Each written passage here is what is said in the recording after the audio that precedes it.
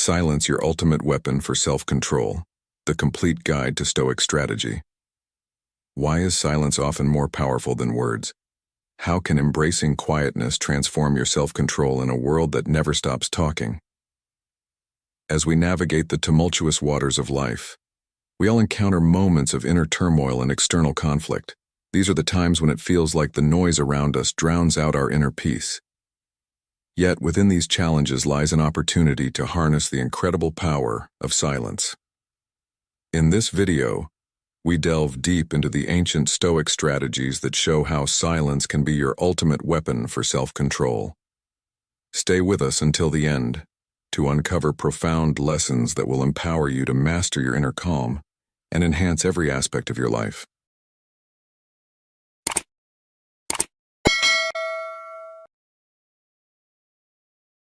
One, the power of silence in Stoic practice.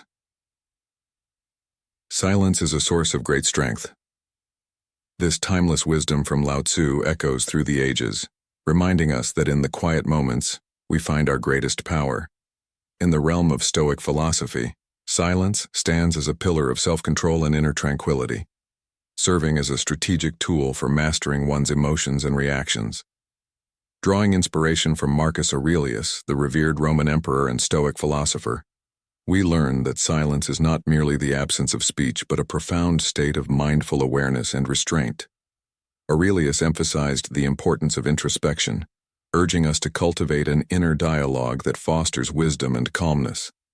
By choosing silence in moments of anger or frustration, we prevent hasty actions and words that could lead to regret. This conscious choice allows us to reflect, analyze, and respond thoughtfully, rather than react impulsively. The practice of silence also helps us observe our thoughts and emotions without attachment, fostering a deeper understanding of ourselves and the situations we face. Waste no more time arguing what a good man should be. B1. Aurelius advised, highlighting the power of inner contemplation over outward debate. In today's fast-paced world, where constant noise and chatter can overwhelm our senses, embracing silence can be a powerful antidote to stress and anxiety. It enables us to center ourselves, focus on what truly matters, and make decisions rooted in clarity and reason. By integrating periods of silence into our daily routine, we create a space for personal growth and emotional stability. Imagine starting your day with a few minutes of quiet reflection, allowing your mind to settle and your thoughts to clear. This simple practice can set a tone of calm and focus, helping you navigate the day's challenges with poise. Silence is not a sign of weakness, but a demonstration of strength and self-control. It empowers us to navigate life's challenges with grace and wisdom, ultimately leading to a more balanced and fulfilling existence. The lesson here is clear. Silence is a tool for enhancing our self-awareness and decision-making processes. It is through silence that we learn to control our impulses and respond to life's difficulties with a measured, thoughtful approach. As Seneca wisely said, it is a great thing to know the season for speech and the season for silence. This ancient wisdom is incredibly relevant in our modern lives, where the noise of social media, news, and daily interactions can easily drown out our inner voice.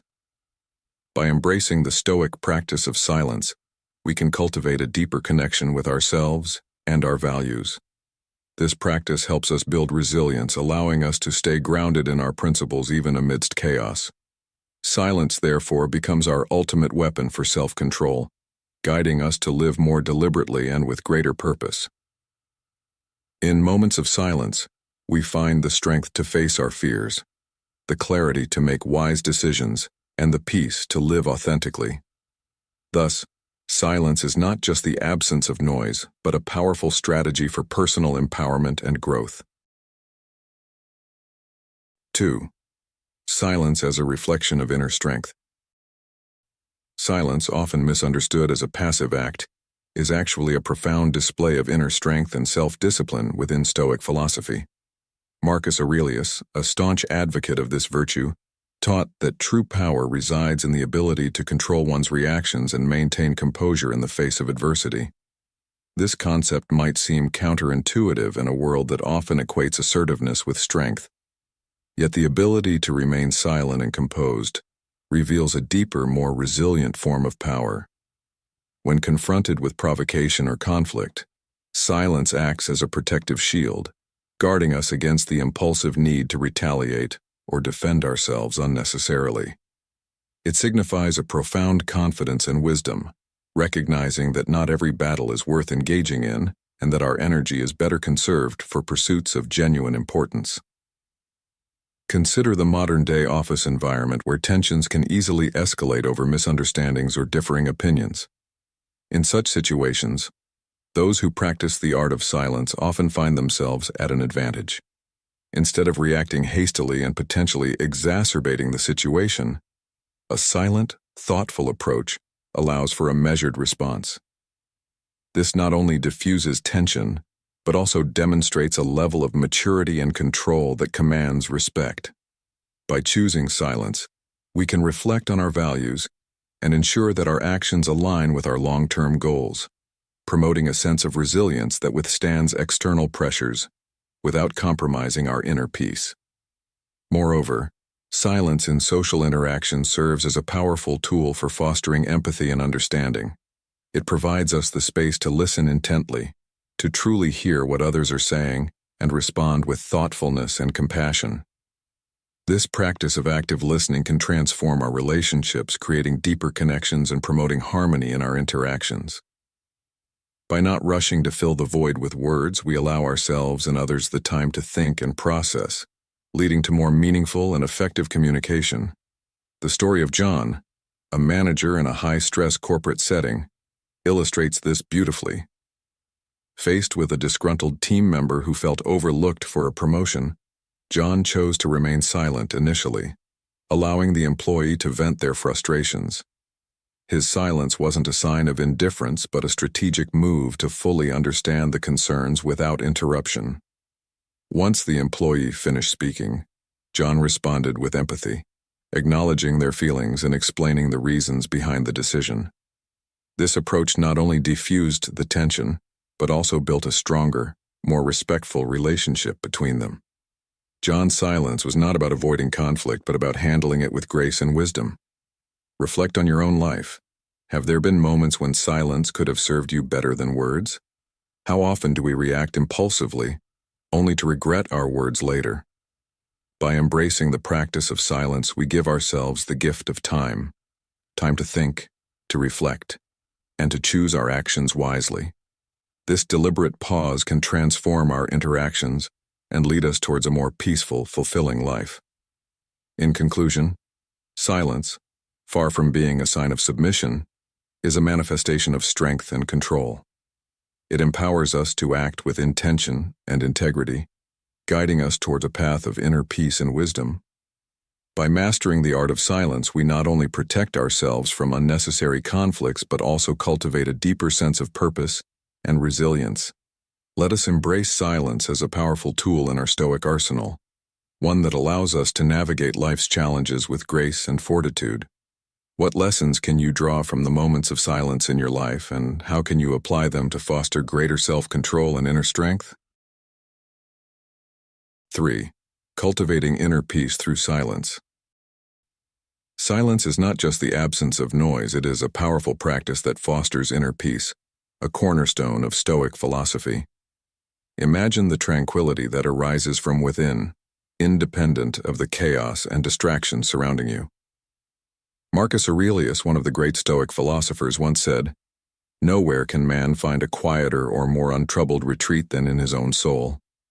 This wisdom teaches us that by embracing silence, we create a sanctuary of calmness amidst the constant clamor of daily life. Practicing silence involves intentionally stepping away from the incessant noise and distractions that cloud our judgment and drain our energy. In these moments of quietude, we can reconnect with our inner selves, reflect on our thoughts and emotions, and gain clarity on our values and priorities. Silence becomes a tool for mindfulness, allowing us to cultivate a state of equanimity where we are less swayed by life's highs and lows. This balanced perspective empowers us to face challenges with composure and grace, much like the Stoics who navigated their lives with unshakable resolve. Moreover, silence enhances our ability to listen deeply, not only to ourselves but also to others. In a world where conversations are often filled with interruptions and superficial exchanges, practicing silence helps us foster deeper connections and understanding. It's a space where genuine communication thrives, where we can truly hear what others are saying and respond thoughtfully. This practice of mindful listening can transform our relationships, making them more meaningful and enriching. Incorporating regular periods of silence into our daily routine can significantly reduce stress and improve our mental health. It offers a respite from the constant bombardment of information and stimuli, giving our minds a chance to rest and rejuvenate.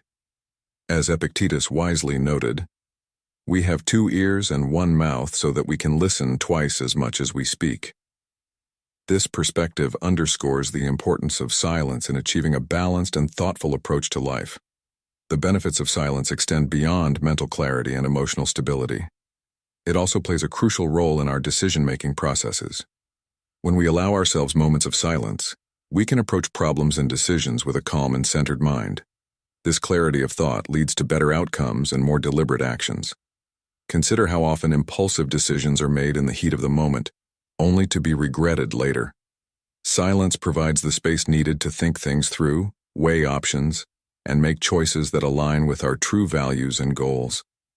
Silence is a practice that anyone can adopt, regardless of their lifestyle or circumstances. Whether it's a few minutes of quiet in the morning before starting the day, a peaceful walk in nature, or simply taking a break from screens and social media, these moments of silence can be incredibly restorative. As you integrate silence into your life, notice how it influences your mood, your interactions, and your overall sense of well-being. Now I invite you to reflect on this. How often do you allow yourself the gift of silence? In what ways can you create more space for quiet reflection in your daily routine? By asking yourself these questions, you begin the journey towards harnessing the power of silence for self-control and inner peace. Remember, the lesson here is that silence is a potent tool for achieving inner peace and self-control. It allows us to navigate life's complexities with a calm and centered mind, ultimately leading to a more harmonious and fulfilling life. By embracing silence, we align ourselves with the wisdom of the Stoics, cultivating a serene inner world that remains unshaken by external turmoil. This practice not only enhances our personal well-being, but also enriches our interactions with others, creating a ripple effect of tranquility and understanding in our lives. So, take a moment, breathe deeply, and let silence be your guide to a more peaceful and controlled existence. If you've watched up to this point, you're already on the path to mastering the art of using silence for ultimate self-control. Comment below with "Embrace silence" to affirm your commitment to this powerful Stoic strategy. Don't go anywhere. There's still a wealth of knowledge we want to share with you in this video. Stay until the end to uncover the secrets that will help you wield silence as your ultimate weapon for self-control. 4. Silence and emotional regulation. Silence is a source of great strength, said Lao Tzu. This profound truth lies at the heart of Stoic philosophy, emphasizing the power of silence as a crucial tool for emotional regulation. In today's fast-paced world, where we are constantly bombarded with stimuli, mastering the art of silence can be transformative. Marcus Aurelius taught that we should control our emotions rather than allow them to control us. In this light, silence acts as a buffer between stimulus and response, providing the necessary time and space to process our feelings and choose our reactions wisely. When faced with situations that provoke strong emotions such as anger or frustration, choosing silence prevents us from impulsively saying or doing things we might later regret. This practice not only preserves our dignity and composure, but also aligns our responses with our values and long-term goals. By not reacting immediately, we grant ourselves the opportunity to reflect on the situation, enabling a response that is both thoughtful and constructive. Silence allows us to observe our emotions without judgment, fostering a deeper understanding of our emotional patterns and triggers. This self-awareness is crucial for personal growth and emotional intelligence. Seneca, another prominent Stoic, once remarked, "If you want to improve, be content to be thought foolish and stupid." Embracing silence might sometimes be misunderstood by others, but it is a powerful strategy for inner peace and strength. In modern life, where instant reactions are often encouraged and expected, practicing silence can be a radical act of self-control. It enables us to navigate life's challenges with calmness and clarity, leading to more thoughtful and constructive outcomes. This deliberate pause before reacting can transform our interactions and decisions, ensuring they are grounded in wisdom rather than impulsivity. By integrating the practice of silence into our daily lives, we can enhance our emotional regulation, cultivate inner peace, and make more deliberate choices that reflect our true selves and aspirations. 5. Silence as a path to wisdom. In the realm of Stoic philosophy, silence is not merely the absence of sound, but a profound pathway to wisdom and self-mastery. Marcus Aurelius revered silence as essential for deep contemplation and insight. By embracing silence, we craft an environment ripe for introspection and self-awareness, free from the relentless noise and distractions of the external world. In the stillness of silence, we find the space to disconnect from the chaos around us and dive deep into our inner world. This practice of quietude allows us to explore our thoughts and emotions, reflecting on our experiences and learning from our mistakes. It's in these silent moments that we gain profound insights into ourselves and the intricacies of life. Silence offers us the humility to acknowledge that we do not have all the answers, and that there is always more to learn. This humility is the bedrock of wisdom. Consider a modern scenario. You're in the middle of a heated meeting at work. Voices are rising, opinions clashing, and the tension is palpable. In such moments, choosing silence over contributing to the chaos can be incredibly powerful. By stepping back and silently observing, you gain a clearer perspective, understanding the underlying issues and emotions at play. Later, when you do speak, your words are more likely to be insightful and impactful, cutting through the noise with precision and wisdom. Silence encourages us to listen more and speak less. This attentive listening opens our minds to new perspectives and ideas, fostering a continual process of learning and growth.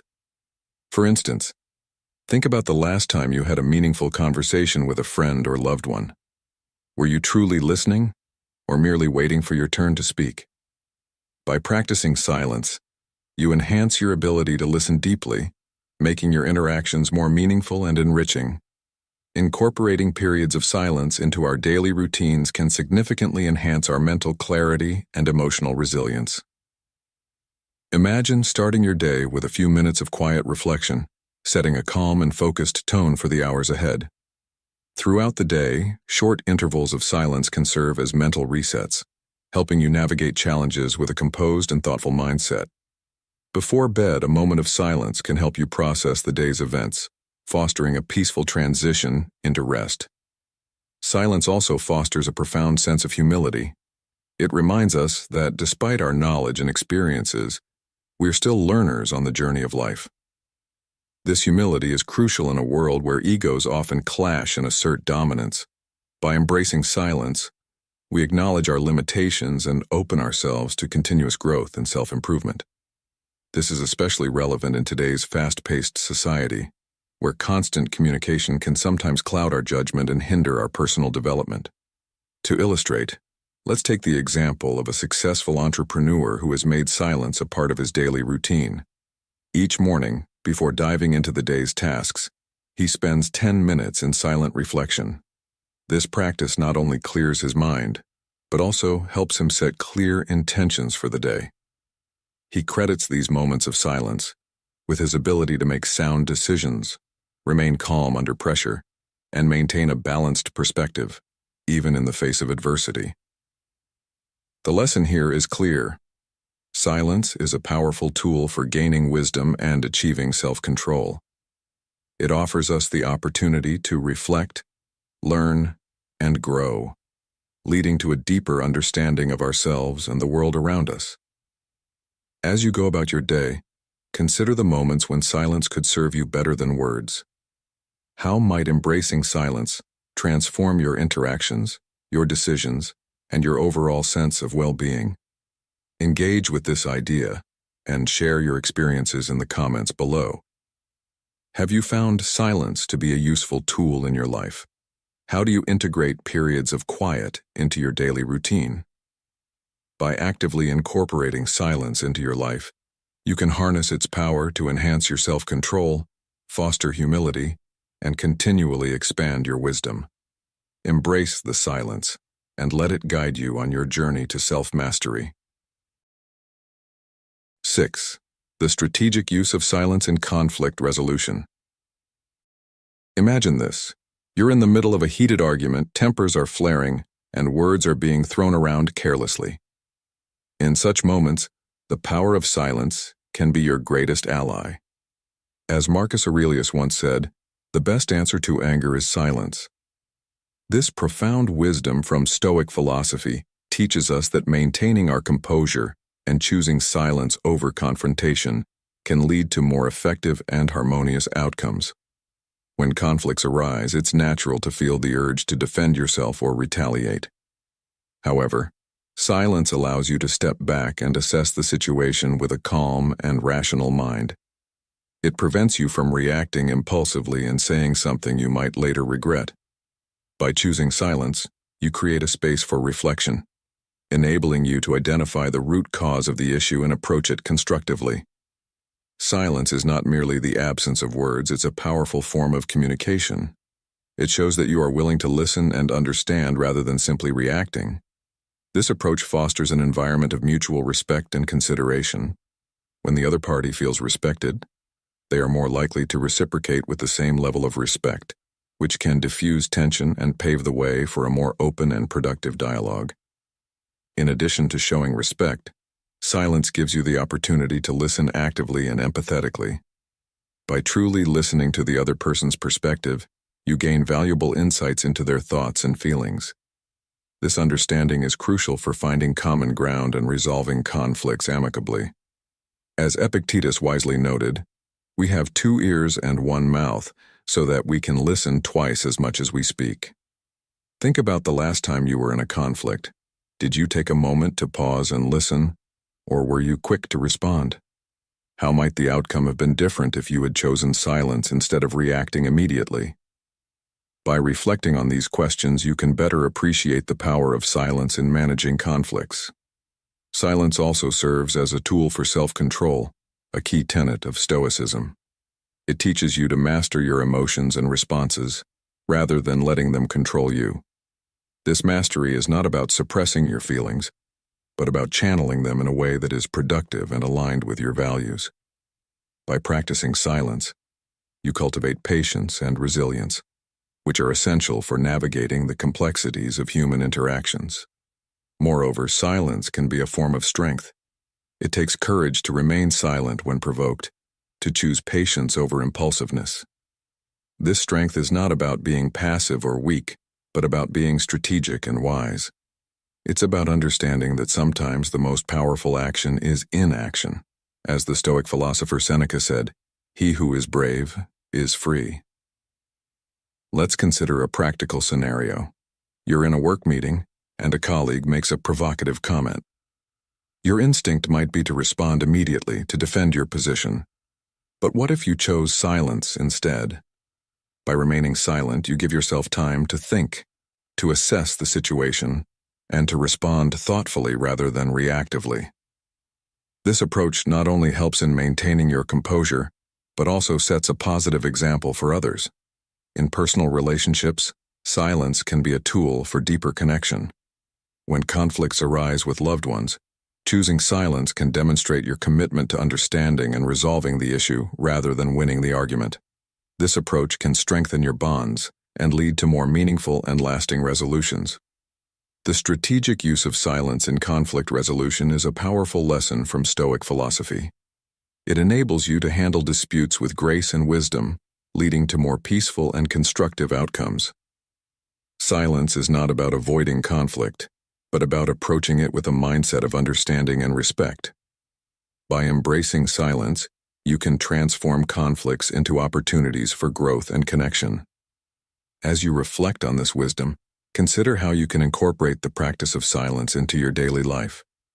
The next time you find yourself in a conflict, remember the words of Marcus Aurelius and choose silence. How might this choice change the dynamics of the situation? How might it lead to more positive outcomes? By embracing the power of silence, you can navigate conflicts with greater ease and wisdom, fostering a more harmonious and understanding world. If you've made it this far, you're already on the journey to mastering the power of silence for self-control. Comment below with Master Silence to show your dedication to this transformative Stoic technique. Don't leave yet. There's so much more valuable insight we want to share with you in this video. Stay until the end to learn the secrets of using silence as your ultimate weapon for self-control. 7. The role of silence in personal reflection. In the hustle and bustle of modern life, finding moments of silence can be challenging, yet it is a cornerstone of Stoic philosophy and a powerful tool for self-control and growth. Silence is not merely the absence of noise, but a deliberate pause that allows us to engage deeply with our inner selves. Marcus Aurelius, the renowned Stoic emperor, often retreated into silence to reflect and contemplate. By embracing silence, we carve out a space free from distractions where we can examine our thoughts, emotions, and actions with clarity. In these quiet moments, we can delve into self-examination, understanding our true motivations, strengths, and areas that need improvement. Silence acts as a mirror, reflecting our inner world and helping us align our actions with our core values and principles. This alignment is essential for living with integrity and purpose, as it ensures that our daily actions resonate with our long-term goals and ideals. Moreover, silence allows us to review our day, assess our progress, and make necessary adjustments. It's in these moments of quiet reflection that we can connect with our true selves, gaining insights that might elude us in the noise of daily life. By regularly incorporating periods of silence into our routine, we cultivate a habit of continuous self-improvement. This practice not only enhances our self-awareness, but also leads to greater fulfillment and a deeper understanding of our life's purpose. The modern world, with its constant barrage of information and stimuli, often pulls us away from these reflective practices. Yet, the wisdom of Stoic philosophy teaches us that silence is an invaluable tool for personal growth. It offers a sanctuary where we can reconnect with our inner selves, fostering a deeper sense of self-awareness and ultimately leading to a more fulfilled and purposeful life. Silence is not just about stillness, but about actively engaging with our thoughts and emotions, learning from them, and growing. It is through this deliberate practice of silent reflection that we can truly harness the power of Stoicism, using it as a guide to navigate the complexities of modern life. By making silence a part of our daily routine, we empower ourselves to live more intentionally, align our actions with our values, and continuously strive for personal excellence. 8. Silence and the art of listening. Silence is a fundamental aspect of the art of listening, a skill highly valued in Stoic philosophy. As Marcus Aurelius wisely noted, true listening requires more than just hearing words. It demands being fully present and attentive to the speaker. By practicing silence, we create a space where we can listen actively and empathetically, free from the urge to interrupt or impose our own thoughts and opinions. This mindful approach fosters deeper connections and understanding in our relationships, as it shows genuine respect and consideration for the other person's perspective.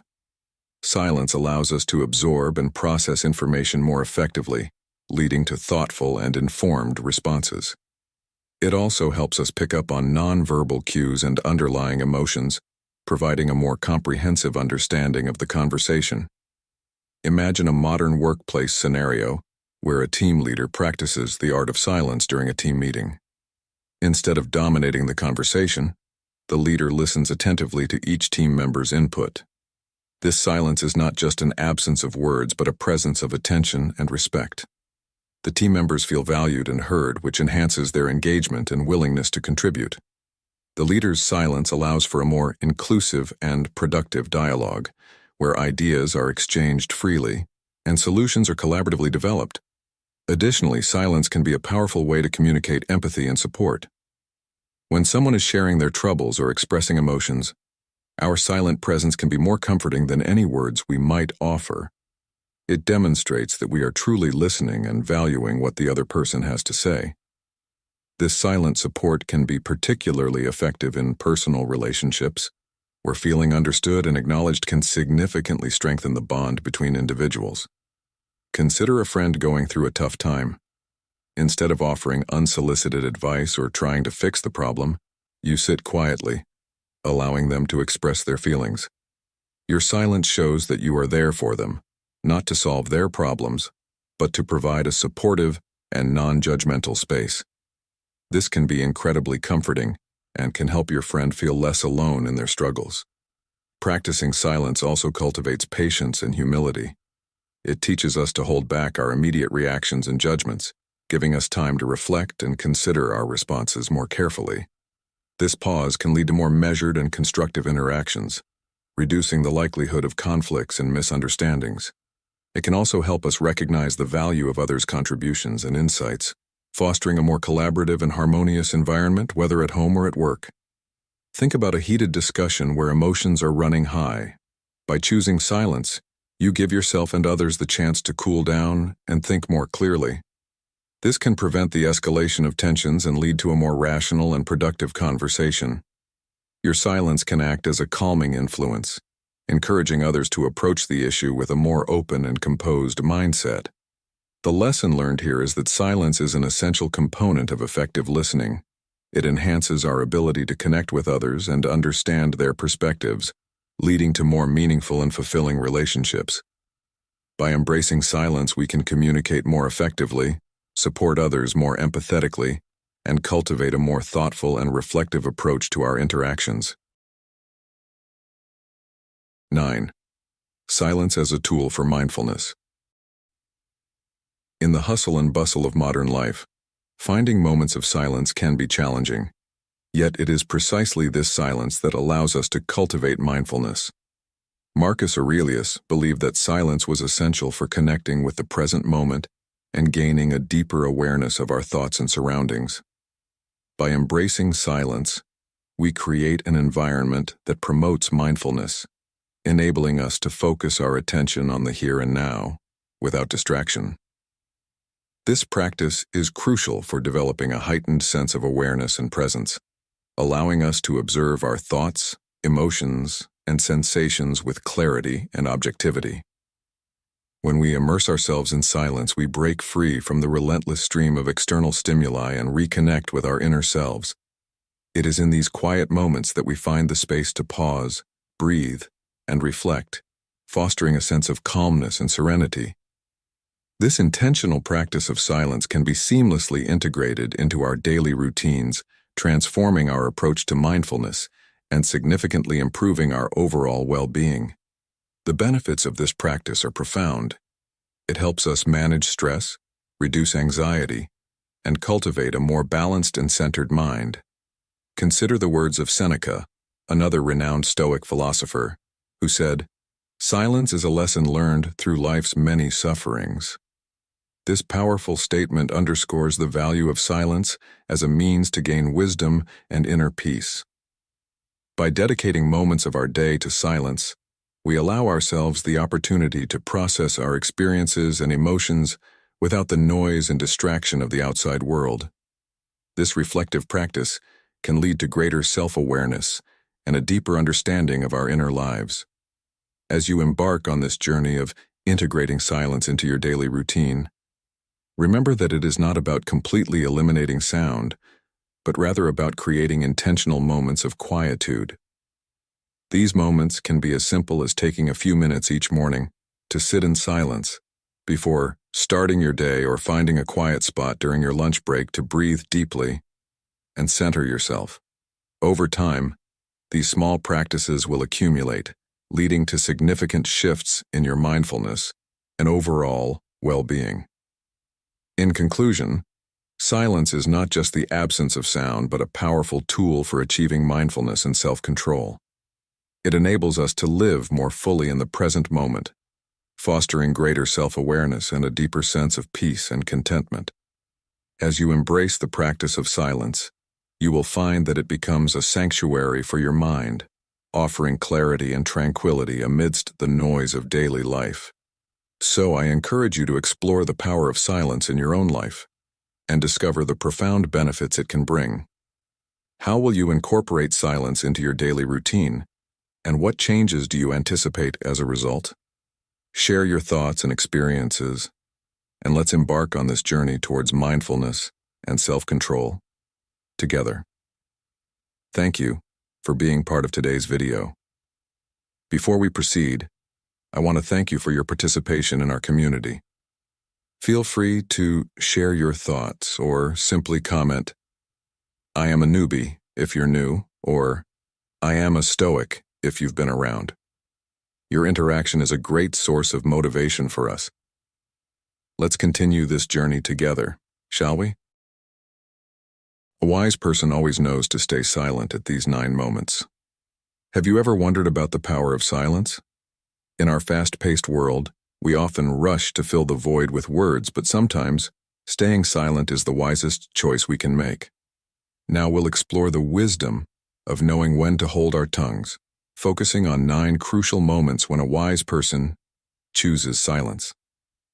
By embracing this timeless Stoic principle, you can transform your interactions, build stronger relationships, and navigate life's challenges with grace and resilience. 1. The storm of insults. Imagine a scenario where every word spoken against you feels like a storm crashing upon the shore. Now consider the wisdom of the Stoics, who teach us to weather these storms with grace and fortitude. Let's delve into the profound lesson of silence during the storm of insults, a teaching that is as relevant now as it was in ancient times. As Epictetus wisely said, "It's not what happens to you, but how you react to it that matters."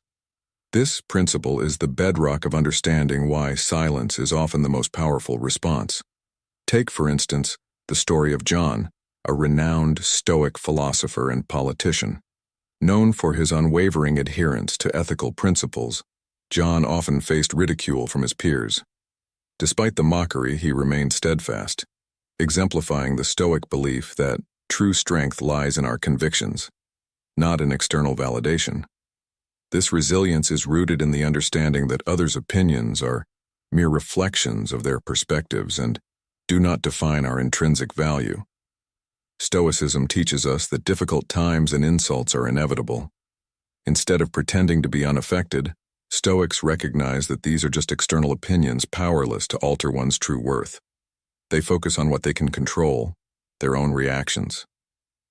Controlling emotions is a daily practice for Stoics. In the face of insults, they avoid succumbing to anger or pain, maintaining a calm and clear mind to face each challenge with patience and strength. Moreover, seeing situations objectively is crucial. Insults are viewed as a natural part of life, not worth losing composure over. By keeping thoughts clear and lucid, Stoics make sound decisions and face challenges effectively. This perspective aligns with the wisdom of Marcus Aurelius, who said, "You have power over your mind, not outside events. Realize this, and you will find strength." Empathy and tolerance also play vital roles in Stoic philosophy.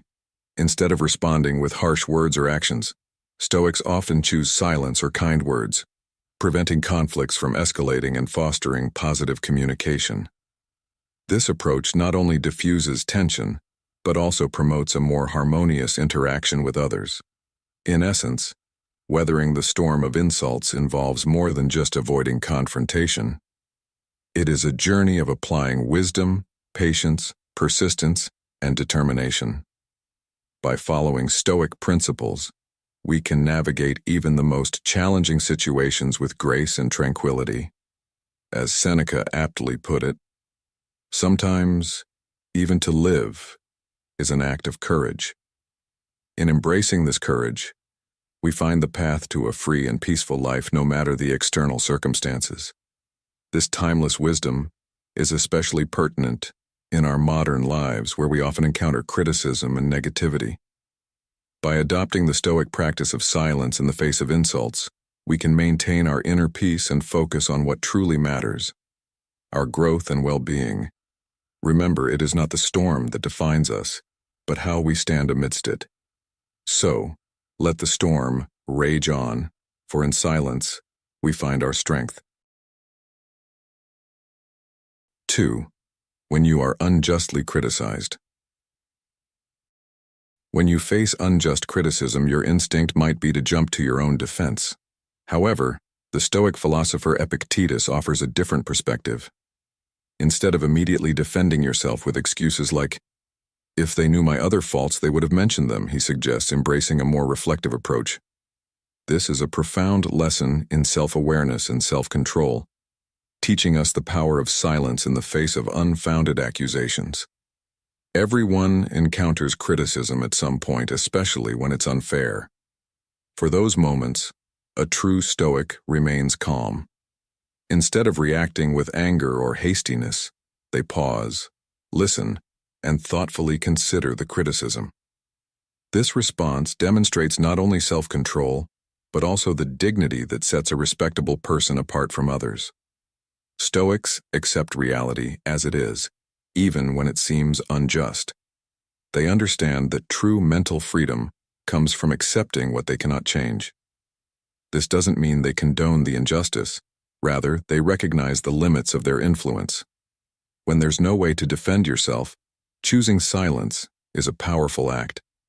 It prevents the situation from escalating into an endless and pointless conflict and reflects a profound level of self-control. Silence, in this context, is not a sign of weakness, but of confidence. A Stoic knows that strength is not just about speaking out. It's also about knowing when to hold back and choose words wisely. Imagine you're in a meeting, and a colleague unfairly blames you for a mistake. Instead of snapping back, you take a deep breath, listen to their points, and then calmly address the facts. Your composed demeanor not only disarms the critic, but also earns the respect of others present. This scenario illustrates how silence and thoughtful response can turn a potentially volatile situation into one of respect and understanding. In a world rife with unjust criticism and inequities, Stoic philosophy offers a path to strength and self-mastery. By accepting the truth, harnessing the power of silence, and trusting in the rightness of our actions, we can live lives of integrity and patience. This approach not only brings peace to our own lives, but also inspires hope and confidence in others, even amidst the chaos of the world. As you navigate through life, remember the power of silence and self-control. Next time you face unjust criticism, pause and reflect before responding. How can you use silence to demonstrate your inner strength and wisdom? Reflect on this and share your thoughts. The ability to stay calm and composed under pressure is a lesson that, once learned, will serve you well in every aspect of your life. 3. When faced with gossip. When faced with gossip, it's crucial to remember that how we handle it defines us more than the gossip itself. Gossip often stems from unfair criticism or false rumors, but reacting with anger or panic only fuels the fire. Stoicism teaches us to approach such situations with patience and self-control, analyzing them objectively and acting wisely. For instance, when false rumors circulate, rather than rushing to defend our honor, we should stay calm and reason through the situation. Silence in such cases becomes a powerful response. Instead of engaging in futile arguments, allow time and truth to unveil the reality. Choosing silence and patience over anger and defensiveness is not a sign of weakness. It's a profound demonstration of strength and self-mastery. Consider a scenario where you work at a large corporation where news spreads rapidly. One day you hear a rumor suggesting your recent promotion was due to personal favoritism from your boss. This rumor shocks and disheartens you, but it's also a perfect opportunity to practice Stoicism. Instead of reacting with anger or worry, you decide to remain composed and confident. You don't rush to deny the rumor. Instead, you address it directly by having an open conversation with your boss to clarify the situation. This approach not only upholds your dignity but also strengthens your patience and confidence, showcasing the core of Stoic resilience. This situation is more than just a challenge. It's a chance to grow stronger and more patient. Have you ever been the target of false rumors? If so, how did you handle it? Share your story in the comments section. Remember, while you can't control what others say, you can always choose your response. Stay true to your ideals, work on improving your relationships, and create a positive environment around you. Your reaction to gossip reflects your inner strength and wisdom. In essence, dealing with gossip with silence and patience is a powerful testament to one's strength and self-control. It's not about the rumors themselves, but about how we choose to respond, showcasing our true character. Stay patient, stay strong, and let your actions speak louder than words. As you reach this point in the video, I commend you for your commitment to personal growth. Your journey towards becoming a better version of yourself is commendable. If you found value in this content, please leave a comment, as it significantly supports my channel. If you're unsure what to comment, simply write "mind over body" to let me know you made it this far. Don't forget to subscribe for more insightful content designed to help you cultivate a Stoic mindset. 4. Accepting silence when things are unclear. When confronted with uncertainty or a lack of clarity, our instinct might be to seek immediate answers or resolutions. However, embracing silence in such moments can be incredibly powerful. The Stoic philosopher Seneca once said, "Time discovers truth." This wisdom reminds us that patience and silence often reveal answers that haste and impatience cannot. Imagine a situation where you're uncertain about a significant decision at work. The pressure to act swiftly might compel you to make a hasty choice. Instead, consider the Stoic approach. Pause, reflect, and allow time to bring clarity. This not only prevents rash decisions, but also aligns with the Stoic principle of maintaining tranquility amidst uncertainty. For instance, let's take the story of Emma, a successful businesswoman who faced a critical decision about a potential merger.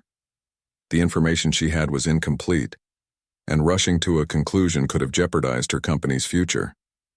Embracing Stoic wisdom, she chose silence and reflection over immediate action.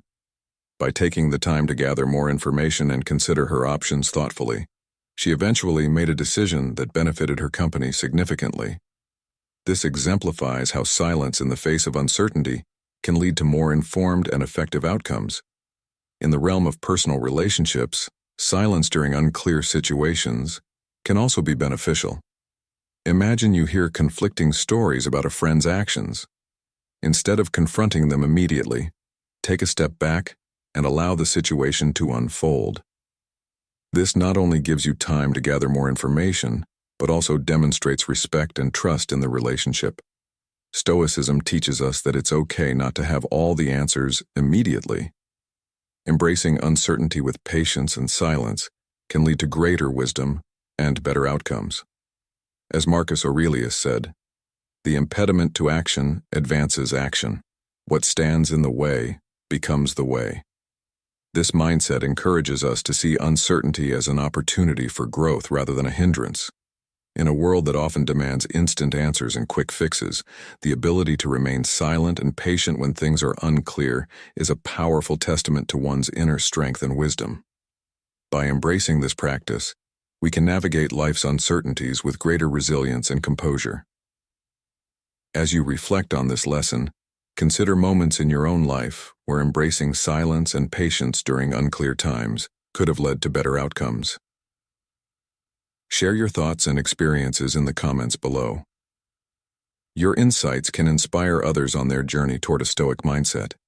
If you found this content valuable, don't forget to like, share, and subscribe to support the channel. Remember, true wisdom often lies in the ability to wait and reflect. 5. When you are arguing with an angry person. Silence is a powerful tool that can diffuse tension and bring clarity. As the great Stoic philosopher Marcus Aurelius once said, "The best revenge is to be unlike him who performed the injury." Understanding when to stay silent is an art of wisdom, particularly in moments of conflict. Let's delve into why a wise person chooses silence when confronted by anger. When faced with an angry person, whether it's in a heated argument or a casual confrontation, silence becomes a shield of wisdom and strength. Many people resort to anger as a means to dominate conversations, to mask their own sadness and pain, or because it grants them a fleeting sense of power. Engaging with an angry individual can lead to a futile exchange, often escalating the conflict and causing emotional damage. By choosing silence, you maintain your composure and prevent the situation from deteriorating further. Responding to anger with silence doesn't mean you're passive or weak. Rather, it shows immense self-control and understanding of human nature. Moreover, the more challenging yet effective strategy is to counter anger with kindness. As the ancient proverb goes, "A soft answer turns away wrath, but a harsh word stirs up anger." When someone yells and expresses anger, they often expect a similar reaction, anticipating a confrontation that will validate their emotions. However, responding with kindness can disarm them, leaving them unsure of how to proceed. This approach not only diffuses the immediate tension, but also sets a precedent for more constructive and respectful interactions in the future. In our modern world, where conflicts are rampant in both personal and professional settings, mastering the art of silence can lead to more peaceful and productive outcomes.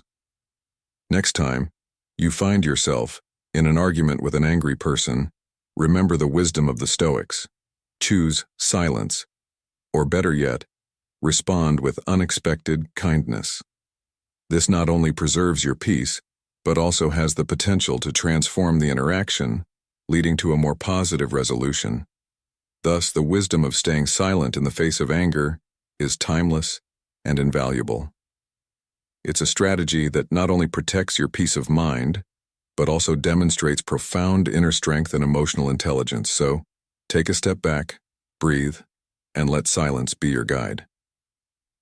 If you've watched up to this point, you're already on the path to mastering the wisdom of staying silent at crucial moments.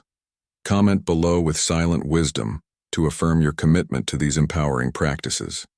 Don't go anywhere. There's still a wealth of knowledge we want to share with you in this video. Stay until the end to uncover the secrets that will help you harness the power of silence effectively. 6. When uncertain about what you are saying. In life, there are moments when silence is not just golden but vital. One of those crucial moments is when you're uncertain about what you're saying. If you're unsure about your information or opinion, staying silent can prevent misunderstandings and the spread of misinformation. We've all experienced the impulse to fill awkward silences with words, but it's in these very moments that a wise person exercises restraint. Consider this. How many times have you found yourself regretting words spoken in haste, realizing later that your information was incorrect or your opinion was not fully formed? This is where the power of silence becomes evident. By holding back, you avoid the risk of misleading others or damaging your credibility. Let's bring this concept into a modern context. Imagine you're in a meeting at work and a heated discussion arises about a new project strategy. You're not entirely sure about the facts or the best course of action. Instead of jumping in with a half-formed opinion, you choose to listen. This decision not only allows you to gather more information and form a well-rounded perspective, but also demonstrates to your colleagues that you value thoughtful deliberation over hasty judgments. This approach can significantly enhance your reputation as someone who speaks with purpose and knowledge. Moreover, silence in moments of uncertainty isn't just about avoiding mistakes. It's about creating space for genuine understanding and learning. When you refrain from speaking prematurely, you open yourself up to hearing others' insights and perspectives, which can be incredibly enriching. Take the example of a family discussion about a sensitive topic, like financial planning. If you're unsure about the details, opting to listen rather than speak impulsively shows respect for the complexities involved and the expertise of others. This kind of thoughtful silence fosters a more productive and respectful conversation. There's also a deeper psychological benefit to staying silent when unsure. It encourages humility and the recognition that you don't have all the answers. This humility is a cornerstone of wisdom. A story from everyday life illustrates this beautifully. Imagine you're attending a community forum about local environmental issues. You're passionate about the topic but not well versed in the specific policies being discussed. Instead of voicing your opinions loudly, you choose to listen to the experts and community leaders. By doing so, you gain a deeper understanding of the issues at hand, enabling you to contribute more meaningfully in the future. This principle of silent wisdom is echoed in the words of the ancient Stoic philosopher Epictetus, who said, "We have 2 ears and 1 mouth so that we can listen twice as much as we speak." This timeless advice is particularly relevant in today's fast-paced, information-saturated world. In social media interactions, for instance, the temptation to voice immediate reactions can be strong. Yet, pausing to reflect before commenting can prevent unnecessary conflicts and promote more thoughtful exchanges. Engaging with this concept can transform your interactions, making them more intentional and impactful. So next time you find yourself uncertain about what to say, take a deep breath and choose silence. Reflect on what you've heard. Allow yourself time to think and speak only when you're confident in your knowledge. This practice not only safeguards your credibility, but also enriches your understanding and relationships. How often do you find yourself speaking just to fill the silence? Could there be moments in your daily life where embracing silence might lead to better outcomes? Reflect on these questions and share your thoughts. By embracing the power of silence when unsure, you cultivate a habit of thoughtful communication that benefits not only yourself, but everyone around you. In this way, you embody the wisdom of knowing when to stay silent, turning uncertainty into an opportunity for growth and understanding. 7. During grief or loss. During periods of grief or loss, Marcus Aurelius extols the healing power of silence, recognizing that words often fall short in capturing the profound depths of our emotions. When we face such painful experiences, silence becomes a vital tool for internal processing. Free from the pressures of external expectations, Stoic philosophy teaches us to accept the impermanence of life and the inevitability of loss, reminding us that everything is transient. Embracing silence during these times provides us the necessary space to reflect inwardly and find solace within our thoughts, rather than seeking comfort through external expressions that might not accurately represent our true feelings. In these quiet moments, we allow ourselves to fully experience our emotions without the need to verbalize them prematurely. This silent introspection is not about isolating ourselves, but rather about giving our minds the room to navigate the complex landscape of grief. By doing so, we respect our emotional journey and permit ourselves the time to heal authentically. As Seneca wisely said, sometimes even to live is an act of courage. In the silence of grief, we gather the courage to confront our pain, understand it, and eventually find a path to acceptance and peace. Moreover, this approach aligns with the Stoic understanding that external events are beyond our control, but our responses to them are within our power. When faced with loss, our initial reaction might be to fill the void with noise, distractions, or even empty consolations. However, true resilience and healing come from within. Silence offers a sanctuary for our soul, allowing us to process our feelings deeply and authentically. This internal dialogue fosters genuine healing and helps us to cultivate a sense of peace amid the turmoil. In today's fast-paced world, where constant connectivity and noise often dominate our lives, the practice of silent reflection becomes even more critical. It is in these silent moments that we reconnect with our innermost selves, gaining clarity and perspective. As we navigate our grief, we should remember the words of Epictetus. "It's not what happens to you, but how you react to it that matters. By choosing silence, we are choosing a path of thoughtful and deliberate response rather than impulsive reactions. For men aged 30 to 65 who often carry significant responsibilities and face numerous challenges, understanding the value of silence can be transformative. It allows them to model strength and composure for those around them, demonstrating that true power lies not in outward displays, but in inner resilience. This practice of silent reflection can lead to better decision-making, improved emotional health, and a deeper connection with oneself and others. In conclusion, during times of grief or loss, silence is more than just the absence of words.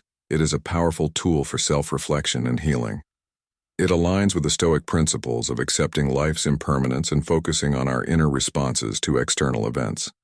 By embracing silence, we honor our emotional journey, allow ourselves to process our feelings authentically, and ultimately find a path to peace and acceptance. As the modern world continues to grow noisier, the wisdom of the Stoics reminds us that in silence, we can find our true strength and resilience. 8. When others are speaking. When someone else is speaking, practicing silence is not only a sign of respect but also a pathway to greater understanding and wisdom. In our fast-paced world, the art of listening is often overshadowed by the urge to speak. However, silence during conversations allows us to fully absorb and comprehend what the other person is saying. This attentive listening is a cornerstone of effective communication and builds stronger relationships based on mutual respect and understanding. When we remain silent and focus on the speaker, we show that we value their perspective and are open to learning from their experiences. Consider a scenario in a team meeting where a colleague is presenting a new idea. Instead of interjecting with your thoughts, you choose to listen intently. This practice not only ensures that you understand the idea fully, but also encourages a more collaborative environment. By allowing others to express themselves without interruption, you foster a culture of respect and openness. This approach can lead to more innovative solutions and a more cohesive team dynamic. Furthermore, silence when others are speaking can also be a powerful tool for self-reflection. It gives us the space to process what we hear and to consider our responses carefully. This mindful listening aligns with the Stoic principle of controlling our reactions and making thoughtful, deliberate choices. It helps us avoid impulsive remarks that might be based on incomplete understanding or emotional reactions. This principle is particularly relevant in personal relationships. Picture a moment where a loved one is sharing their feelings about a difficult experience. By listening silently and attentively, you provide them with the support and validation they need. This act of silent empathy strengthens your bond and helps you to understand their perspective more deeply. It also allows you to respond with more compassion and wisdom. An example from modern life can illustrate this beautifully. Imagine you're having a conversation with a friend who is going through a tough time. They might be pouring their heart out about a recent loss or a challenging situation at work. Instead of jumping in with advice or trying to fix the problem, you simply listen. Your silence speaks volumes. It tells your friend that you are there for them, that their words matter, and that you are willing to walk through this moment with them without judgment or interruption. In professional settings, the ability to remain silent and listen can also be a game changer. Think about a high-stakes business meeting where tensions are high and everyone is eager to get their point across. By choosing to listen rather than speak, you not only gain a deeper understanding of the issues at hand but also demonstrate leadership and composure. This silent attentiveness can lead to better decision-making and more effective problem-solving. Silence is not merely the absence of words. It is an active practice of mindfulness and respect. By choosing to listen silently when others speak, we cultivate patience, humility, and a deeper connection with those around us. This practice enhances our ability to navigate complex social interactions and contributes to our overall emotional and mental well-being. As we embrace the power of silence, we unlock a profound tool for personal growth and harmonious relationships. So, the next time you find yourself in a conversation, remember the wisdom of the Stoics, and choose silence as your guide. How can you apply the power of silence in your daily interactions? What changes might you notice in your relationships when you listen more and speak less? By reflecting on these questions and incorporating silent listening into your routine, you will experience the transformative impact of this timeless Stoic lesson. 9. When you are about to say something hurtful. When you find yourself on the verge of saying something hurtful, it's a critical moment to choose silence over speech. This decision is a profound demonstration of self-control and wisdom. As Epictetus, the Stoic philosopher, aptly said, "It's not what happens to you, but how you react to it that matters." This principle becomes particularly important when we're tempted to utter words that could cause harm. In moments of anger or frustration, our emotions can easily cloud our judgment, leading us to say things we might later regret. By practicing silence in such situations, we give ourselves the opportunity to pause and reflect before speaking, thus preventing unnecessary conflict and preserving our relationships. This restraint is a hallmark of Stoic discipline, reminding us that true strength lies in our ability to control our words and actions. Picture a heated argument with a close friend or family member. Emotions are running high and you feel compelled to voice your hurtful thoughts. However, by choosing silence, you create a space to calm down and reconsider your words. This pause not only prevents potential harm, but also gives you time to approach the situation with a clearer mind and a more compassionate heart. It demonstrates maturity and respect for the other person, fostering a more constructive and healing dialogue. In professional settings, this practice is equally important. Suppose you're in a high-stress meeting and a colleague makes a mistake that impacts your work.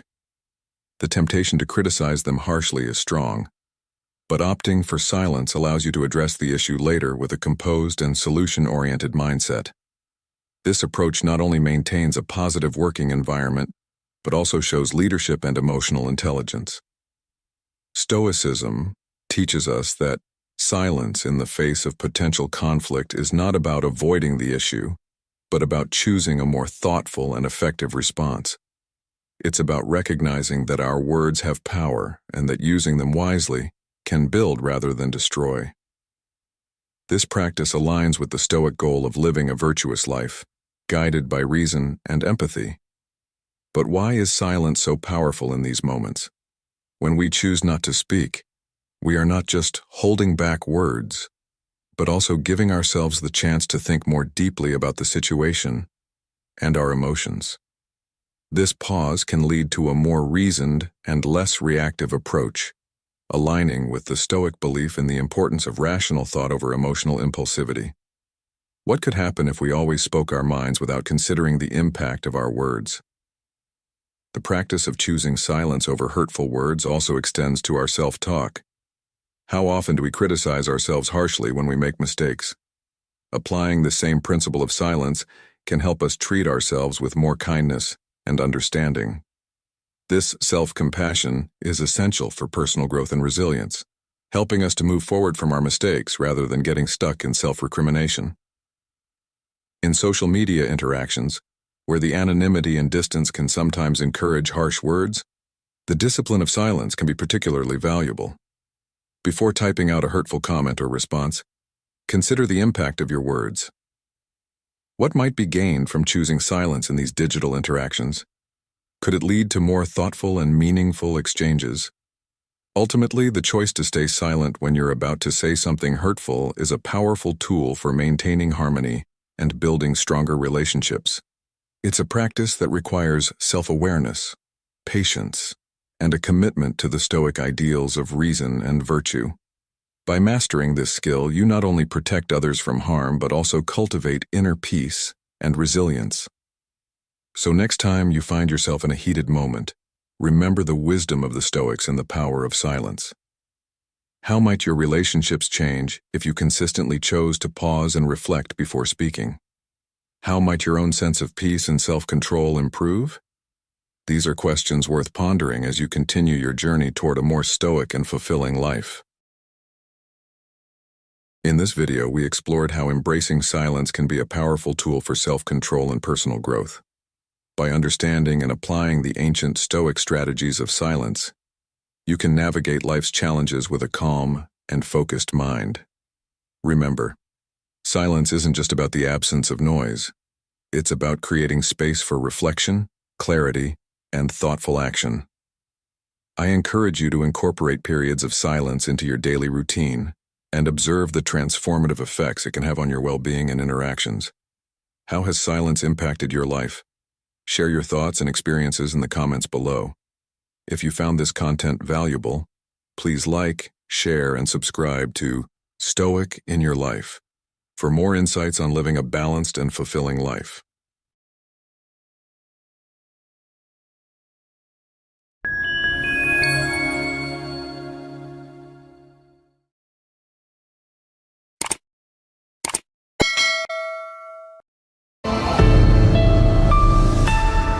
Welcome to Stoic in Your Life, where ancient wisdom illuminates modern friendships. Today we delve into a crucial topic: 12 toxic behaviors to avoid in friendships. Choose your friends wisely, for they will shape your future, said the Stoic philosopher Seneca. In the realm of friendships, not all bonds are created equal. Some, unfortunately, can drain our spirit rather than enrich it. True wealth lies not in material possessions, but in the richness of our relationships. A genuine friend is a treasure, a source of emotional and spiritual abundance. Friendships, like gardens, require care and mutual nurturing. They thrive on a balance of giving and receiving. But what happens when this balance is lost? When one side takes without giving, or when we give without being valued? Remember, at birth, we owe nothing to anyone except our parents. We are not bound to serve or support those who bring negativity into our lives. By allowing toxic individuals to remain in our circle, we invite chaos and lose our self-respect. So, let's embark on a journey of discernment. Together, we'll explore the 12 toxic behaviors that have no place in healthy friendships. It's time to reassess our connections and bravely press delete on those who bring us down. Join me in this enlightening exploration, and let's cultivate friendships that truly reflect the Stoic values of respect, balance, and mutual growth.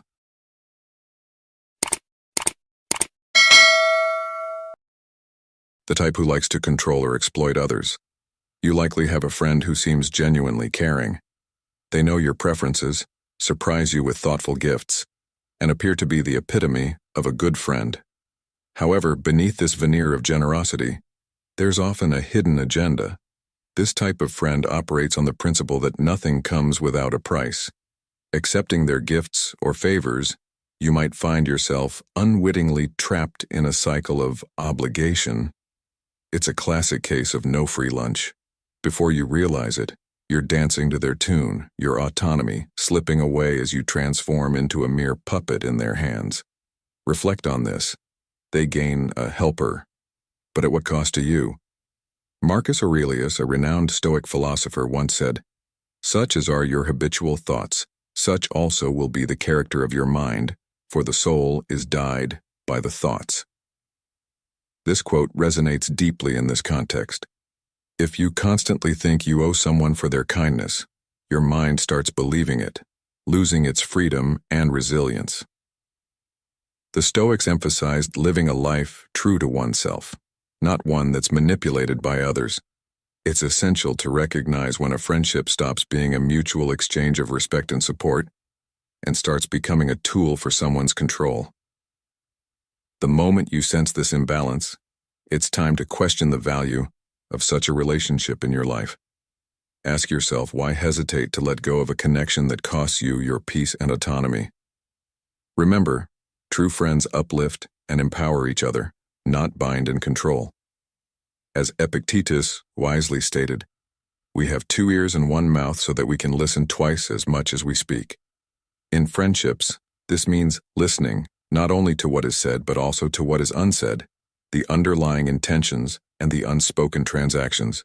In conclusion, navigating friendships requires a delicate balance of generosity and discernment. It's about understanding when to give, when to receive, and most importantly, when to step back.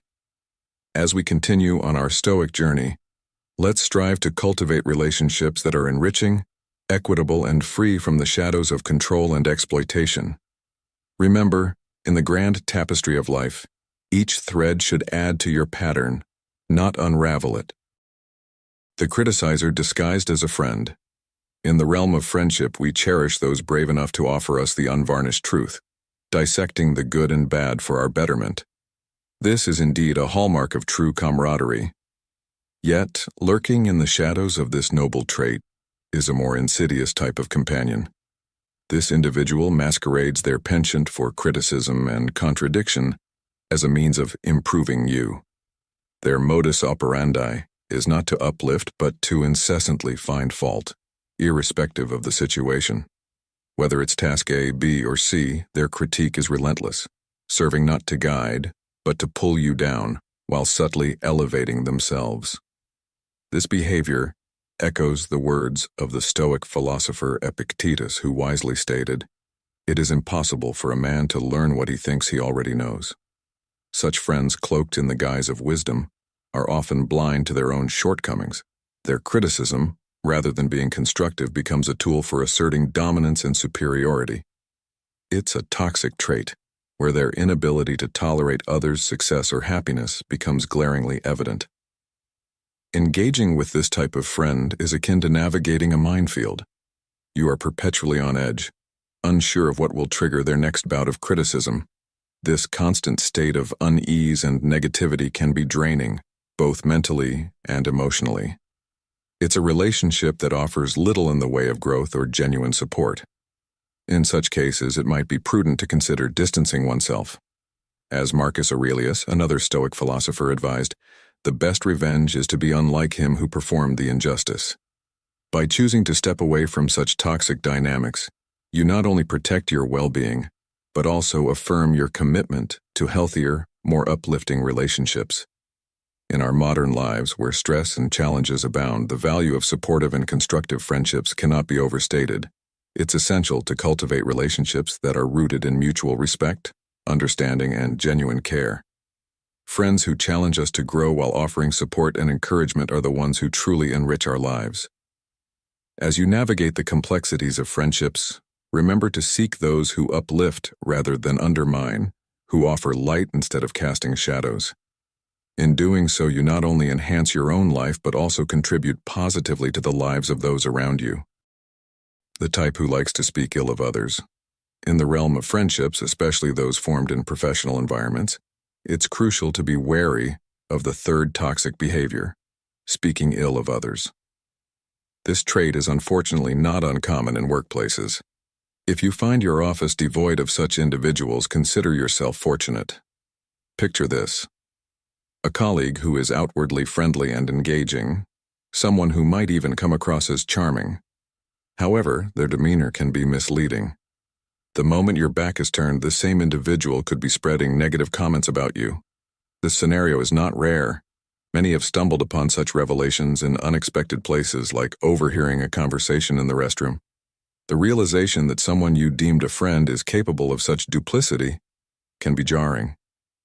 The underlying reasons for this behavior can vary. It might be passed off as mere gossip or seen as harmless banter.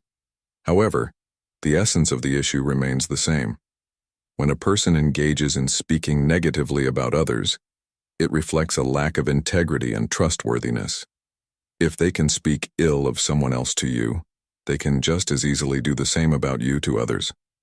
This duplicity is a red flag in any relationship, signaling a person who cannot be trusted as a true friend. Reflecting on this, we are reminded of the profound words of Mrs. Eleanor Roosevelt, the First Lady of the United States and wife of the late President Franklin D. Roosevelt. She wisely stated, "Great minds discuss ideas, average minds discuss events, small minds discuss people." This quote encapsulates the essence of what it means to engage in meaningful and uplifting conversations. It serves as a reminder to strive for discussions that enrich our minds and souls, rather than indulging in the petty act of talking about others. Next, let's consider a story from ancient Stoicism. The philosopher Epictetus once encountered a young man who was notorious for his gossiping habits. Epictetus didn't reprimand him directly, Instead, he shared a parable about two travelers. One traveler focused on the beauty of the landscapes, the architecture of the cities, and the cultures of the people he met. The other, however, only noticed the dirt on the roads and the flaws in the people he encountered. In the end, while both traveled the same path, their experiences and what they took away from their journey were vastly different. This story serves as a metaphor for our approach to relationships and conversations. Do we focus on the positive, enriching aspects, or do we dwell on the negatives and flaws? In conclusion, as we navigate through our friendships and professional relationships, it's essential to be mindful of the conversations we engage in and the people we trust. Avoiding the toxic behavior of speaking ill of others not only aligns with the Stoic principles of integrity and trustworthiness, but also enriches our own lives and those around us. Let us strive to be the traveler who sees the beauty and goodness in our journey through life, fostering relationships that are based on respect, kindness, and uplifting conversations. This approach will not only improve our own lives, but also positively impact our communities and society at large. The selfish type who only thinks of themselves. Next, we're going to explore a type of behavior that can poison our relationships, the selfishness that lurks in the shadows of some friendships. Picture this, a friend who orbits solely around their own world, blind to the needs and feelings of those around them. This is the toxic behavior to avoid in friendships. The self-centered individual who sees the world as a stage for their solo performance. A friend who is like an actor on a stage, always in the spotlight, never stepping down to share it with anyone else. They are the main character in every story, the sun in their own solar system, with everyone else merely revolving around them. This kind of friend prioritizes their own feelings, interests, needs, and comfort above all else. They rarely, if ever, ask about your day, your dreams, or your struggles. It's as if they're broadcasting on a one-way radio, never tuning in to the frequency of your life. Now, it's essential to acknowledge that self-care and self-preservation are vital. As the Stoic philosopher Epictetus once said, "It is not what happens to you, but how you react to it that matters." However, there's a stark difference between healthy self-love and toxic self-absorption. The latter is a one-way street leading to isolation. In a friendship, it's like having a conversation with a mirror. The reflection is always of oneself, never of the other. If you find yourself in the company of such a person, it might feel like you're interacting with someone from a different world, a world where they are the sole inhabitant. In the words of Marcus Aurelius, another great Stoic philosopher, "The best revenge is to be unlike him who performed the injustice." In this context, it means not mirroring their behavior, but choosing a different path. Let them return to their planet, for a world that revolves around a single axis is too narrow for two. In our Stoic journey, we learn the importance of mutual respect, empathy, and the shared human experience. A true friend is like a fellow traveler on life's journey, walking beside you, sharing the load, and enjoying the scenery together. They are there in your moments of triumph and in times of need, just as you are there for them.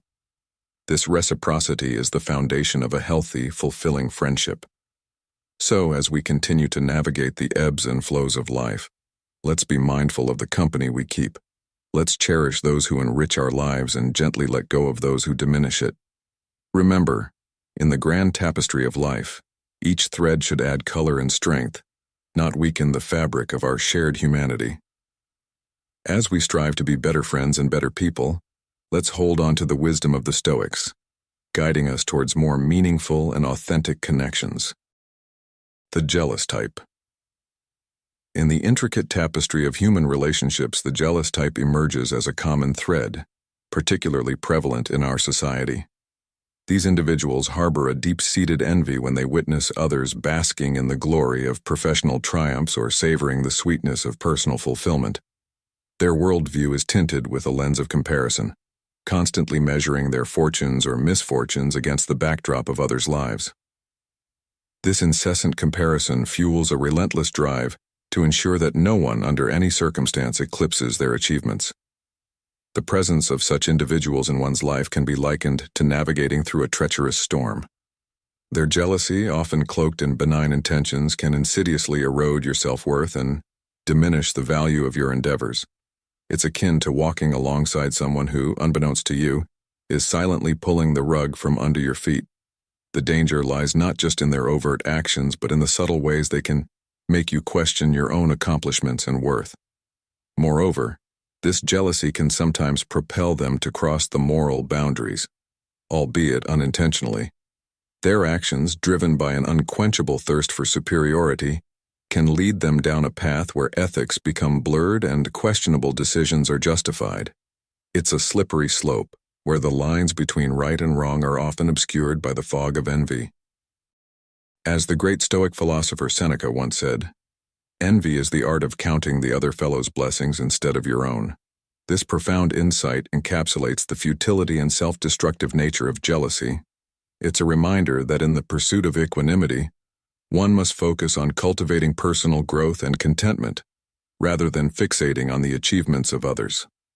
In our modern, interconnected world, where the successes of others are constantly showcased, it's imperative to foster a mindset that celebrates collective achievements rather than viewing them as a yardstick for personal inadequacy. The advice here is to cultivate self-awareness and resilience. Recognize the signs of jealousy, both in others and within yourself, and consciously steer away from its toxic grasp. Embrace a philosophy of self-improvement and gratitude, focusing on your journey and milestones, rather than getting entangled in the web of comparison. In conclusion, navigating friendships with the jealous type requires vigilance, understanding, and a firm grounding in one's own values and achievements. It's about recognizing the toxic undercurrents of envy and choosing to rise above them, guided by the principles of Stoicism and a commitment to personal integrity and growth. The type who constantly complains about poverty and misfortune appearing pitiable. This behavior, akin to a river's bend that is ever present but never progressing, reflects a stagnation in character and outlook. Life, in its ebb and flow, inevitably brings moments of hardship and need where we lean on others for support. This is a natural and healthy aspect of human relationships. However, there exists a distinct difference between seeking support during tough times and incessantly complaining about one's misfortunes without any effort to remedy them. The latter is a trait of a dependent and untrustworthy individual, often seeking to exploit the compassion of others. They are like actors on a stage, performing a tragedy to elicit sympathy, yet unwilling to step down and change their script.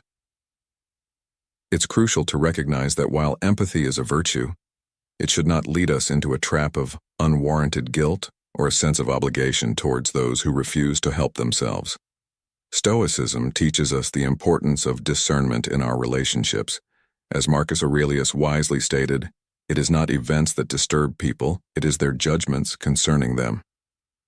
When we encounter friends who constantly dwell in a state of complaint, it is our judgment that can either entangle us in their narrative or help us maintain a healthy distance.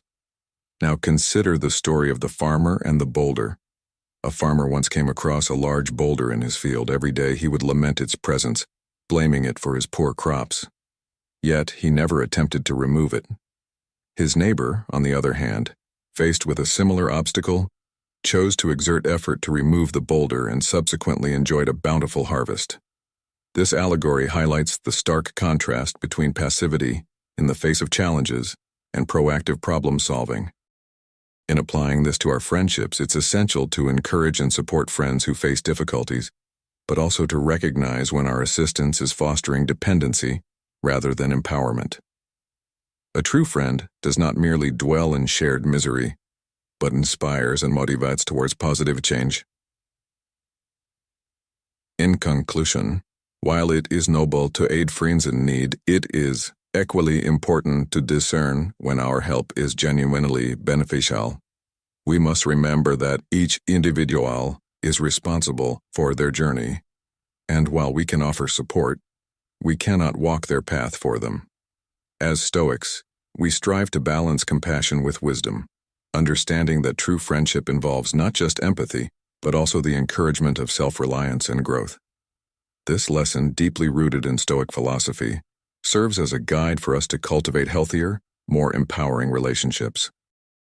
the moody type with unpredictable temperaments. In our journey through life, we often encounter friends who, like the changing tides, are unpredictable and moody. This is the seventh toxic behavior to avoid in friendships, dealing with those who cannot master their emotions. A friend whose temper flares like a sudden storm, directing their anger towards you, not because you are the root of their troubles, but simply because you are within reach. It's as if, in their moment of rage, you become an unintended target, bearing the brunt of emotions that aren't yours to carry. But the storm doesn't end there. Once their anger subsides, they skillfully shift the narrative, portraying themselves as the victim. This cycle, a whirlwind of anger and manipulation, repeats over and over. While they may not cause physical harm, the emotional toll is undeniable. Your spirit gets bruised, your peace disturbed. You find yourself constantly on edge, unable to focus on your work or personal life, as you become an unwilling receptacle for their frustrations. It's essential to remember that you are deserving of respect and kindness. Marcus Aurelius, a revered Stoic philosopher, once said, "The best revenge is to be unlike him who performed the injustice." In this context, it means not allowing yourself to be swayed by the emotional turmoil of others, to maintain your tranquility and not mirror their harmful behaviors. In the face of such challenges, it's crucial to set boundaries. Protecting your emotional well-being isn't just a right, it's a responsibility. It's about recognizing that while you can offer support, you are not a vessel for others' unchecked emotions. True friendship should be a source of support and joy, not a perpetual cycle of emotional upheaval. Navigating these waters requires wisdom and patience. It's about understanding that while we cannot control others' actions, we can control our response. As Epictetus, another Stoic sage, wisely stated, "We cannot choose our external circumstances, but we can always choose how we respond to them." In friendships marred by moodiness and unpredictability, our response can be one of compassion from a distance, coupled with a firm stance on what behaviors we accept in our lives. In conclusion, as you tread the path of life surrounded by friends of various temperaments, remember to cherish those who bring positivity and understanding into your life. Embrace the friendships that uplift you, and be wary of those that drain your emotional reserves. After all, in the grand tapestry of life, each person we choose to keep close should add color and texture, not darkness and discord. Remember, you always deserve good things and people who appreciate you, and in the realm of friendships, quality far outweighs quantity. The negative, pessimistic type as if tomorrow is the end of the world. This perspective is crucial in understanding how our attitudes and companions influence our journey through life's inevitable challenges, including work, family, and social relationships. Life as we know it is replete with trials and tribulations. It's not the presence of these challenges that defines us, but rather our reaction to them. Stoic philosophy, deeply rooted in the art of resilience, teaches us the importance of maintaining a positive outlook. As Marcus Aurelius, a renowned Stoic philosopher, once said, "You have power over your mind, not outside events. Realize this, and you will find strength." This quote underscores the Stoic belief in focusing on what we can control, our attitudes and responses. When we encounter individuals who perpetually embody sadness, skepticism, and fear, who dare not venture beyond their comfort zone, their presence can be draining. They often paint the world in shades of gray, stripping away the vibrancy of life. Their constant fear and hesitation can be contagious, leading us to adopt a similar outlook. This is where the wisdom of Stoicism becomes particularly relevant. Stoicism teaches us to be mindful of our associations and their impact on our mental state. It encourages us to seek out those who uplift us, rather than those who drag us into a pit of pessimism. In the modern world where stress and uncertainty are often the norms, it's easy to fall into the trap of negativity. However, it's essential to remember that our perception shapes our reality. By surrounding ourselves with positive influences and adopting a Stoic mindset, we can navigate life's challenges with greater ease and resilience. We must be vigilant in recognizing when a friend's negativity begins to seep into our own thoughts and actions. If their nature is inherently pessimistic, spending too much time with them might risk turning us into a mirror image of their gloom. In conclusion, it's vital to approach friendships with discernment, especially when dealing with individuals who exhibit a consistently negative and pessimistic outlook. Embracing the Stoic philosophy of focusing on what we can control, our attitudes and reactions, can serve as a guiding light. By doing so, we not only preserve our inner peace, but also contribute positively to the lives of those around us. Remember, the company we keep can significantly influence our perspective on life and ultimately our happiness and well-being. The deceitful type. In our journey through life, we often encounter various types of individuals, each with their own unique traits and behaviors. Among these, there are some whose actions and attitudes can be detrimental to the fabric of friendship. One such type is the deceitful individual. Deceit, a behavior deeply ingrained in some, is not merely about occasional lies or mistakes, which are human nature, but rather a consistent pattern of dishonesty, used as a tool for personal gain. These individuals often weave intricate webs of falsehoods not out of necessity, but as a habitual response to various situations, driven by their own self-serving motives. The impact of deceit on friendships is profound. Trust, the cornerstone of any meaningful relationship, is eroded by lies and deception. When trust is compromised, the foundation of the friendship begins to crumble, leaving behind a hollow shell of what once might have been a deep and meaningful connection. Consider the story of the boy who cried wolf, a classic tale that illustrates the consequences of habitual lying.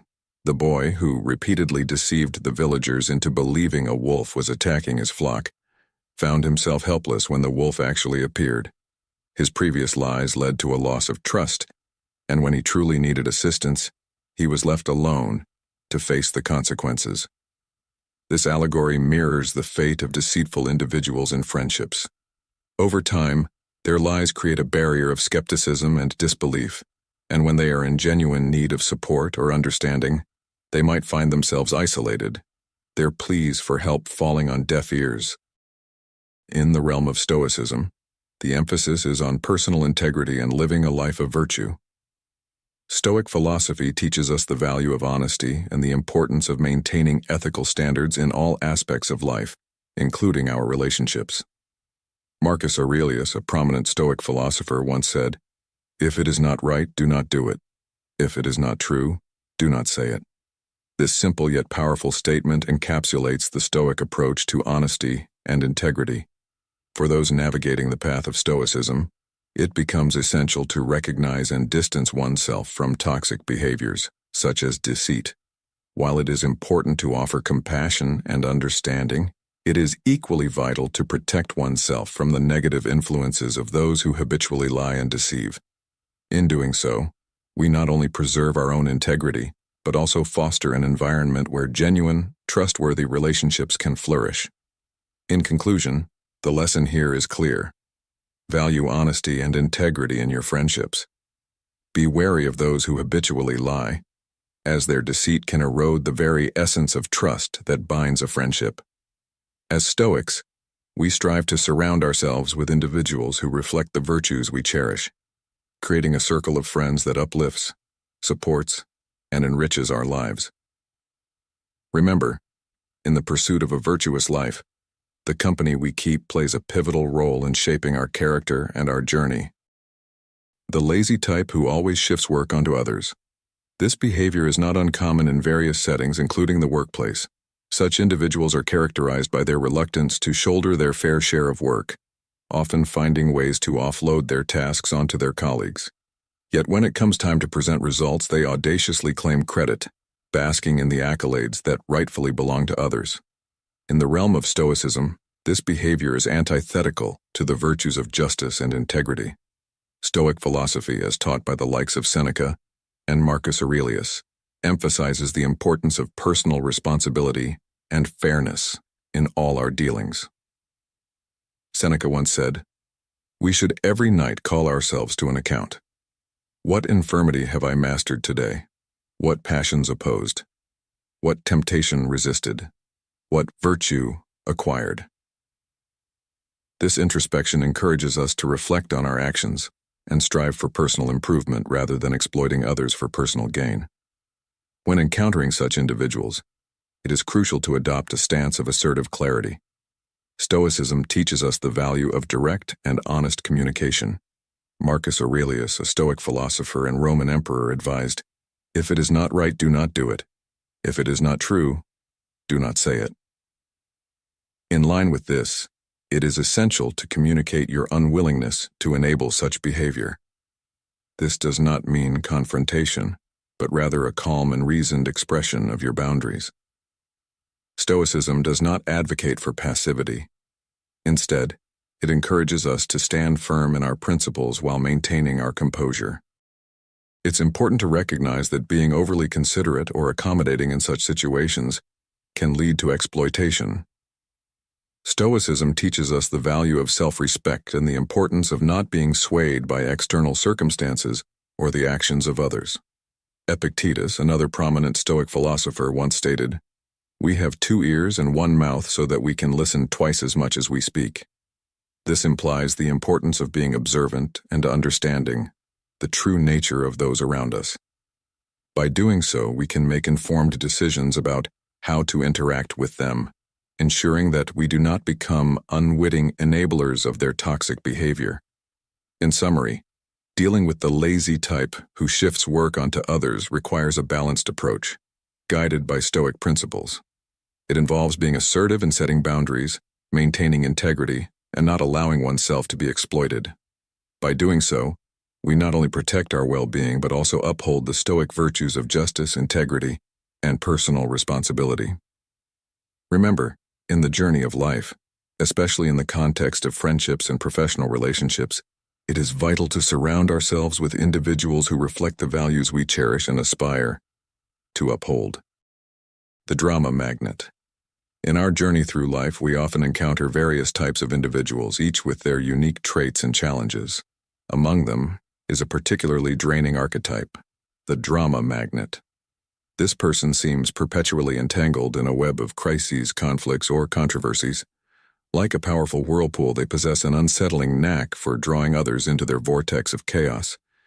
At first, you might be drawn to the drama magnet's seemingly vibrant energy, mistaking it for passion or excitement. However, it soon becomes apparent that being in their orbit is akin to navigating a ship through a relentless storm, both exhausting and perilous. The real challenge with these individuals lies in the way their emergencies feel contagious, almost as if their problems become your own. Their chaos has a way of spreading, ensnaring you in conflicts that were never yours to begin with. Let's consider a specific scenario to illustrate this point. Imagine a friend in your social circle, let's call her Sarah, who is frequently embroiled in conflicts with others. Recently, Sarah found herself in a heated argument over an issue within the group, escalating into a significant rift. Her frustration was palpable, often criticizing and complaining about other members, clearly dissatisfied with anyone who disagreed with her viewpoint. In such situations, you might feel the pressure and tension mounting, especially as these conflicts become central to group interactions. Despite attempts at mediating or offering advice, like trying to calm the stormy seas, you find no resolution, nor any change in Sarah's perspective. Here, Stoic principles offer a beacon of guidance. One effective technique is reflective listening.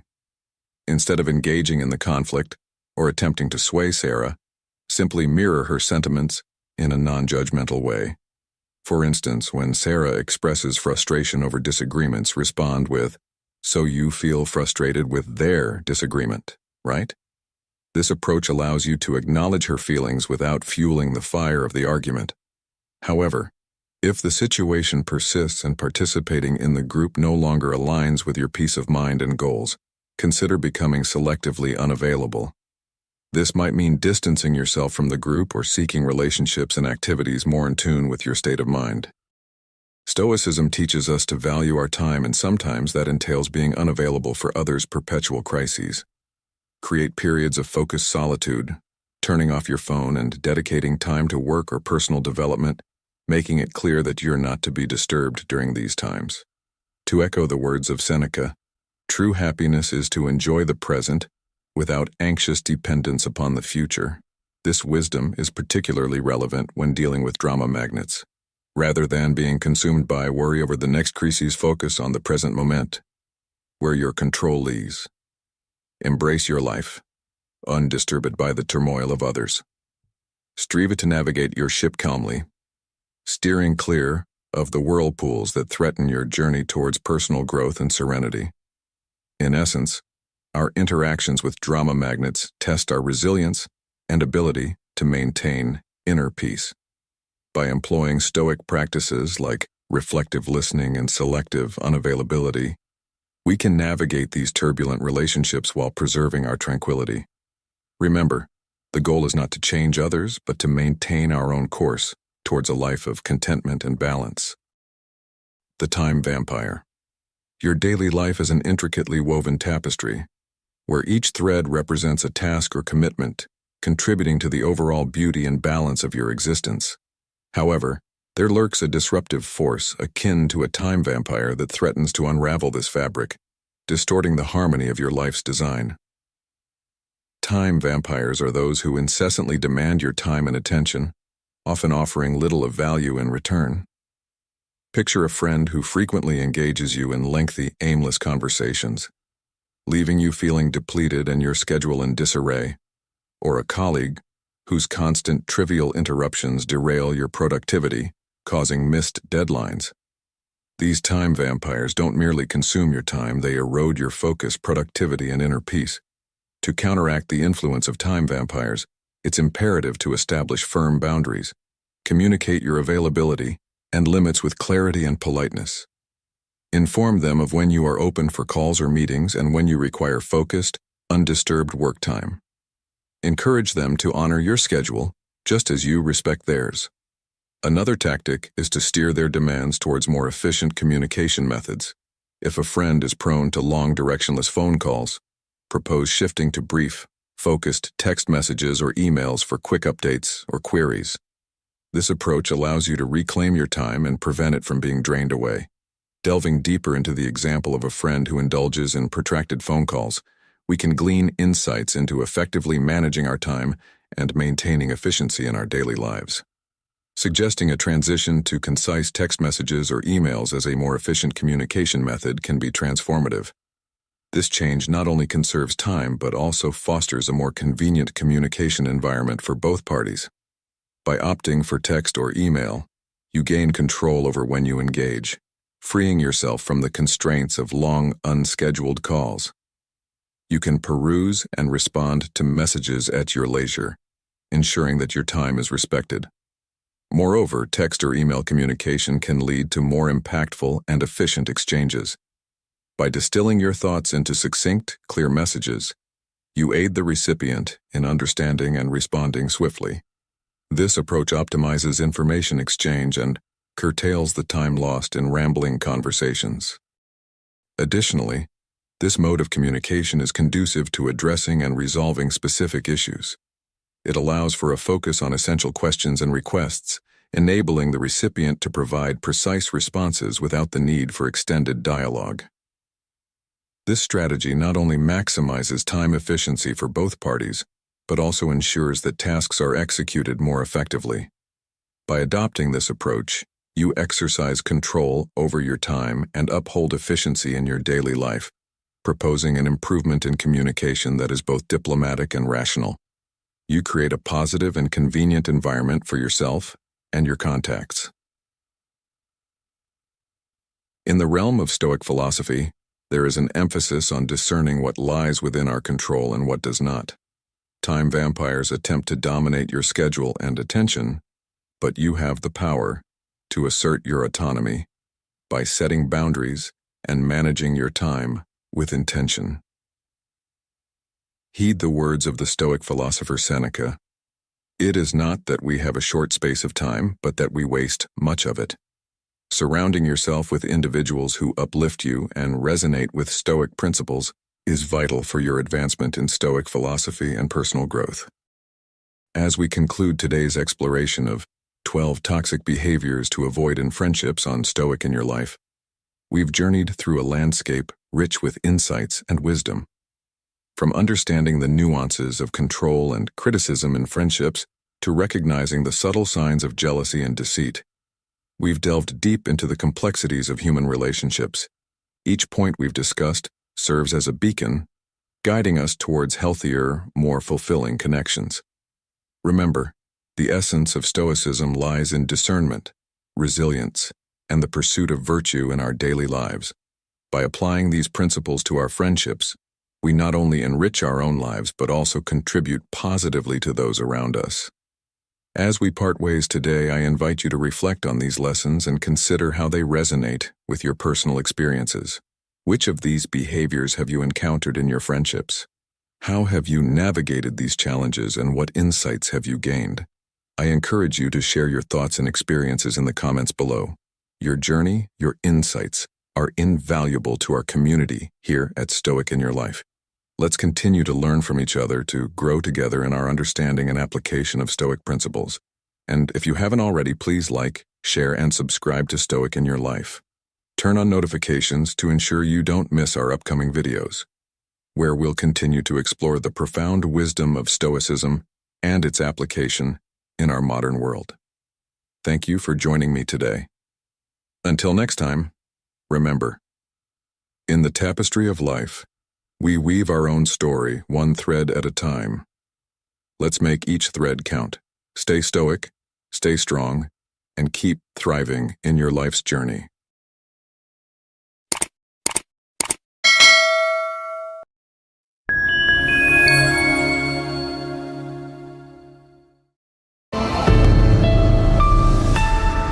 Marcus Aurelius once said, "You have power over your mind, not outside events. Realize this and you will find strength." Welcome to Stoic in Your Life, where today we delve into the shadows of self-hatred, a battle many of us silently face. Do you ever catch yourself in the mirror, besieged by thoughts of disdain towards your own reflection? Self-hatred is an insidious enemy, not only shackling us from reaching our full potential, but also deepening the trenches of anxiety and depression. Understanding the roots of self-loathing is the first step towards liberation. It's about recognizing the signs that haunt us, the triggers that propel us into darkness, and the profound impact it has on our lives. Today, we embark on a journey to dismantle these chains of self-hatred, to cultivate resilience, and to foster a compassionate relationship with ourselves. For those yearning to break free from the vicious cycle of self-hatred, remember, while you may not have chosen these feelings, the path you take from here on out is yours to command. Let's explore together how to transcend these turbulent emotions and embrace the Stoic principles of self-compassion and inner peace. Join us as we navigate through the storm, guiding you towards a life where self-love and acceptance illuminate the way.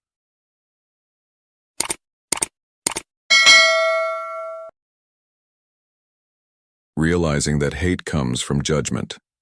The first step on this transformative voyage is the realization that the seeds of hate sprout from the soil of judgment. Like gardeners of our inner landscape, we have meticulously cultivated a list of demands, criteria that we believe must be met to earn our own affection and approval. Yet when these self-imposed benchmarks are not achieved, dissatisfaction creeps in, gradually morphing into a shadow of self-hatred that looms over our spirit.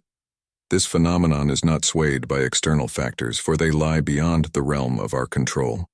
Instead, it is our perception of these events, our stance towards the unfolding tapestry of life, that wields the power to disturb our peace. The Stoics, with their profound understanding of human nature, teach us that it is not the events themselves that unsettle us, but our judgments about them. The missed job opportunity, the elusive millionaire status by 40, or the dream of a standalone house in the suburbs, none of these scenarios carry an inherent label of good or bad. They simply exist. It is the narrative we weave around them, the significance we assign, that colors our emotions and reactions. Reflecting on this, I am reminded of the fluidity of our judgments. What once held the promise of happiness may now sit in our minds as a neutral or even negative entity. This realization highlights the transient and ultimately unreliable nature of our judgments. As Marcus Aurelius, a Stoic philosopher, wisely stated, "You have power over your mind, not outside events. Realize this, and you will find strength." This quote encapsulates the essence of Stoicism and serves as a powerful reminder that our inner tranquility is not dictated by external circumstances, but by the mastery over our thoughts and perceptions. Incorporating this Stoic principle into the fabric of our modern lives, we find that the antidote to self-hatred lies not in the relentless pursuit of external achievements, but in nurturing a compassionate and non-judgmental relationship with ourselves. It encourages us to gently acknowledge our flaws and shortcomings, not as definitive markers of our worth, but as facets of our human experience. By doing so, we cultivate a sense of inner peace and acceptance, understanding that our value is not contingent upon the fleeting benchmarks of success that society often glorifies. This approach to self-compassion and understanding, deeply rooted in Stoic wisdom, offers practical guidance for navigating the complexities of contemporary life. It teaches us to detach our sense of self-worth from the unpredictable waves of external success and failure, instead finding solace in the steadfastness of our character and the integrity of our actions. As we journey through life embracing the Stoic practice of observing our judgments with a critical yet kind eye, we gradually dismantle the foundations of self-hatred. This process of introspection and recalibration of our inner dialogue fosters a resilient spirit, capable of withstanding the vicissitudes of life with grace and equanimity. In essence, the Stoic path towards overcoming self-hatred invites us to embark on a journey of self-discovery, where each step is guided by the light of wisdom passed down through the ages. It beckons us to look within, to question the judgments that sow the seeds of discontent, and to embrace a more forgiving and compassionate stance towards ourselves. By doing so, we not only liberate ourselves from the chains of self-criticism, but also open our hearts to the boundless potential for growth, happiness, and inner peace. Hate oneself because of our past actions or inactions. Embarking on the journey to overcome self-hatred, especially when it stems from our past deeds or lack thereof, is a pivotal step in aligning ourselves with the principles of Stoicism. It's undeniable that certain actions, particularly those that cause harm to others or ourselves through deliberate malevolence or self-destructive behaviors, warrant a critical reflection. Such introspection, when it leads to a constructive critique, can indeed serve as a catalyst for personal growth and moral realignment. The essence of Stoicism teaches us that while acknowledging our missteps is crucial, incessantly berating ourselves does little to foster improvement or healing. This relentless self-criticism, often rooted in irrational and flawed perceptions, only serves to exacerbate our suffering without contributing to our betterment. In the face of this self-imposed adversity, I've adopted a remarkably simple yet profoundly transformative practice: counting my blessings. This practice is not about ignoring our faults, but rather shifting our focus towards gratitude and appreciation for the positive aspects of our lives and the present moment. By consciously acknowledging the good, we can alleviate the heavy burdens of perpetual dissatisfaction and the relentless pursuit of more or feelings of not enough. This shift in perspective is not just about fostering a positive outlook, but is deeply rooted in the Stoic principle of focusing on what is within our control and letting go of what isn't. To enrich this concept, let's draw inspiration from the story of Zeno of Citium, the founder of Stoicism, who after suffering a shipwreck lost nearly everything he owned. Instead of succumbing to despair or self-loathing for his perceived misfortune, Zeno embraced his circumstances, which ultimately led him to the philosophical path and the founding of Stoicism. This story exemplifies the Stoic virtue of transforming adversity into opportunity, highlighting that our reactions to our circumstances are within our control, even if the circumstances themselves are not. Incorporating a modern-day allegory, imagine someone who, after facing a series of professional setbacks, decides to volunteer at a local community center. Through this act of service, they discover a passion for helping others, leading to a fulfilling career. This narrative mirrors the Stoic practice of transmuting personal challenges into avenues for growth and self-discovery, emphasizing that our greatest trials can lead to our most profound triumphs. In conclusion, the journey to overcoming self-hatred through Stoicism is not about denying our flaws or past mistakes, but about changing our relationship with ourselves. By practicing gratitude, focusing on our strengths, and learning from our missteps, we can pave the way for a life marked by resilience, contentment, and purpose. Let us remember that our worth is not defined by our past actions, but by our capacity to grow, to love ourselves, and to contribute positively to the world around us. In doing so, we not only liberate ourselves from the chains of self-hatred, but also open our hearts to the boundless possibilities of the present and the future. Self-hate is an extreme and destructive form of dissatisfaction. In the realm of personal growth and self-improvement, we often encounter a formidable adversary, one that can be more destructive than any external challenge: self-hatred. This isn't merely being dissatisfied with oneself, it's an intense, destructive form of loathing that paints everything in our lives in shades of despair. Yet, what I've discovered on my own journey, and what ancient wisdom teaches us, is that this self-hatred often stems from a place of neediness, a belief that we lack something essential for our happiness. However, when we release this belief, even momentarily, we begin to see the abundance in our lives, recognizing the multitude of blessings we previously overlooked. Epicurus, an ancient philosopher, posited that the pursuit of happiness is humanity's ultimate goal. But his approach was not one of indulgence in luxury or ceaseless striving for more. Rather, he advocated for finding joy in the simplest of pleasures. Consider the basic necessities of life, such as having food to eat and a roof over our heads. Aren't these, in themselves, reasons for profound gratitude? And if we extend this gratitude to other aspects of our lives, like the presence of friends, family, and the success of personal endeavors, like a YouTube channel, we realize how rich we truly are. These everyday blessings, which we often take for granted, are actually the fabric of a fulfilling life. Epicurus also reminds us of a profound truth. The things we are dissatisfied with today were once the objects of our deepest desires. Reflecting on my own experience with my YouTube channel, I recall a time when reaching 50,000 subscribers seemed like a distant dream, one that, if achieved, would bring unparalleled happiness. Now, having surpassed that number, it's easy to forget the joy and satisfaction that milestone represented. This realization invites a shift in perspective, encouraging us to step into the shoes of our past selves.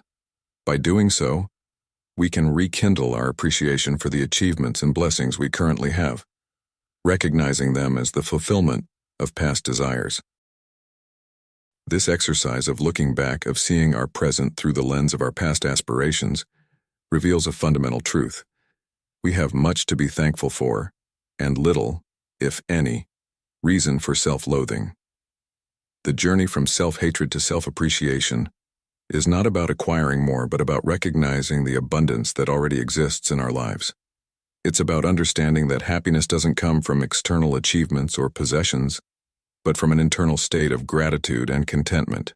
To further enrich this perspective, let's draw upon the wisdom of another Stoic philosopher, Seneca, who said, "It is not the man who has too little, but the man who craves more that is poor." This sentiment echoes the teachings of Epicurus and serves as a powerful reminder that our sense of fulfillment and happiness is not determined by the breadth of our possessions or the scope of our achievements, but by our ability to cherish and find joy in what we already have. In embracing this philosophy, we not only overcome self-hatred, but also embark on a path of genuine self-love and acceptance. We learn to see our lives not as a series of deficiencies or failures, but as a journey filled with blessings, lessons, and opportunities for growth. This shift in perspective is not merely about positive thinking. It's a profound transformation in how we perceive ourselves and our place in the world. It's about recognizing that at every moment, we are exactly where we need to be, equipped with everything we need for happiness and fulfillment. So, as we navigate the ebbs and flows of life, let us remember that the antidote to self-hatred lies not in external validation or the relentless pursuit of more, but in the simple, yet profound act of gratitude. By appreciating the small pleasures, recognizing the fulfillment of past desires, and embracing the abundance that surrounds us, we can shed the weight of self-loathing and step into a life marked by serenity, contentment, and a deep, unwavering love for ourselves. Cherishing the flip sides. In the journey of life, especially for those of us navigating the terrain between the ages of 30 and 65, the quest for self-acceptance often leads us to confront the shadows of self-hatred. It's a battle that demands not just courage but a profound shift in perspective, a transformation that Stoicism, with its timeless wisdom, equips us to undertake. The fourth step in this transformative journey is what I term cherishing the flip sides, a concept that invites us to embrace the entirety of our existence, the light and the shadows, with equal reverence. The essence of this step lies in the recognition that our perceived flaws and shortcomings are not merely obstacles to be eradicated, but are, in fact, integral components of our being that harbor hidden strengths and unexpected opportunities for growth. This perspective is reminiscent of the Taoist principle of yin and yang, which teaches us the inherent oneness in duality. Just as there cannot be joy without sorrow, nor strength without vulnerability, every aspect of our being and every moment of our existence encompasses a balance of contrasts. It is a profound reminder that in the heart of what we deem negative, there lies a potential for positive transformation. Consider, for instance, the societal labels and self-imposed judgments that we often grapple with. To be poor, to own little, to not conform to conventional standards of beauty, these conditions, though seemingly disadvantageous, offer us unique advantages. Poverty teaches us resilience and the value of simplicity. Owning less frees us from the chains of materialism. Echoing the Stoic philosopher Epictetus, who famously said, "Wealth consists not in having great possessions, but in having few wants." And in the face of perceived ugliness, we find a powerful filter that separates the superficial from the genuine, encouraging connections that transcend the physical to appreciate the beauty of the soul. This philosophy encourages us to view our struggles and insecurities not as insurmountable barriers, but as gateways to deeper self-awareness and transformation. When loneliness envelops us, it can also be seen as a sanctuary of solitude, offering us the precious gift of time that can be channeled into self-reflection, creativity, and personal development.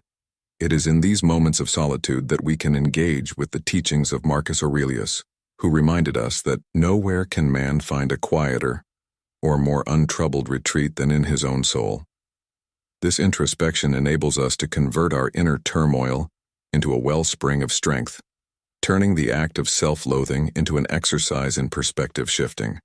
By cherishing the flip sides, we learn to embrace every facet of our existence with compassion and understanding.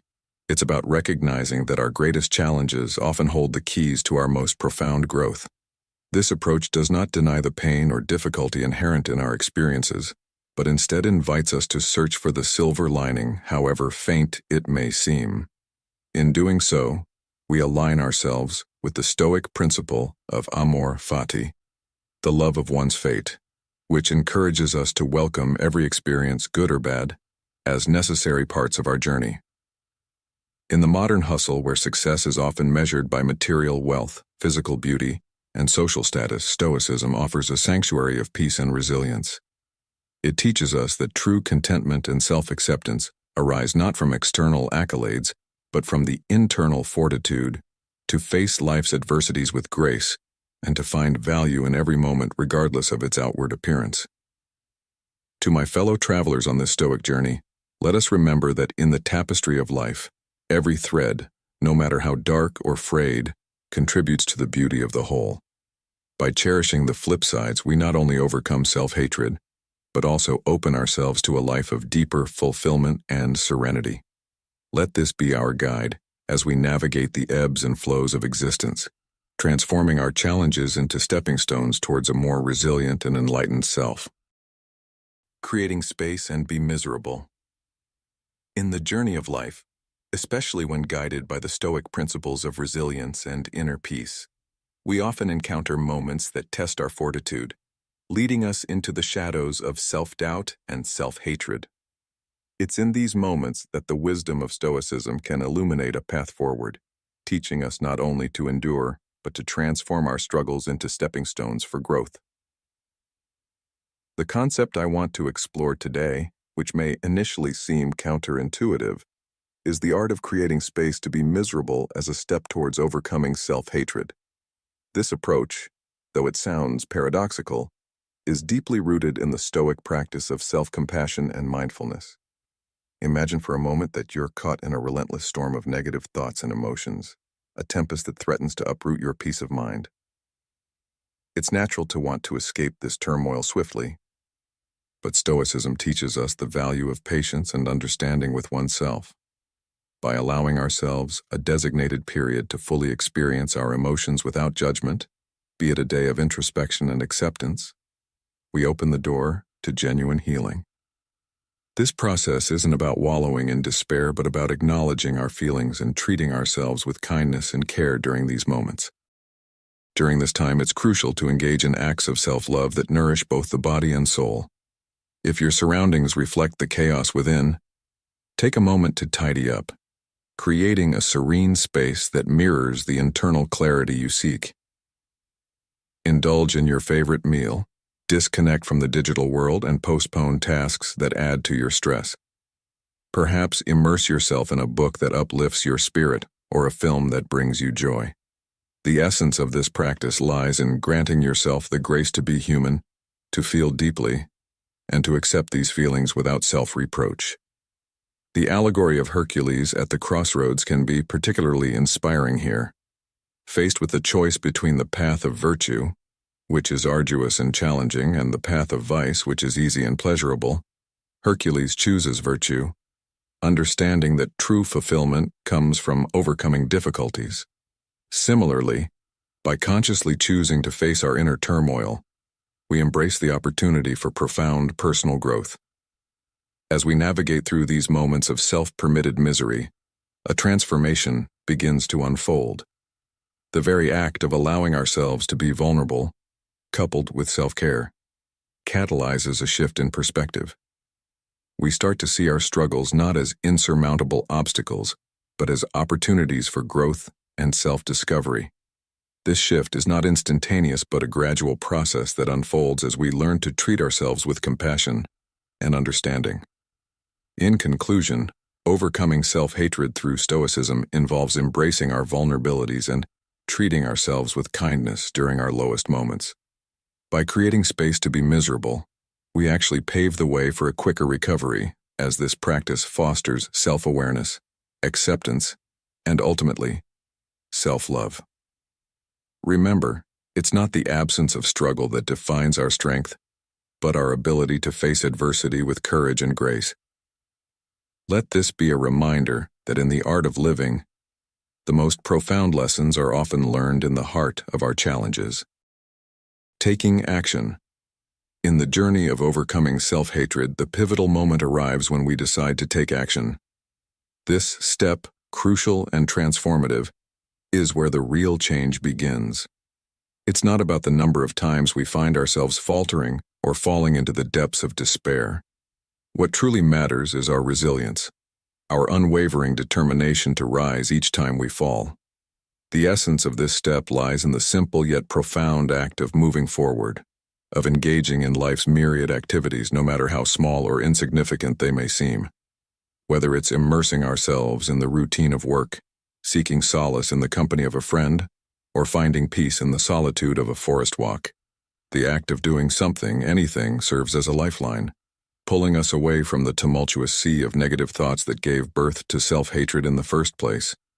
This action, this deliberate choice to engage with the world around us, acts as a catalyst, setting in motion the energies that lay dormant within us, energies stifled by the weight of our own harsh judgments. It's a battle, undoubtedly, to push against the inertia of our own minds, Against the voice that whispers with a deceiving allure, it's pointless anyway. Yet herein lies the wisdom of the Stoics, a wisdom that has traversed centuries, echoing the timeless truth that our liberation lies in action. Marcus Aurelius, a Stoic philosopher and Roman emperor, once said, "The happiness of your life depends upon the quality of your thoughts." But he also knew that the quality of our thoughts is shaped by our actions. When we choose to engage, to participate actively in the tapestry of life, we weave a narrative of resilience and strength, leaving little room for self-hatred to flourish. Consider the simple act of going to the gym. It may seem like a small, almost trivial step in the grand scheme of things, yet it embodies the very essence of taking action. Despite the heavy cloak of negativity that may weigh us down, making every step feel like a Herculean effort, the act of going to the gym represents a defiance, a rebellion against the part of us that succumbs to despair. And in this action, there's a near certainty, a 99% chance, if you will, that we will emerge on the other side feeling lighter, brighter, and more at peace with ourselves. It's a testament to the power of action, to its ability to break the chains of self-loathing and set us free. This principle of engaging with life, of flourishing through action, is a beacon of hope in the stormy seas of self-hatred. It's a reminder that we are not defined by our lowest moments, nor are we tethered to the anchor of our negative thoughts. In the words of another Stoic philosopher, Seneca, "It is not because things are difficult that we do not dare. It is because we do not dare that they are difficult." When we dare to take action, to step out of our comfort zones and into the arena of life, we find that the specter of self-hatred loses its power over us. We discover that, in the act of doing, in the very process of engaging with life, there is a healing power, a force that propels us towards a state of well-being and self-acceptance. So, let us embrace the step of taking action with open arms and a steadfast heart. Let us remember that every action, no matter how small, is a step away from the shadows of self-hatred and towards the light of self-compassion and understanding. In this journey, we are not alone. The wisdom of the Stoics, with its profound insights into the human condition, serves as a guiding light, illuminating the path towards inner peace and resilience. As we move forward, let us hold fast to the belief that in action, there is hope, and in hope, there is the possibility of transcending our darkest moments to emerge stronger, wiser, and more connected to the essence of who we truly are. Listen to music. In the labyrinth of our minds, where shadows of self-doubt and self-hatred often loom large, finding a beacon of light can seem like a Herculean task. Yet, the ancient wisdom of Stoicism, intertwined with the universal language of music, offers a powerful antidote to these inner demons. The seventh step in our journey towards overcoming self-hatred through Stoicism is not merely a step, but a leap into the harmonious world of music. Imagine yourself cocooned in the comforting embrace of your car. The doors shut to the chaos of the world as you let the strains of Beethoven's Moonlight Sonata or Fur-Elise wash over you. The transition from the timeless classics to the golden oldies, and then to the pulsating beats of rock, with bands like X-Japan and the Gazette setting your soul ablaze, illustrates the transformative power of music. It's a journey that transcends genres, touching the very core of our being. Music, with its profound ability to penetrate our consciousness, acts as a conduit for change, influencing our mood, mind, and behavior in ways words alone cannot. The melodies and harmonies evoke responses not just in the brain's reward centers, but also in areas regulating emotions, offering a unique form of solace and upliftment. In this context, Marcus Aurelius, a Stoic philosopher, once said, "The happiness of your life depends upon the quality of your thoughts." This underscores the importance of curating our mental playlist as meticulously as we would our music. By selecting songs that resonate with our soul, that inspire and evoke a sense of joy and love for life, we create an auditory sanctuary that nurtures our well-being. Creating a personal playlist, be it on your phone or YouTube, filled with tracks that make your heart sing, is akin to crafting a bespoke elixir for the soul. However, the key is moderation. Indulging in this playlist too frequently can dilute its magic, as our nervous system's connection to these melodies may become saturated, replacing the initial emotions with new, perhaps less inspiring ones. This phenomenon highlights the beauty of rediscovery, where songs not heard in months or years can transport us back to a moment of pure emotion, untouched by the passage of time. This principle applies equally to your Love Life playlist, serving as a reminder that the joy of music, like the joy of life, lies in its variety and the spaces between. In our modern lives, where the cacophony of daily existence often drowns out our inner peace, turning to music as a Stoic practice can be a profound act of self-care. It's a reminder that amidst the hustle and bustle, there exists a sanctuary of sound that can elevate our spirits and guide us back to a state of equanimity. The act of choosing music that uplifts rather than degrades, that inspires rather than depresses, is a practical application of Stoicism's core tenet, focusing on what is within our control. Our emotional landscape, much like our musical preferences, is ours to curate. In this harmonious blend of Stoic philosophy and the healing power of music, we find a potent strategy for combating self-hatred. It's a testament to the enduring wisdom of the Stoics, who understood the value of nurturing the mind and soul with positive, uplifting thoughts. As we navigate the complexities of life, let us remember that the music we choose to accompany our journey can be a powerful ally in transforming our inner dialogue from one of self-criticism to one of self-compassion. In the end, it's not just about overcoming self-hatred, it's about embracing a life of harmony, resilience, and profound joy, guided by the timeless wisdom of Stoicism and the universal language of music. Write a journal. Embarking on the journey of overcoming self-hatred through the lens of Stoicism, we find ourselves at a pivotal step, the practice of journaling. This ancient technique, far beyond the mere recording of daily activities, serves as a profound tool for introspection and emotional regulation. The essence of this practice lies not in the meticulous documentation of every detail of our lives, but in the thoughtful reflection on significant events, our reactions to them, and the emotions they evoke within us. It's about peering into the depths of our experiences, dissecting our feelings, and understanding our perspectives on the occurrences that shape our lives. For those among us who may balk at the idea of regular journaling, perhaps due to a perceived lack of time or interest, there's a compelling argument for at least documenting our emotions during moments of distress or when plagued by thoughts that darken our view of life. The wisdom of this approach is backed by psychological research, which reveals that the act of writing down our emotions can have a tangible effect on our brain's ability to manage these feelings. Specifically, engaging in this practice has been shown to reduce activity in the amygdala, the brain's epicenter for managing emotions such as fear, anxiety, and panic. This decrease in activity not only helps in calming the storm within, but also paves the way for a more rational and composed approach to our problems. Moreover, the act of journaling encourages a deeper connection with our inner selves, offering clarity on the events that stir turmoil in our hearts. By revisiting our written words during moments of tranquility, we are presented with an opportunity to view our past experiences through a lens of calm and objectivity. This reflective process allows us to ask critical questions. How might we handle a similar situation differently in the future? What were the triggers that led to our emotional response? And most importantly, how can we improve our reaction to such challenges moving forward? Consider the tale of a Stoic philosopher who, after facing a day filled with trials, would retire to his study to pen his thoughts and emotions. Through this practice, he discovered patterns in his reactions to certain events and, over time, learned to anticipate and mitigate his emotional responses.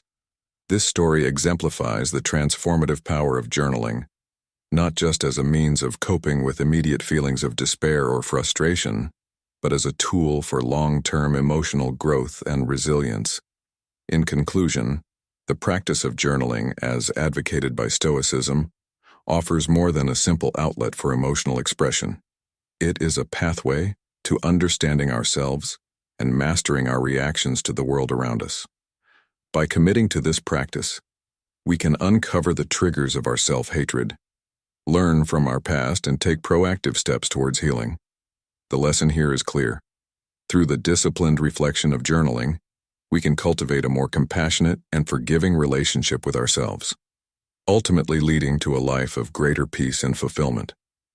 This Stoic practice not only aids in overcoming self-hatred, but also empowers us to navigate the tumultuous waters of life with grace and resilience, reminding us that within the pages of our journals lies the key to unlocking our inner wisdom and strength. Practice mindfulness. This concept, deeply rooted in both Stoicism and Buddhism, serves as a beacon of light guiding us through the tumultuous seas of self-doubt and self-hatred. Mindfulness, in its essence, is the art of anchoring oneself firmly in the present moment. It's about shedding the heavy cloaks of past regrets and future anxieties, to stand in the now with a heart free of judgment. This practice isn't just about observation. It's a profound engagement with the present, a deliberate choice to experience life as it unfolds moment by moment, without the distortion of our critical inner voices. For those among us who have weathered storms of despair, who have been scarred by the relentless assault of depressive thoughts, mindfulness offers a sanctuary. It's an acknowledgement that our brains, those intricate mazes of thought and emotion, have perhaps been wired by past traumas to anticipate pain, to react with negativity as a default. Yet here lies the beauty of mindfulness. It offers us a tool, a method to rewire our responses, to cultivate a garden where once there were only weeds. By choosing to engage with our present without judgment, we begin to forge new pathways in our minds, pathways that lead to resilience, to a serene acceptance of what is, rather than a bitter yearning for what could have been. Practicing mindfulness is akin to learning a new language, the language of the here and now. It's a skill that can be honed anywhere, at any time, whether you're sipping your morning coffee, feeling its warmth seep into your bones, or you're simply taking a moment to breathe, to feel the air fill your lungs and then release, a testament to the cycle of life itself. The key, however, is consistency. Just as the greatest of Stoic philosophers like Marcus Aurelius reminded us, you have power over your mind, not outside events. Realize this, and you will find strength. Mindfulness is the daily bread that nourishes this strength, a practice that must be cultivated with the same devotion one would give to a sacred ritual. A traveler who spent his life searching for peace in the external world, he climbed the highest mountains, crossed the widest seas, sought wisdom from sages and kings, yet peace eluded him. It wasn't until he sat under the shade of an ancient tree, closing his eyes to the world, that he found what he had been seeking. In the quietude of his being, in the simple act of being present, he discovered a wellspring of peace within. This tale mirrors our own quest for inner tranquility amidst the chaos of self-hatred. It's a reminder that peace doesn't reside on some distant shore. It's rooted within us, waiting to be uncovered through the practice of mindfulness. Incorporating quotes from Stoic philosophers can further illuminate our path. Seneca once said, "True happiness is to enjoy the present without anxious dependence upon the future." This encapsulates the essence of mindfulness, urging us to find joy in the now, to release our grip on the uncertainties of what lies ahead, and to embrace the present with open arms and an open heart. As we navigate the complexities of overcoming self-hatred, let us remember that mindfulness is not a destination, but a journey. It's a commitment to ourselves, to gently guide our thoughts back to the present whenever they wander into the realms of regret or worry. It's an act of self-love, a declaration that we are worthy of peace, of happiness, right here, right now. So, I invite you, dear listener, to embark on this journey of mindfulness, to make it a daily practice, a habit that shapes your life. Let it be your anchor in the storm, your light in the darkness, guiding you back to the serene shores of self-acceptance and love. Accept negative emotions. Stoicism doesn't categorize emotions based on their nature, but rather on the context of their utility. For instance, the feelings of anxiety and fear, often perceived negatively, are recognized for their essential role in survival scenarios. This perspective encourages us to see emotions not as enemies, but as signals, guiding us through life's challenges. To navigate through the storms of negative emotions, the Stoics propose a three-part strategy that begins with a radical acceptance of life's unpredictability. Life, in its infinite complexity, will inevitably present situations that are far from what we desire. The wisdom lies not in the futile resistance to these circumstances, but in the serene acceptance of their possibility. Marcus Aurelius, a Stoic philosopher and Roman emperor, once said, "You have power over your mind, not outside events. Realize this, and you will find strength." This quote encapsulates the Stoic approach to emotional resilience, reminding us that our power lies in our response, not in the external events themselves.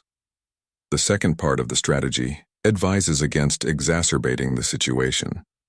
In the throes of negative emotions, it's tempting to spiral into a cycle of self-blame and criticism, but Stoicism teaches us the virtue of restraint and the importance of maintaining a clear mind. By refraining from adding fuel to the fire, we preserve our inner peace and prepare ourselves for constructive solutions. The final part of this Stoic strategy involves a pragmatic approach to problem solving, guided by three critical questions. What is the worst that can happen, and what would be its consequences? How likely is it to happen? And if it does happen, how will I cope?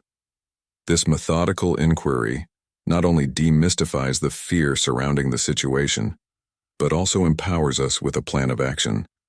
It's a reminder that while we may not have control over every aspect of our lives, we possess the resilience and wisdom to face whatever comes our way. This Stoic approach to overcoming self-hatred and negative emotions is not just about enduring adversity, but about transforming our relationship with our emotions. It teaches us that every emotion has its place and purpose, and by understanding and accepting them, we can navigate life with greater serenity and strength. In the modern context, where the pace of life and the pressures of society can often lead to feelings of inadequacy and self-criticism, these Stoic principles offer a timeless remedy. They encourage us to look within, to find the strength and wisdom that have always been there, and to face life's challenges not as insurmountable obstacles but as opportunities for growth and self-discovery. In essence, the Stoic journey towards overcoming self-hatred is a call to embrace our humanity with all its flaws and virtues. It's a journey of acceptance, resilience, and transformation, guided by the wisdom of those who walked this path centuries ago.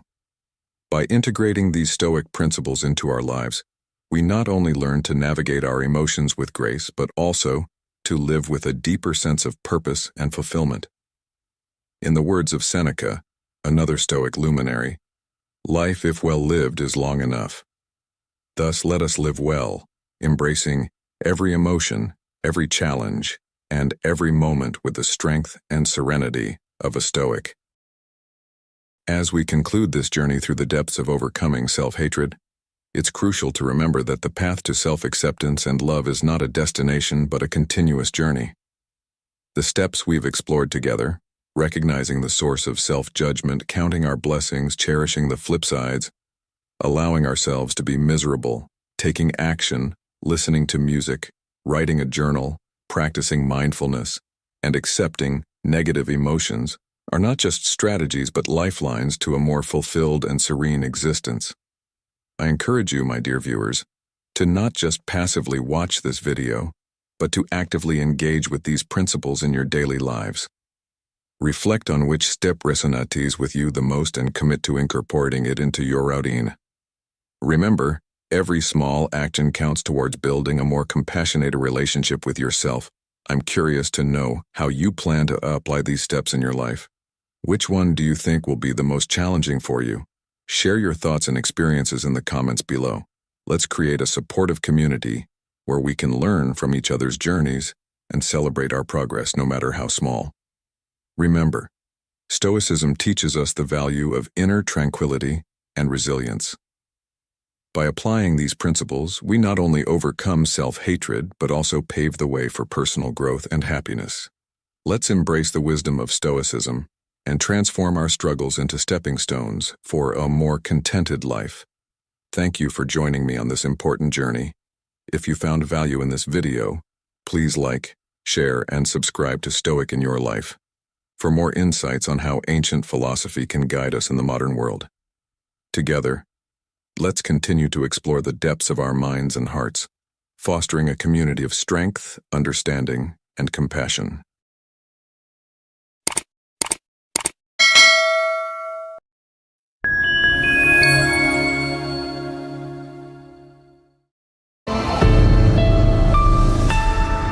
Welcome to Video 11 Secrets to Become the First Choice of Others on Stoic in Your Life channel. As Marcus Aurelius wisely noted, the happiness of your life depends upon the quality of your thoughts. Today, we delve into the art of becoming unforgettable, not through gestures but through the nuanced mastery of our thoughts, actions, and presence. From being fascinating by revealing oneself, layer by layer, to understanding the importance of controlling one's emotions in the tapestry of relationships. Each secret we explore today is a step towards personal growth, happiness, and becoming the first choice of others. Join me as we unfold these principles, each a beacon of light guiding us towards a life where we are not only valued and respected, but sought after for the unique essence we bring into the world. Let's embark on this journey together, elevating our lives through Stoic wisdom.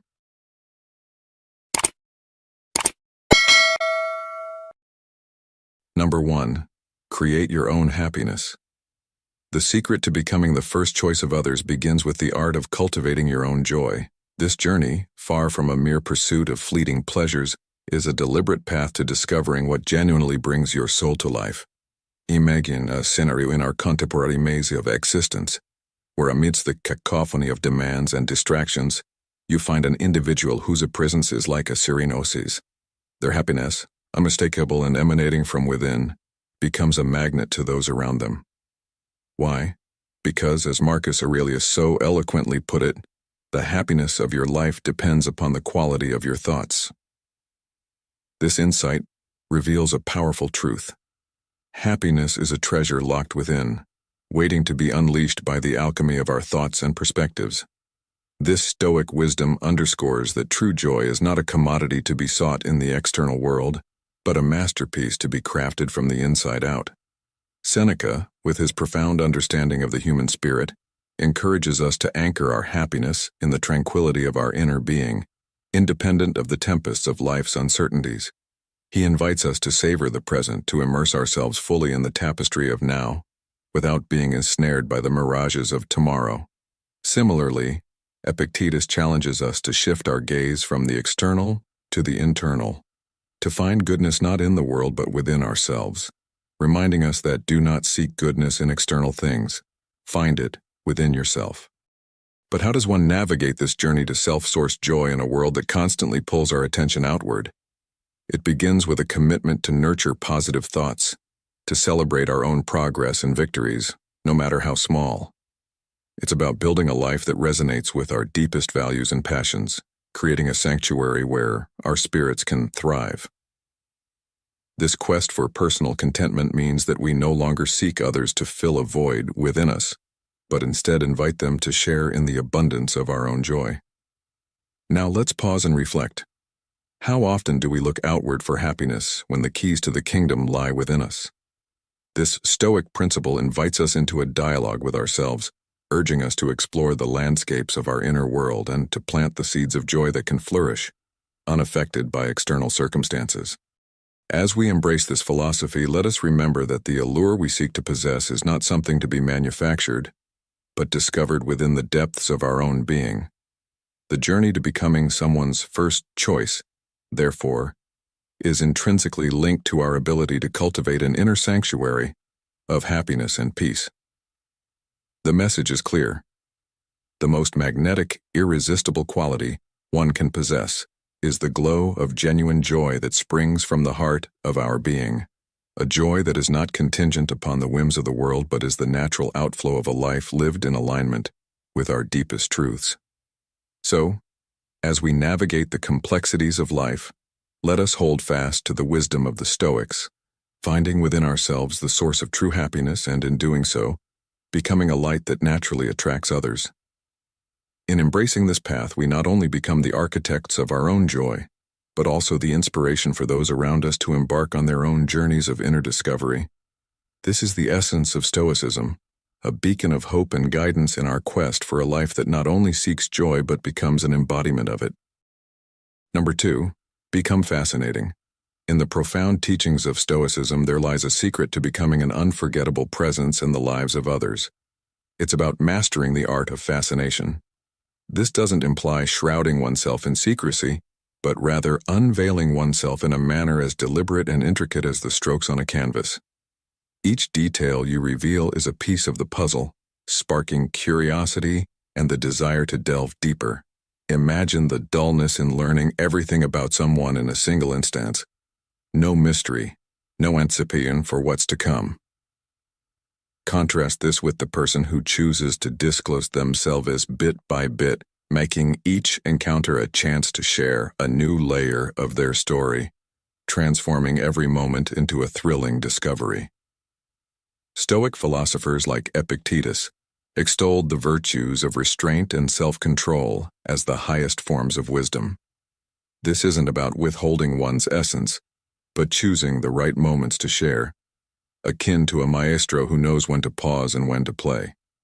This approach isn't merely a tactic to captivate others, but a lifestyle, a deep connection with oneself and the world. Take Marcus Aurelius, for instance, not just an emperor but a paragon of Stoicism. He didn't hastily expose his thoughts or plans, but unveiled them gradually, akin to navigating through fog, revealing only what's necessary at the opportune time. Marcus's method of revealing himself was not only a testament to his intriguing persona, but also an emblem of his profound wisdom and depth. Inspired by Seneca, we learn to savor the present, allowing each shared story and experience to unfold like the pages of a diary, thoughtfully and patiently. The essence of being fascinating isn't found in pretense or crafting an illusion, but in the conscientious sharing of one's narrative. Thus, one transforms into not merely an intriguing figure but a character woven into the fabric of others' lives. Now let me pose a question to you, dear listener. Have you ever encountered someone who unfolds their story with such deliberate grace that each new revelation leaves you yearning for more? This technique, deeply embedded in Stoic philosophy, emphasizes the importance of pacing in our interactions and the power of mystery in fostering lasting connections. It's about striking the perfect balance between sharing and restraint, allowing each shared piece of ourselves to invite further exploration and understanding.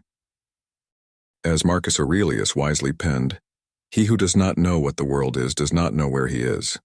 By adopting this mindset, we not only become a source of fascination to others, but also embark on a journey of self-discovery, peeling back the layers of our own narrative with every encounter. In doing so, we become the architects of our own stories, crafting our lives into tales worth telling, and in turn, becoming the first choice of those around us. This dialogue with oneself and others, rooted in the principles of Stoicism, is not about withholding for the sake of mystery, but about the artful revelation of our depths, one layer at a time. It's an invitation to look beyond the surface, to engage with the complexity and richness of our beings. So, as you navigate through the fog of your own journey, consider what pieces of yourself you choose to reveal and when. Let your story unfold with the care of a master painter, creating a tapestry of experiences that captivates and enriches the lives of those around you. Remember, the art of becoming fascinating is not just in being a character of intrigue, but in becoming a memorable chapter in the stories of others. Number 3, value your time like a gold. Each second you devote to another, each fragment of focus you share, is akin to giving away a treasure beyond measure. This isn't just about the hours clocked in at work or the time spent pursuing hobbies. It's about acknowledging that when you choose to spend your time with someone, you're offering them a slice of your life, a gesture that marks that moment as invaluable and irreplaceable. Marcus Aurelius, a sage of Stoicism, once enlightened us with the notion that we mustn't live as if we had millennia to spare. This powerful insight serves as a beacon, reminding us of the scarcity and value of our moments. Echoing this sentiment, Seneca, with his piercing wisdom, asserted, "We do not have a short life, we waste much of it." This statement jolts us into realizing that our life's span isn't as compressed as we think. Rather, it's our mishandling of time that shortens it. This wisdom beckons us to be judicious with our time, to signify its importance not just in words but through our actions. By not always making ourselves readily available, we teach others to value our time, just as we do. Epictetus, another pillar of Stoic thought, champions the mastery over the elements within our grasp, urging us to invest our moments in endeavors that enrich our existence. This wisdom translates into our daily lives as a call to dedicate our hours to passions, activities, and connections that genuinely fulfill us and resonate with those who respect and appreciate the gift of our time. The art of valuing your time is not about barricading yourself from the world, but understanding that you need not acquiesce to every demand or invitation. It's about striking a harmonious balance between self-care and altruism, ensuring you're not perennially placing your needs and desires on the back burner. At the heart of truly valuing your time is the profound act of recognizing your own worth and manifesting this through how you manage your life's minutes and hours. It means being utterly present in the moments that matter, while also safeguarding time for your personal growth and joy. By doing so, you elevate your presence to something sought after, thereby naturally becoming someone people gravitate towards, not merely for what you do, but for the quality of being you bring into their lives. Now let me pose a question to stir your thoughts and perhaps your soul. How will you choose to spend the precious currency of your time to not only enrich your life, but also to make a meaningful impact on those around you? Don't wait. Leave your thoughts and opinions in the comments section below so we can start the conversation together. Number 4. Know the appropriate moment to leave. Embarking on a journey to solidify your place as a top choice in the hearts of those around you, one pivotal revelation emerges: the art of discerning the perfect moment to step aside. This wisdom, deeply ingrained in the philosophy of Stoicism, transcends mere self-awareness. It is a testament to the unyielding self-respect that commands others to prioritize your presence in their lives. The power lies within controlling your mind, not the events outside. Understand and master this, and you will uncover your true strength. So counseled Marcus Aurelius, the Stoic emperor, whose words resonate with the profound truth that our inner fortitude and the decision to withdraw from diminishing situations emanate from within, not from the external tumults of life. It's a stance that reinforces the notion that while we cannot sway the actions of others, the reins of our responses remain firmly in our grasp. Seneca, with his revered wisdom, elevated this concept by highlighting the essence of self-esteem and the unyielding pursuit of what one truly deserves. He articulated life as a grand tale, stressing that its merit doesn't reside in its span, but in the richness of its experiences. This insight beckons us to weigh the quality of our connections above their quantity, thereby safeguarding ourselves from the hollow echo of loneliness that often accompanies superficial relationships. Echoing these sentiments, Epictetus, with his acute understanding, defined true freedom as the profound realization of the value of discernment and learning. He posited that freedom isn't found in the absence of constraints, but in the power of choice, the liberty to sever ties with situations that fail to honor our dignity. This education extends beyond academic learning to a deep-rooted comprehension of our worth and the insistence on respect in every walk of life. Therefore, the readiness to exit, gracefully yet firmly, is not only an acknowledgement of your inherent worth, but also a bold statement of your self-respect. It's a declaration that fear has no hold over you, especially when it comes to exiting scenarios that do not celebrate your value. This principle is crucial, for it broadcasts to everyone, including yourself, the irrefutable truth that you are deserving of respect and immense value. It is both a demand for better and a refusal to settle for less, framed by the Stoic belief that your worth is not a subject for negotiation. This Stoic stance is not merely a reactive posture to the challenges life throws our way, but a deeply ingrained philosophy that empowers you to command the respect and treatment that align with your true essence. And question for you: have you ever found the strength to walk away from a situation that no longer served your dignity? And what strength did you discover in yourself as a result? Number 5. Control your emotions. In the journey to make yourself someone others can't help but choose first, the secret lies not in grand gestures or loud declarations, but in the quiet strength of controlling your emotions.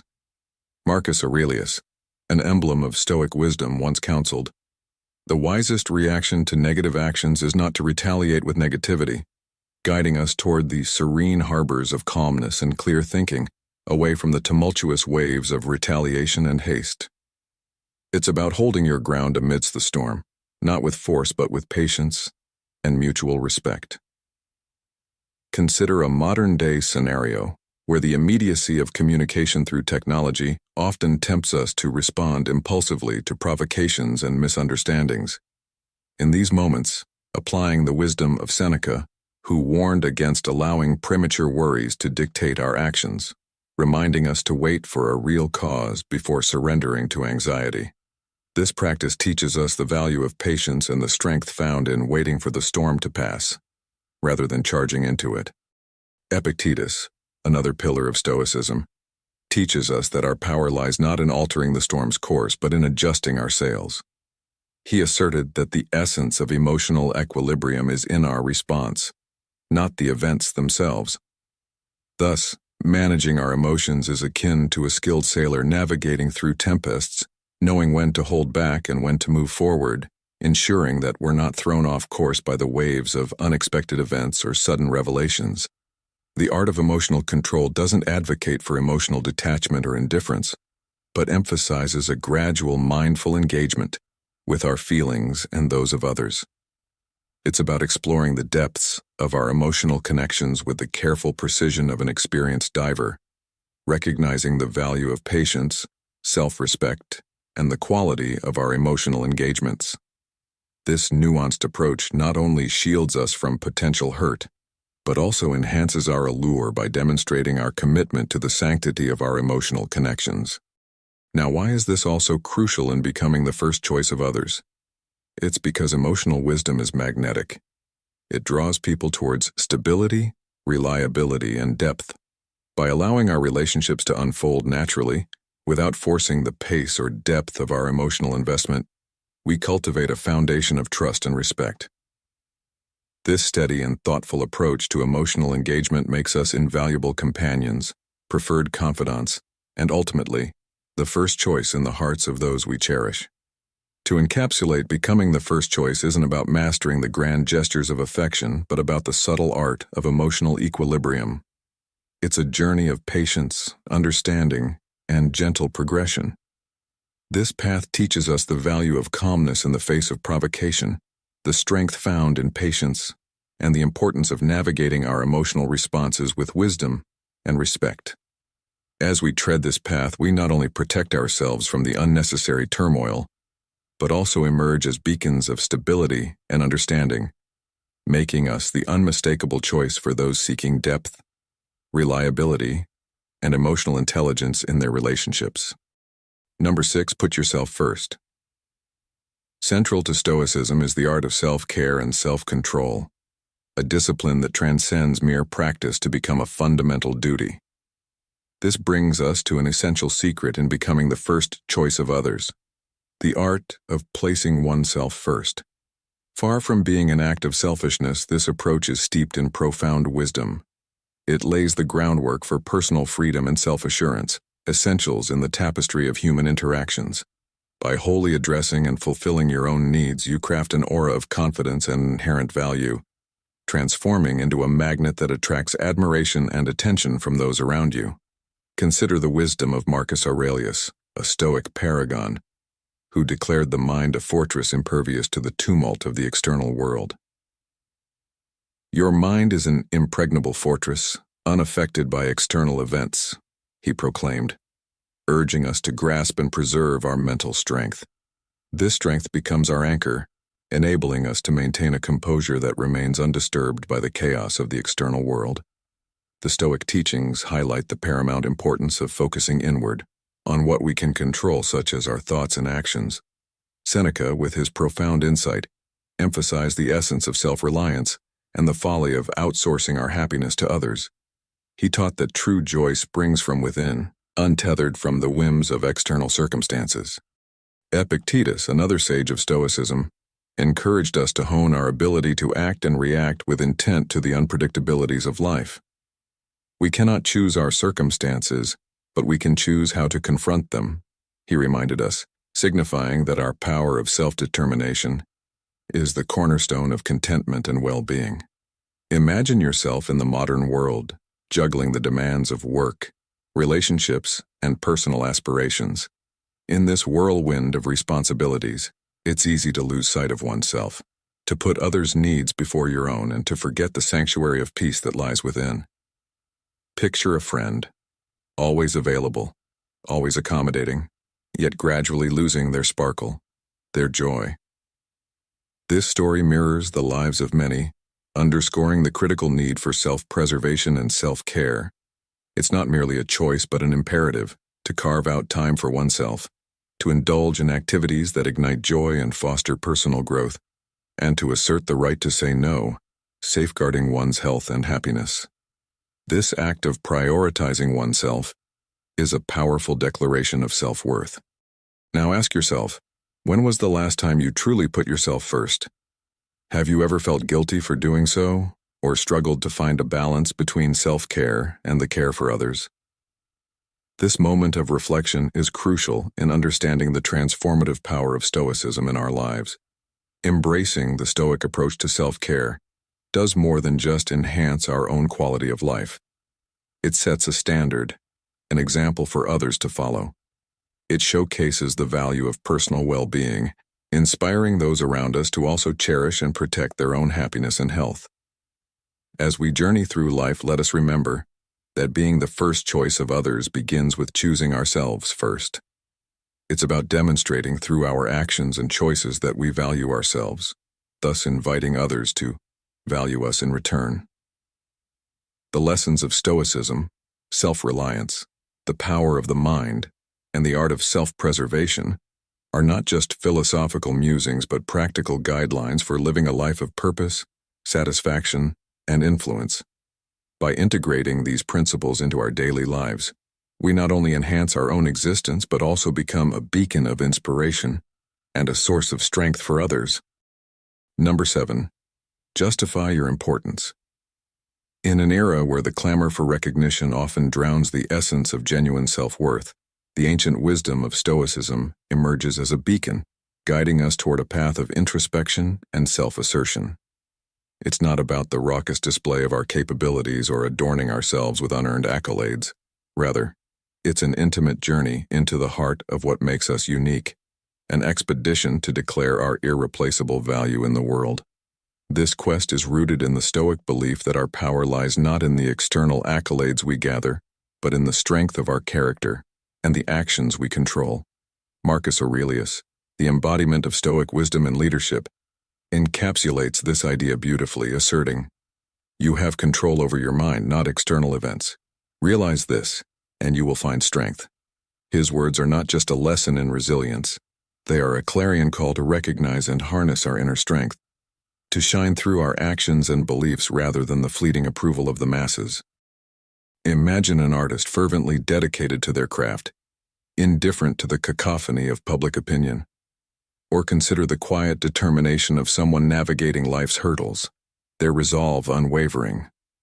These individuals are the personification of true value, rare jewels in the mundane routine of daily existence.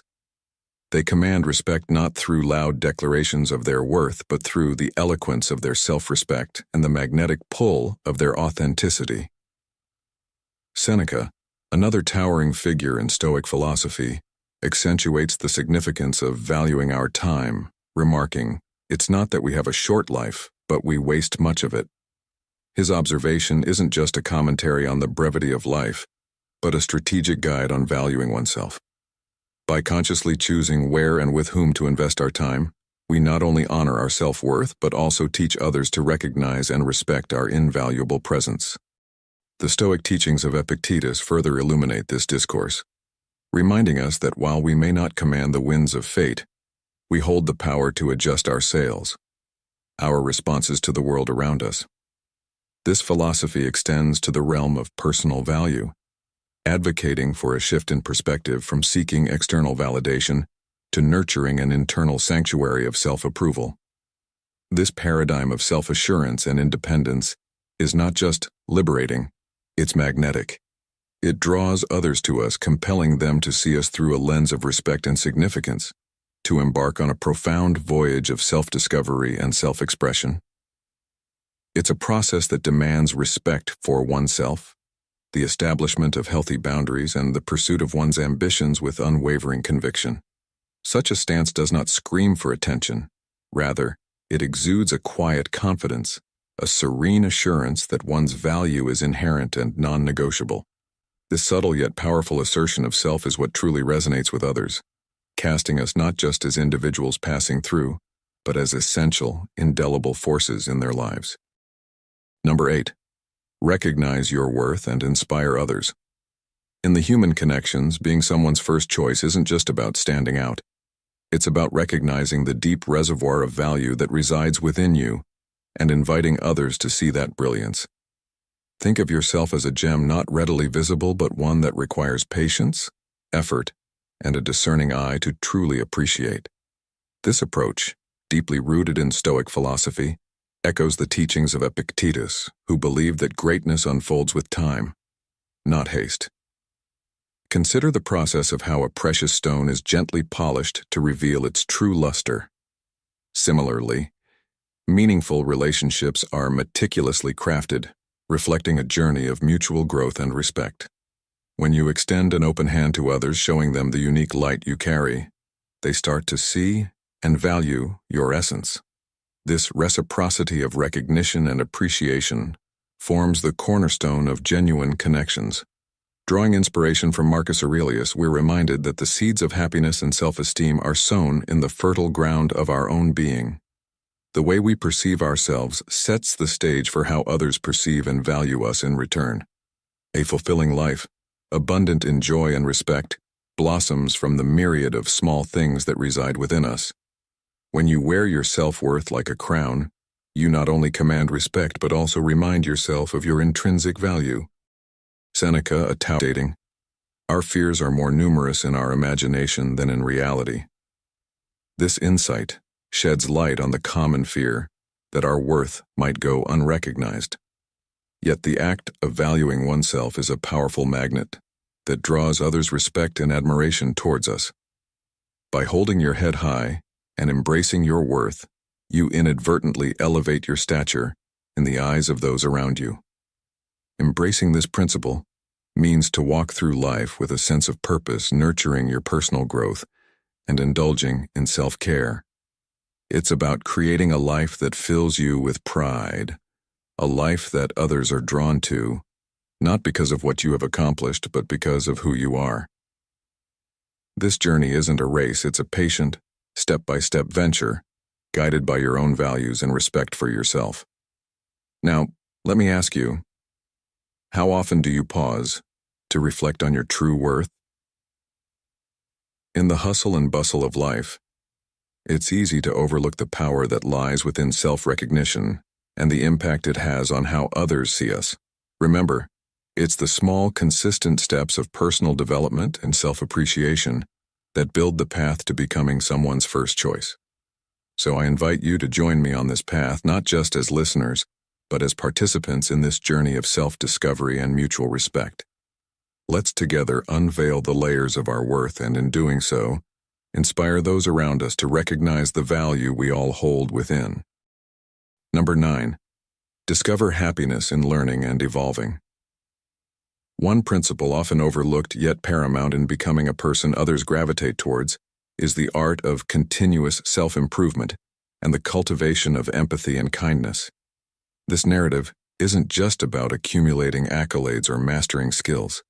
It's a journey towards becoming a beacon of light in the lives of those around us, a journey that the Stoics understood deeply.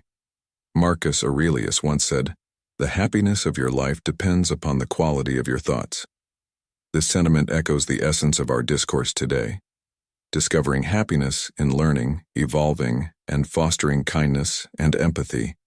Each day presents an opportunity to learn something new or refine a skill, turning life into an endless canvas of personal development. This could mean picking up a new hobby, immersing yourself in the pages of a book, or absorbing the diverse narratives and experiences that each person we encounter shares. Such relentless growth imbues your character with a dynamic vitality and a sense of perpetual transformation, making you an individual of intrigue and a magnet for companionship. Your eagerness to expand adds a rich depth to your persona, making you more compelling and appealing to others. But the journey doesn't end with personal growth. It extends into the realm of our interactions with others through the cultivation of kindness and empathy. It involves striving to understand the feelings of others and extending a helping hand whenever possible. This form of kindness doesn't necessarily mean playing the savior, but is often found in the subtle acts of understanding and compassion that signal our genuine concern for those around us. Simple actions like listening attentively to someone's stories, offering unsolicited help, or sharing a warm, encouraging smile can leave a lasting impact. Demonstrating kindness not only has the power to uplift someone else's day, but also showcases your respect for the emotional well-being of those around you. This warmth and attentiveness act like a beacon, drawing people towards you. In a world where genuine connection often feels scarce, everyone yearns to be close to someone who radiates feelings of comfort and understanding. Your kindness becomes like a gentle luminescence in the lives of others, drawing them in and making you a cherished presence in their hearts. As the famous saying goes, people will forget what you said, people will forget what you did, but people will never forget how you made them feel. The synthesis of continuous self-improvement and the practice of empathy and kindness is not merely a strategy for personal success. It's a pathway to enriching your life and the lives of those around you. It aligns with the Stoic belief in focusing on what is within our control, our actions, our responses, and the values we choose to live by. Number 10. Exchange ideas and planning. In the intricate dance of human connections, striking the perfect harmony between reaching out and stepping back forms the essence of being cherished and sought after. This delicate balance, much like the ebb and flow of tides, demands a profound understanding and a touch of finesse in the art of communication.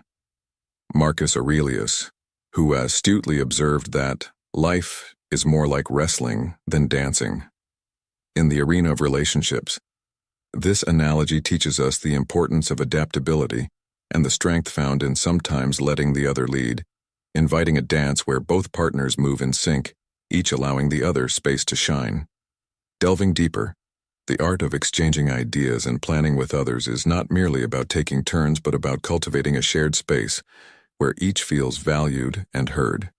It's about recognizing that, as Seneca pointed out, our contentment should not hinge solely on the presence or actions of others. By occasionally refraining from being the first to message or propose plans, we signal a robust sense of self-worth and independence. This gesture, subtle yet powerful, opens a doorway for the other person to demonstrate their eagerness and regard for us, fostering a mutual appreciation that is both rare and precious. Epictetus, with his emphasis on self-discipline and thoughtful engagement, encourages us to listen more than we speak, reminding us that our 2 ears and 1 mouth should guide the balance of our interactions.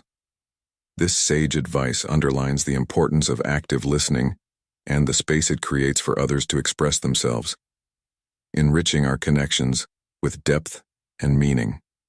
In practicing this, we not only become better communicators but also cultivate relationships that are balanced, respectful, and deeply connected. In the modern context where digital communication often outpaces face-to-face interactions, the principles of Stoicism offer a timeless guide. They teach us to navigate the complexities of relationships with grace, showing us that by not always being the initiator, we invite a dynamic where both parties feel equally invested. This isn't about playing games or adhering to outdated rules of engagement. Instead, it's about fostering genuine connections where each individual feels seen, heard, and valued. As we reflect on these teachings, we find that the essence of becoming the first choice of others lies not in grand gestures or constant communication, but in the quality and intention behind our interactions. It's in giving others the space to miss us, to value our presence, and to seek us out, thereby creating a foundation built on mutual respect and genuine affection. In doing so, we not only enrich our lives, but also embody the virtues of patience, understanding, and respect that are the hallmarks of true Stoicism. Thus, as we navigate the waters of interpersonal relationships, let us remember the words of these wise philosophers, allowing their insights to guide us in creating meaningful connections. By balancing our desire to connect with the grace of allowing space, we weave a tapestry of relationships that are both fulfilling and enduring. In this dance of give and take, we find the true essence of becoming indispensable to others, not by mere presence, but by the profound impact of our mindful engagement and the space we create for mutual growth and understanding. Number 11. Define your own path. The art of becoming the first choice of others doesn't hinge on dazzling them with monumental achievements or external successes. Rather, it's found in the rich tapestry of our daily lives, in the vibrancy with which we embrace each moment, and the authentic path we carve for ourselves. Marcus Aurelius, a Stoic philosopher whose life was a testament to the idea that living in harmony with oneself sets the stage for a symphony with the world.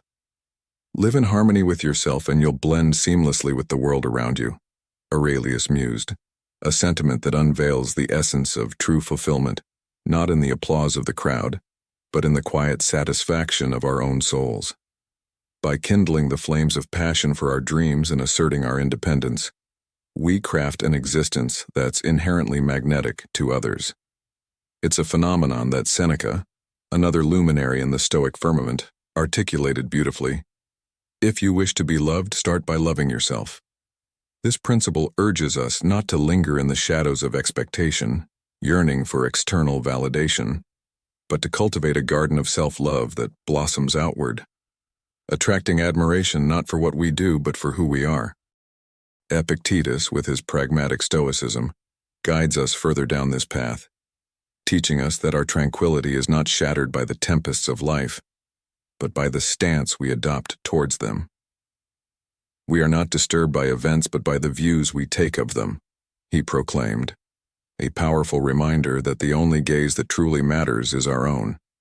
In forging a life that's rich with personal satisfaction, be it through the joy found in hobbies, the fulfillment of professional accomplishments, or the warmth of meaningful relationships, we construct a beacon that draws others to us, not out of necessity, but out of a genuine desire to share in our radiance.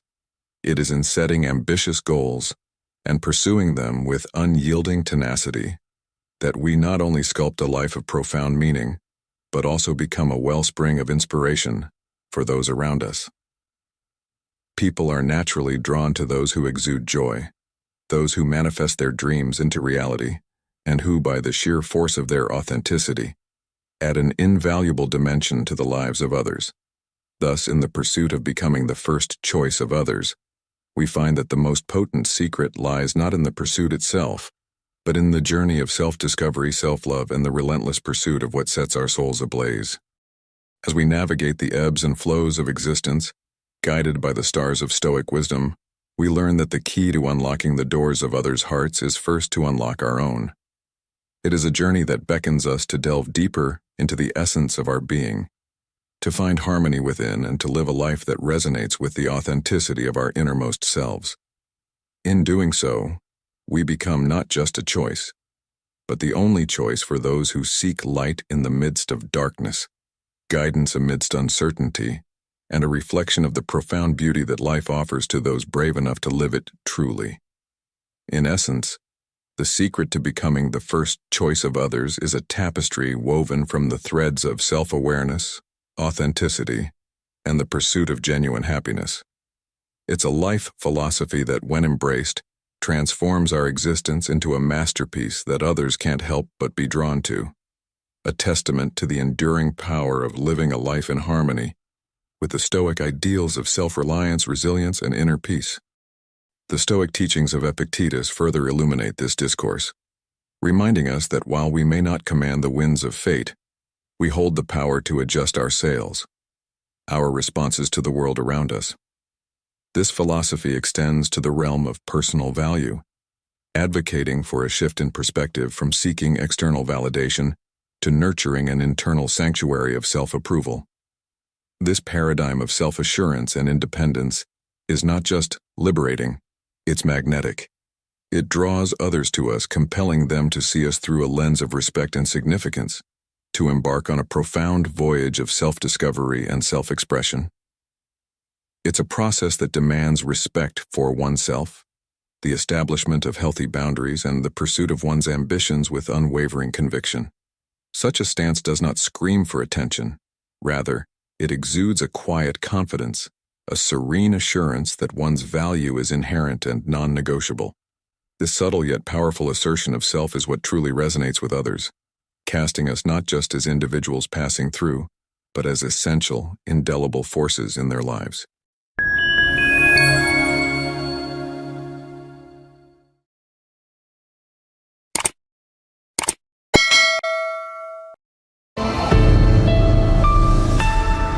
Welcome, seekers of wisdom, to Stoic in Your Life, where the ancient art of Stoicism illuminates our modern existence. Today, we'll uncover 9 crucial actions that wise men avoid in their interactions with women, all through the profound lens of Stoic philosophy. If you're eager to fortify your emotional resilience and navigate the seas of romance with Stoic grace, you've found your haven. Before we dive into these transformative insights, I invite you to join our community of modern Stoics. Hit the subscribe button, ring the notification bell, and show your anticipation with a thumbs up. Your support fuels our journey into the depths of Stoic wisdom. Now, let's set sail together as we dissect and understand the 9 things a smart man armed with Stoic principles should steer clear of in the realm of women and relationships.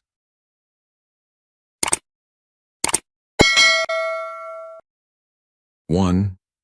Manage your time wisely.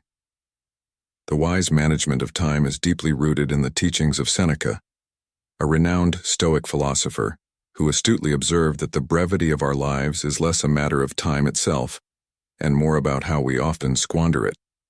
His words, "It's not that our lives are short but that we waste too much of it," resonate profoundly in the context of relationships. The essence of this principle lies in the understanding that time, once spent, is irrevocable. It's a finite resource that should be allocated with the utmost care and consideration. In the realm of relationships, this translates to a caution against overinvesting time in someone to the detriment of one's own life and aspirations. It's a common pitfall to fall into the trap of pouring excessive time and energy into a relationship, often at the expense of personal growth, happiness, and the pursuit of one's passions. To embody this Stoic wisdom, it's crucial to establish a balance.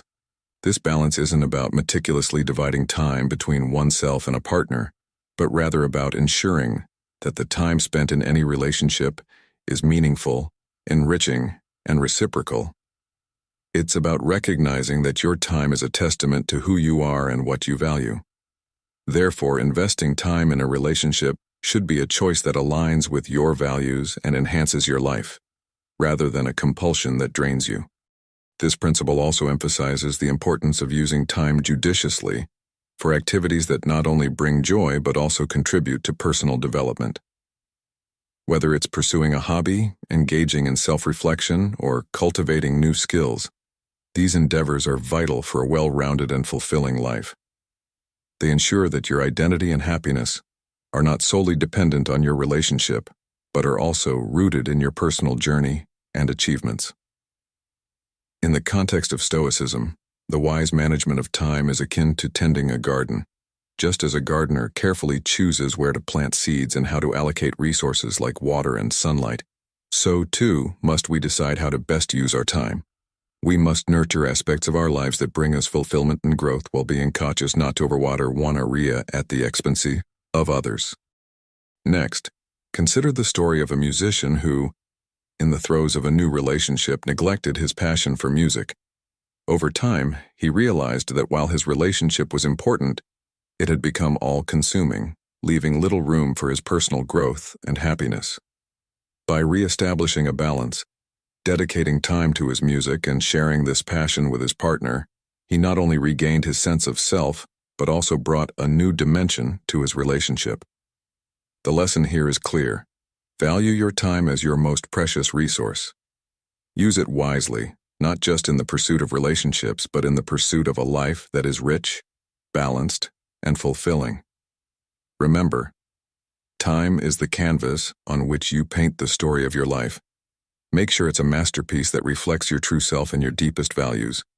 This Stoic principle is not just about managing time, it's about honoring your life's journey and ensuring that every moment counts towards building a life of meaning, happiness, and personal growth. 2. Face the fear of being alone. In the words of Aristotle, knowing yourself is the beginning of all wisdom. This profound insight from one of the greatest philosophers of ancient times is particularly relevant when it comes to facing the fear of being alone. Often men, especially those in the age bracket of 30 to 65, find themselves at a crossroads where the fear of solitude can cloud their judgment, leading to choices that are less about genuine connection and more about avoiding loneliness. It's crucial to understand that being alone does not necessarily equate to loneliness. In fact, solitude can be a golden opportunity for self-reflection and personal growth. It's a time to delve into your own thoughts, understand your desires, and cultivate a sense of self that is not reliant on the presence of someone else. This is where the Stoic philosophy shines, teaching us the value of self-sufficiency and inner resilience. As Seneca, a renowned Stoic philosopher, once said, "All men's miseries derive from not being able to sit in a quiet room alone." This highlights the importance of being comfortable in your own skin and finding peace within yourself. When you do choose to be with someone, it should be because they genuinely add value to your life, not because you fear the emptiness that might come with their absence. In a modern context, this means looking beyond superficial qualities and seeking a partner who enriches your life intellectually, emotionally, and spiritually.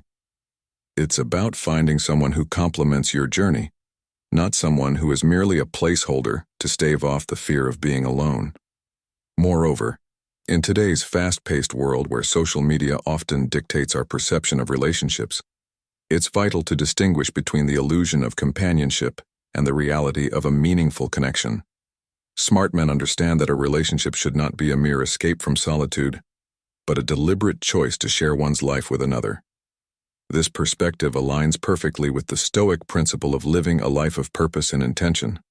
Facing the fear of being alone is not just about overcoming a personal hurdle. It's about embracing the opportunity to know yourself better, to grow, and to make choices that are aligned with your true self. It's about understanding that solitude can be a powerful ally in your journey of self-discovery, and that the right companionship is one that adds depth and meaning to your life rather than just filling a void. Remember, as Marcus Aurelius wisely stated, "He who fears loneliness will never be truly free." This freedom is not just from the fear of being alone, but also the freedom to choose a life that is authentic, fulfilling, and in harmony with your Stoic principles. 3. Celebrate your achievements. This is a concept beautifully encapsulated by the teachings of the great Stoic philosopher Epictetus. In a journey towards personal and professional growth, each step you take, no matter how small, is a milestone. Epictetus, a sage of ancient wisdom, once profoundly stated that we should not only seek admiration from others, but also learn to admire ourselves. This is a powerful reminder, especially in a world where we often get entangled in the web of external validation. We strive for likes, shares, and nods of approval from others. Yet, we forget to pause and appreciate our own accomplishments. Think about it. When was the last time you truly celebrated your own success? We're not just talking about the big wins, but also the small victories, the tiny steps that are often overshadowed by our relentless pursuit of grandeur. Every time you overcome a challenge, no matter its size, it's a testament to your resilience, your growth, and your commitment to your personal journey. This is where Stoicism shines its light, guiding us to acknowledge and celebrate these moments. Celebrating your achievements is not about arrogance or ego. It's about recognizing your own worth and progress. It's about building a foundation of self-confidence that is not reliant on external applause, but is rooted in self-awareness and self-respect. This is crucial for a fulfilling and balanced life. As Marcus Aurelius, another Stoic luminary, once said, "The happiness of your life depends upon the quality of your thoughts." Therefore, by fostering positive thoughts about your achievements, you cultivate a life of contentment and happiness. Let's take a moment to reflect on this. Picture yourself achieving a goal, no matter how small. Maybe it's sticking to a new habit, completing a project, or simply making a decision that aligns with your values. Now, instead of immediately moving on to the next task, take a moment to acknowledge this achievement. Celebrate it. It could be as simple as a moment of gratitude, a small treat, or sharing your success with a loved one. This act of celebration is a powerful tool in reinforcing your belief in yourself and your abilities. Moreover, celebrating your achievements has a ripple effect. It not only boosts your self-esteem, but also inspires those around you. It sets a precedent for others to follow, encouraging a culture of recognition and appreciation. In the words of Seneca, another great Stoic philosopher, true happiness is to enjoy the present without anxious dependence upon the future. By celebrating your achievements, you're living in the present, savoring the fruits of your labor, and setting the stage for future successes. Dear listeners, let us embrace this Stoic wisdom. Let us learn to celebrate our achievements, big and small. Let us build our self-confidence not on the shaky ground of external validation, but on the solid foundation of self-recognition and self-respect. Remember, every step forward is a victory worth celebrating. As you continue on your journey, take pride in your progress, cherish your achievements, and let the words of Epictetus guide you towards a fulfilling and balanced life. Thank you for joining me on this episode, and until next time, keep walking the path of the wise. First, avoid obsessive devotion. This lesson, echoing the wisdom of the great Stoic philosopher Marcus Aurelius, centers around the caution against obsessive devotion. Aurelius, a beacon of Stoic thought, famously warned against the perils of being overly obsessed with someone. He believed that such an obsession disrupts one's inner balance and blinds one to their own worth, akin to a satellite trapped in an endless orbit, fixated on a singular point, losing sight of the vast cosmos around it. This metaphor of the satellite serves as a powerful allegory, illustrating how an obsessive focus on another person can lead to a loss of perspective and self-awareness. It's a common trap, where one's identity and happiness become perilously tied to another, leading to a kind of emotional dependency that is antithetical to Stoic principles. Stoicism teaches the importance of self-reliance, emotional resilience, and the pursuit of virtue ideals that are compromised when one falls into the trap of obsessive devotion. Now let's consider a historical anecdote. The story of Antigonus II, a king who was known for his wisdom and Stoic virtues, offers a compelling parallel. Antigonus, despite his power and influence, was known to maintain a balanced perspective in his relationships, never allowing his emotions to cloud his judgment or his sense of self. This story not only reinforces the Stoic ideal of emotional resilience, but also serves as a reminder that even those in positions of great power are not immune to the pitfalls of obsessive devotion. In a modern context, this lesson is particularly relevant. Today's fast-paced, hyper-connected world often blurs the lines between healthy affection and unhealthy obsession. Social media, for instance, can exacerbate this issue, creating illusions of closeness and intimacy that may lead one down the path of obsessive behavior. It's crucial, therefore, to remain vigilant and self-aware, to recognize when admiration turns into obsession, and to consciously strive to maintain a healthy emotional distance. For the audience of Stoic in Your Life, this lesson is especially pertinent. As devoted Stoics navigating the ebbs and flows of life, it's important to apply this wisdom in our daily interactions. Whether in romantic relationships, friendships, or even professional connections, the principle of avoiding obsessive devotion can guide us towards healthier, more balanced relationships. It teaches us to value ourselves, to find contentment and worth within, and not to seek validation solely through the eyes of others. The lesson of avoiding obsessive devotion, as taught by Marcus Aurelius, is a timeless piece of wisdom that transcends the ages. It's a reminder to maintain our balance, to cherish our self-worth, and to approach relationships with a sense of detachment and self-respect.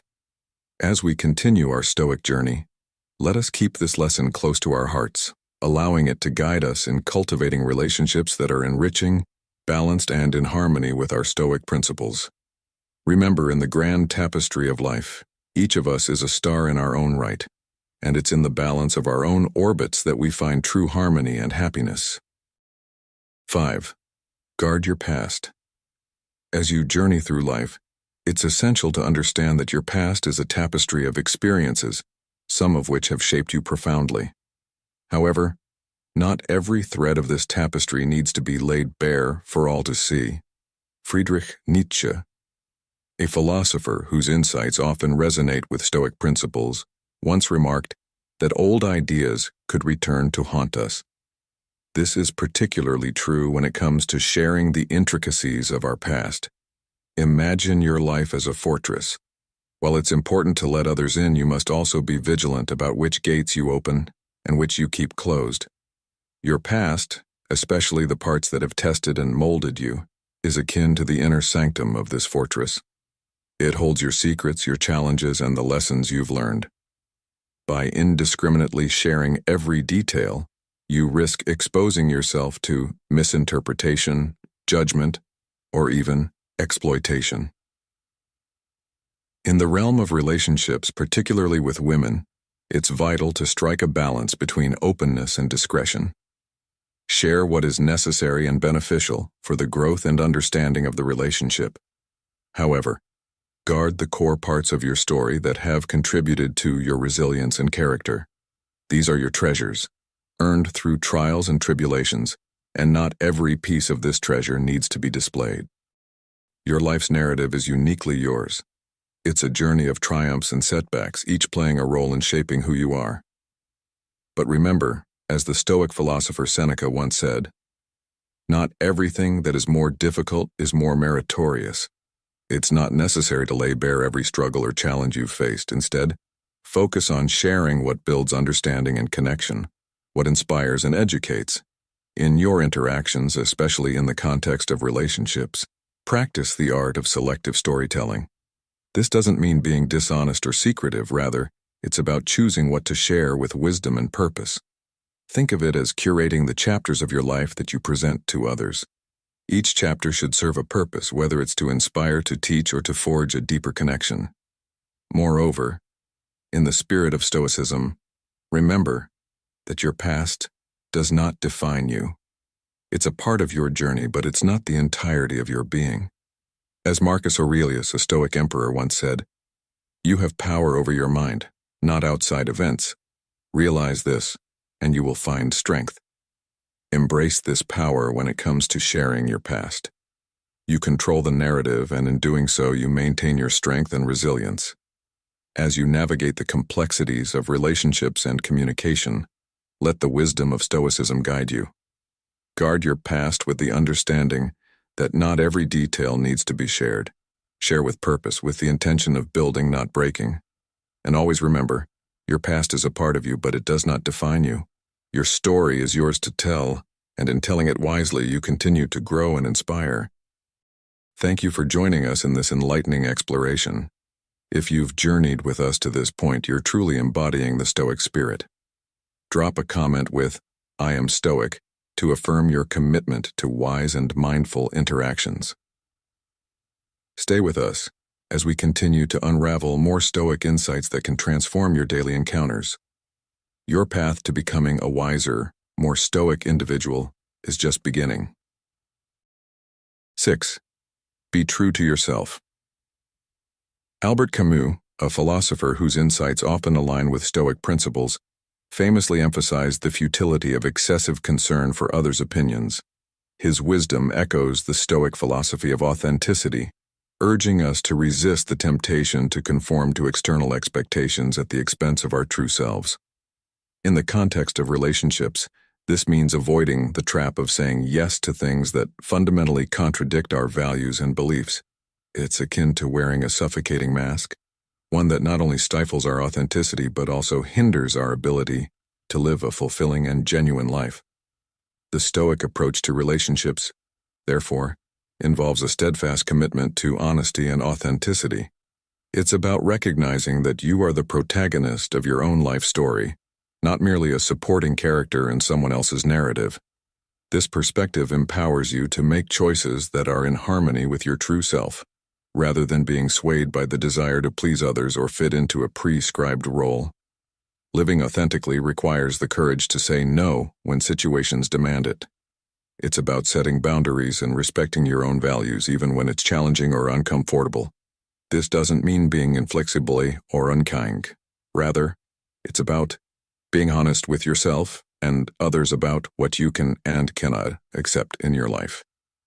The Stoic journey is not just about self-improvement, it's also about cultivating meaningful and genuine relationships. By being true to yourself, you attract people who appreciate your authentic self, rather than those who are drawn to a facade. This leads to deeper, more fulfilling connections that are built on a foundation of mutual respect and understanding. Now consider the story of Cato the Younger, a Stoic philosopher known for his unwavering integrity. Cato's life was a testament to the Stoic ideal of living in accordance with one's principles, regardless of external pressures or expectations. His refusal to compromise his values, even in the face of immense political pressure, serves as a powerful example of the strength that comes from being true to oneself.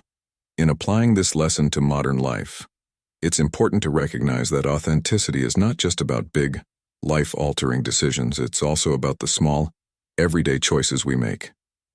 Whether it's in choosing your career path, deciding how to spend your free time, or determining how you interact with others, being true to yourself is a guiding principle that can lead to a more fulfilling and meaningful life. The Stoic lesson of authenticity is a call to live a life of honesty and integrity.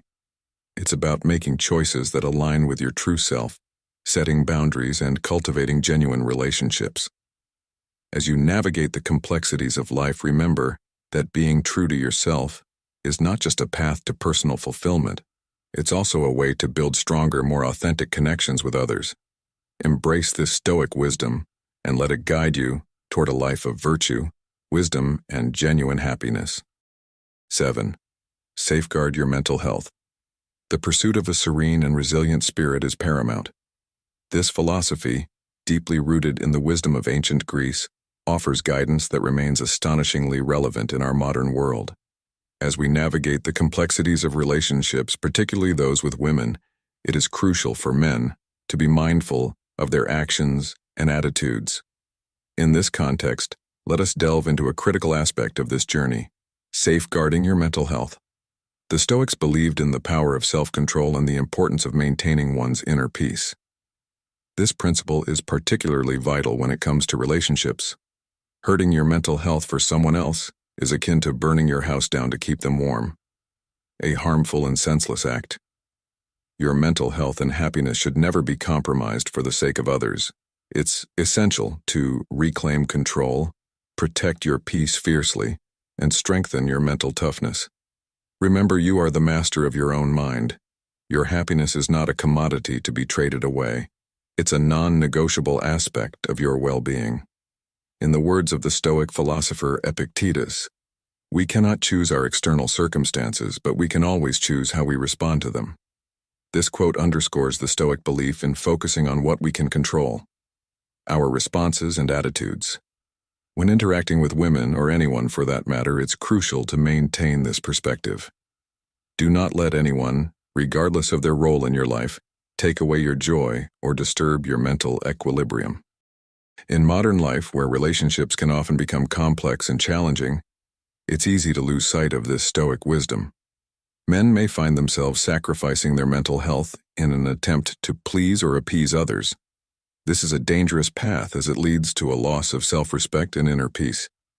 Instead, focus on cultivating a strong, resilient mind. Engage in practices that enhance your mental well-being, such as meditation, reflection, and the study of Stoic principles. Moreover, it's important to recognize that safeguarding your mental health is not a selfish act.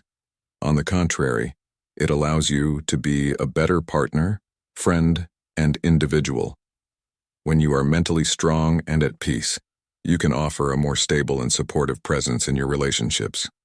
This approach aligns with the Stoic practice of focusing on self-improvement as a means to contribute positively to the lives of others. As you continue your journey through the teachings of Stoicism and apply these lessons to your interactions with women, remember to prioritize your mental health. Embrace the wisdom of the Stoics by controlling your responses, protecting your inner peace, and focusing on self-improvement. By doing so, you not only honor the principles of Stoicism, but also enhance the quality of your relationships and your overall well-being. 8. Prioritize relationships with friends and family. Plato, an eminent philosopher whose insights continue to illuminate our paths, once presented an analogy likening people to soil. He posited that just as soil can either nourish a plant, helping it to flourish, or stifle its growth, so too can the people in our lives affect our personal development. This metaphor is particularly poignant when considering the importance of maintaining strong connections with friends and family. In the pursuit of approval or affection from a romantic interest, it is a grave error to push away those who have been the bedrock of support throughout one's life. The Stoic philosophy, as espoused by thinkers like Seneca, emphasizes the value of relationships that contribute positively to our well-being. Seneca once said, "True happiness is to enjoy the present, without anxious dependence upon the future." This sentiment echoes the importance of cherishing the relationships we have in the present moment, particularly with friends and family. These are the individuals who have stood by us, offering unwavering support and guidance. To neglect these relationships in favor of fleeting or superficial connections is to undermine the very foundation of our support system. In the context of modern life, where the hustle of daily activities often distracts us from what truly matters, it is essential to reconnect with those who have always been there for us. Our friends and family form a solid base, a haven of trust and mutual growth. It is with them that we share our triumphs and setbacks, and it is from them that we draw strength and perspective. In the pursuit of romantic relationships, it is crucial not to risk breaking down this invaluable network. Moreover, the Stoic journey teaches us the importance of self-awareness and the recognition of the value in every relationship. Marcus Aurelius, a Stoic philosopher and Roman emperor, advised, "Waste no more time arguing about what a good man should be. Be one." In the context of our relationships, this means actively choosing to be present and engaged with our friends and family, recognizing their instrumental role in our growth and development. As we navigate the complexities of relationships with women, it is vital to remember the Stoic principle of valuing and prioritizing our connections with friends and family. These relationships are not just a part of our support system. They are integral to our personal growth and well-being. By maintaining these bonds, we not only uphold the Stoic ideals of personal development and self-awareness, but also ensure a balanced and fulfilling life. Let us, therefore, cherish these connections, for they are the soil in which our best selves can truly flourish. 9. Don't sacrifice your path for others.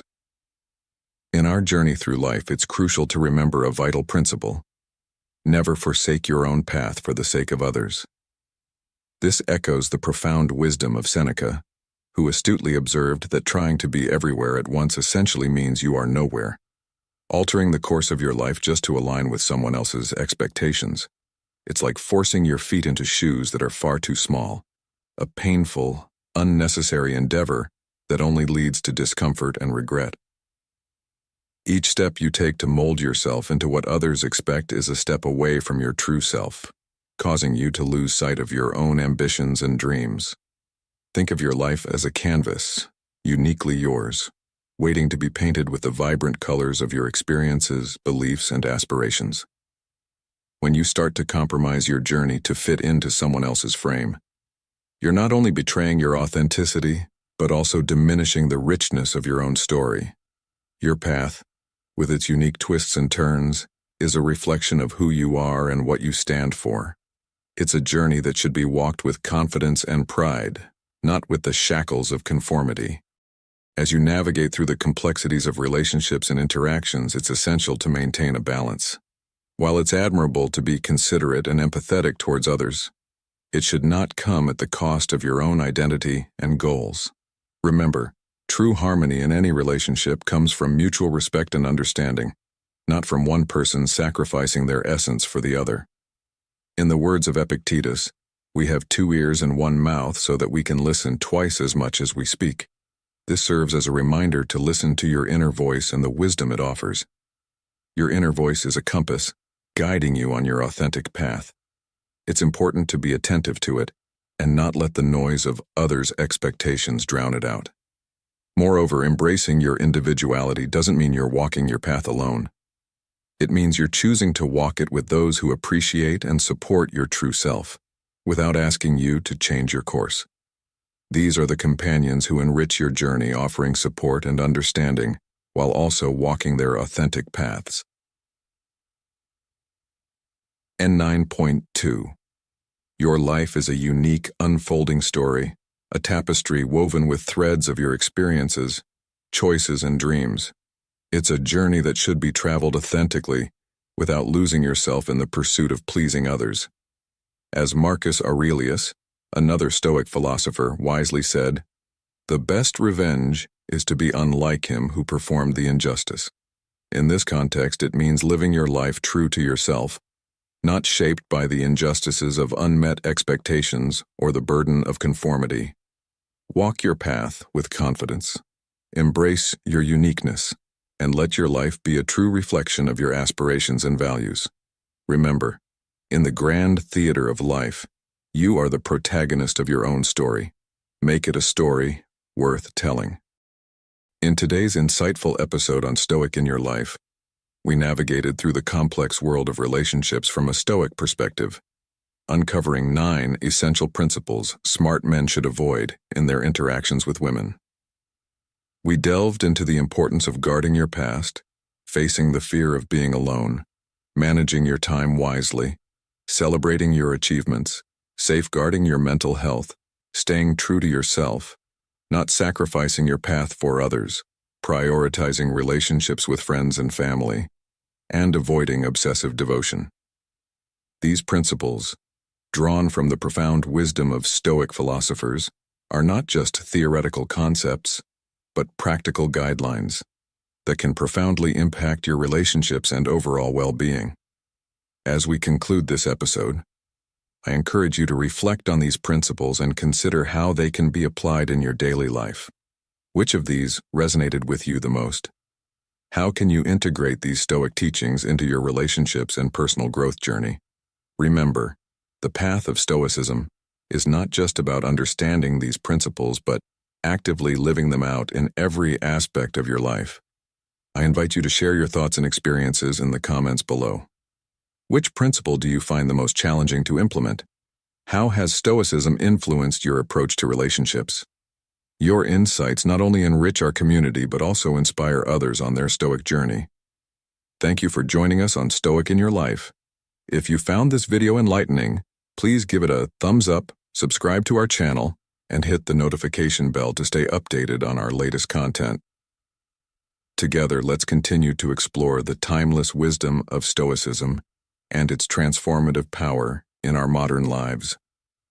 Remember, every day is an opportunity to practice Stoicism and cultivate a life of resilience, virtue, and happiness. Until next time, stay stoic.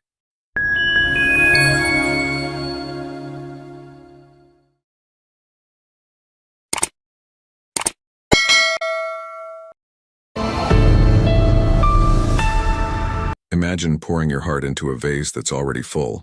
That's the plight of many men. The moment a woman shows a hint of warmth, they're like moths to a flame. But ask yourself, is this pursuit worthy of your dignity? A gentle smile or a casual conversation isn't a proclamation of love. The true embarrassment lies in pursuing someone who, behind closed doors, wishes you'd simply vanish. Reflecting on my own journey, I recall the times I invested my emotions in women who had no interest in returning them. They sought escape while I clung on, a spectacle of desperation. In hindsight, the indicators were glaringly obvious. She wasn't just disinterested, she was distant, and in her private moments, my misguided pursuit was likely a source of amusement. When we fail to honor our own worth, we inadvertently don the jester's hat. However, my intention isn't to see you suffer or become the butt of a cruel joke. That's precisely why, here on Stoic in Your Life, we're delving into the 11 unmistakable signs she's just not that into you. It might sting to face these truths, but the temporary discomfort you'll endure through this video is a small price to pay. It's a shield safeguarding you from the far deeper wounds inflicted by unreciprocated affection.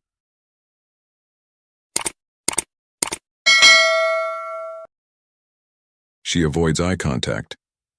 Understanding the nuances of human interaction can often feel like navigating through a labyrinth, especially when it comes to deciphering the signs of interest, or lack thereof, from someone we're drawn to. The ancient Stoics, with their profound understanding of human emotions and behaviors, might not have directly addressed modern dating woes, but their teachings offer a timeless framework for interpreting and responding to such situations with grace and resilience. One such nuanced sign is the avoidance of eye contact, a powerful form of non-verbal communication that speaks volumes without uttering a single word. Eye contact can be a bridge connecting two souls, signaling interest, confidence, and a desire for deeper connection. It's a silent language that says, "I see you, I'm here with you, and you have my full attention." However, when a woman consistently avoids eye contact, it might be a clear indication that she's not emotionally or romantically invested. This avoidance can manifest in various ways.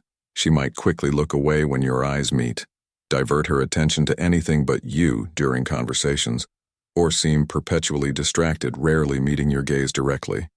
This behavior transcends mere shyness.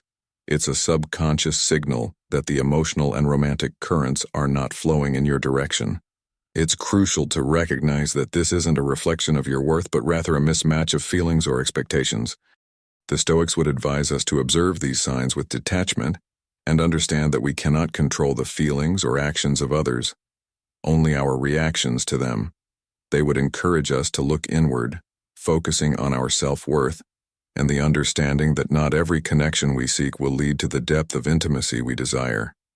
This realization, while it may sting, is not a defeat, but an opportunity for growth and self-reflection.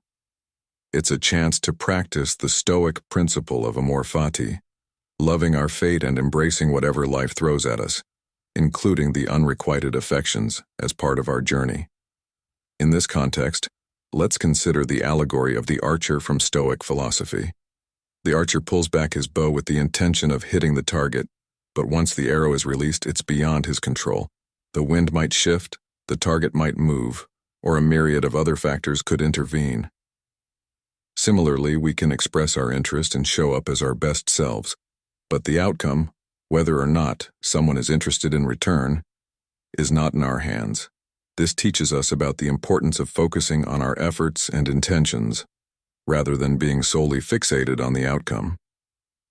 So, if you find yourself in a situation where the person you're interested in avoids eye contact, take it as a cue to reflect and reassess. Consider it an opportunity to practice acceptance and to redirect your energy towards personal growth and connections that are reciprocated. Remember, every experience, no matter how challenging, carries with it a lesson and a chance to evolve. The Stoic journey is not about avoiding pain or disappointment, but about learning how to transform it into wisdom and strength.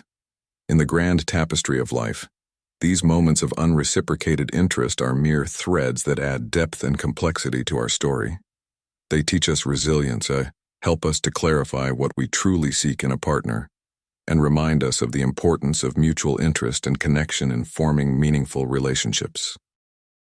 Flakiness. Understanding the subtle cues of interest or the lack thereof can be as challenging as navigating a labyrinth in the dark. One such cue, emblematic of disinterest, is flakiness. Imagine you've mustered the courage to invite someone out, and they agree, sparking a flicker of hope. Yet as the day approaches, they cancel. Now, it's essential to remember that life is an unpredictable journey, filled with unforeseen events that can derail even the most steadfast plans. A single cancellation does not a pattern make, and it's in the aftermath that the true colors show. If the person is genuinely interested, they will not only offer a sincere apology, but will also take tangible steps to reschedule, demonstrating that the missed opportunity is a loss for them as much as it is for you. This effort to mend the disappointment is a testament to their interest and respect for your time. Conversely, a pattern of cancellations without the courtesy of an apology or the initiative to reschedule speaks volumes. It's a silent message, echoing the harsh truth that perhaps their interest does not mirror your own. This behavior is a clear indicator of apathy, a sign that they are unconcerned with the prospect of wasting your time. It's a bitter pill to swallow, recognizing that the person you're interested in does not value your time or company enough to make a genuine effort. Let's draw upon the allegory of the fox and the grapes from Aesop's fables. The fox, after many attempts to reach the grapes hanging high above, finally gives up and remarks that the grapes were probably sour anyway. This story mirrors the emotional journey of grappling with flakiness. Initially, there's the effort and hope of connection, followed by the disappointment of cancellation. Ultimately, there might come a realization that perhaps the connection was not as desirable as it seemed if it's fraught with such disregard for one's feelings and time. This scenario is not just about missed dates or changed plans. It's a reflection of how we value ourselves and the relationships we pursue. It's a lesson in recognizing when our efforts are not being reciprocated and the importance of investing our time and energy in connections that are mutually respectful and fulfilling. The Stoic philosophy teaches us the value of understanding what is within our control and what is not. In this context, we cannot control the actions and feelings of others, but we can control how we respond to them. It encourages us to reflect on our self-worth and to seek relationships that enhance our lives rather than diminish them. In conclusion, flakiness can be a painful but clear indicator of someone's lack of interest. It's a sign for us to reassess our expectations and to consider whether our emotional investment is being placed in the right hands. The lesson here is not just about moving on from unreciprocated interest, but about valuing oneself enough to recognize when it's time to walk away. It's about understanding that our time and affection are precious and should be reserved for those who appreciate and reciprocate them. In the journey of life, let us strive to surround ourselves with people who respect us, value our time, and are eager to share their lives with us just as we are with them. You're texting more than her. Discerning the level of someone's interest can often feel like navigating through a labyrinth in the dark. It's a journey fraught with mixed signals, unspoken feelings, and, at times, stark realizations. The first sign that might indicate she's not as invested in this budding relationship as you are can be seen in your communication patterns, particularly in texting. Consider this. Communication is the lifeblood of any connection. It's where thoughts intertwine, emotions are shared, and bonds are either strengthened or revealed to be fragile. In the realm of texting, this is even more pronounced. Women, known for their expressive nature and rich conversational skills, often pour their hearts out through words when they're genuinely interested. They craft messages like an artist paints on a canvas, with each word a stroke of emotion and intent. So when you find yourself consistently sending more messages, initiating conversations more frequently, or receiving replies that are as cold and brief as a winter's day, it's a stark canvas displaying her disinterest.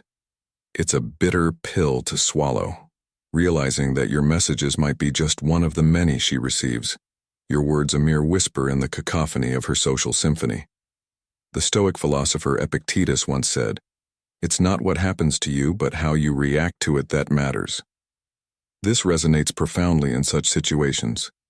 If your texts are met with minimal enthusiasm, if your digital presence is acknowledged with the bare minimum of engagement, it might be time to step back and reassess. It's not about the quantity of your messages or the depth of your words. It's about the reciprocity of the exchange. A conversation is a two-way street, and if you're the only one driving the car, you're not on a journey together. You're merely taking a solo trip to a destination where she might not want to arrive.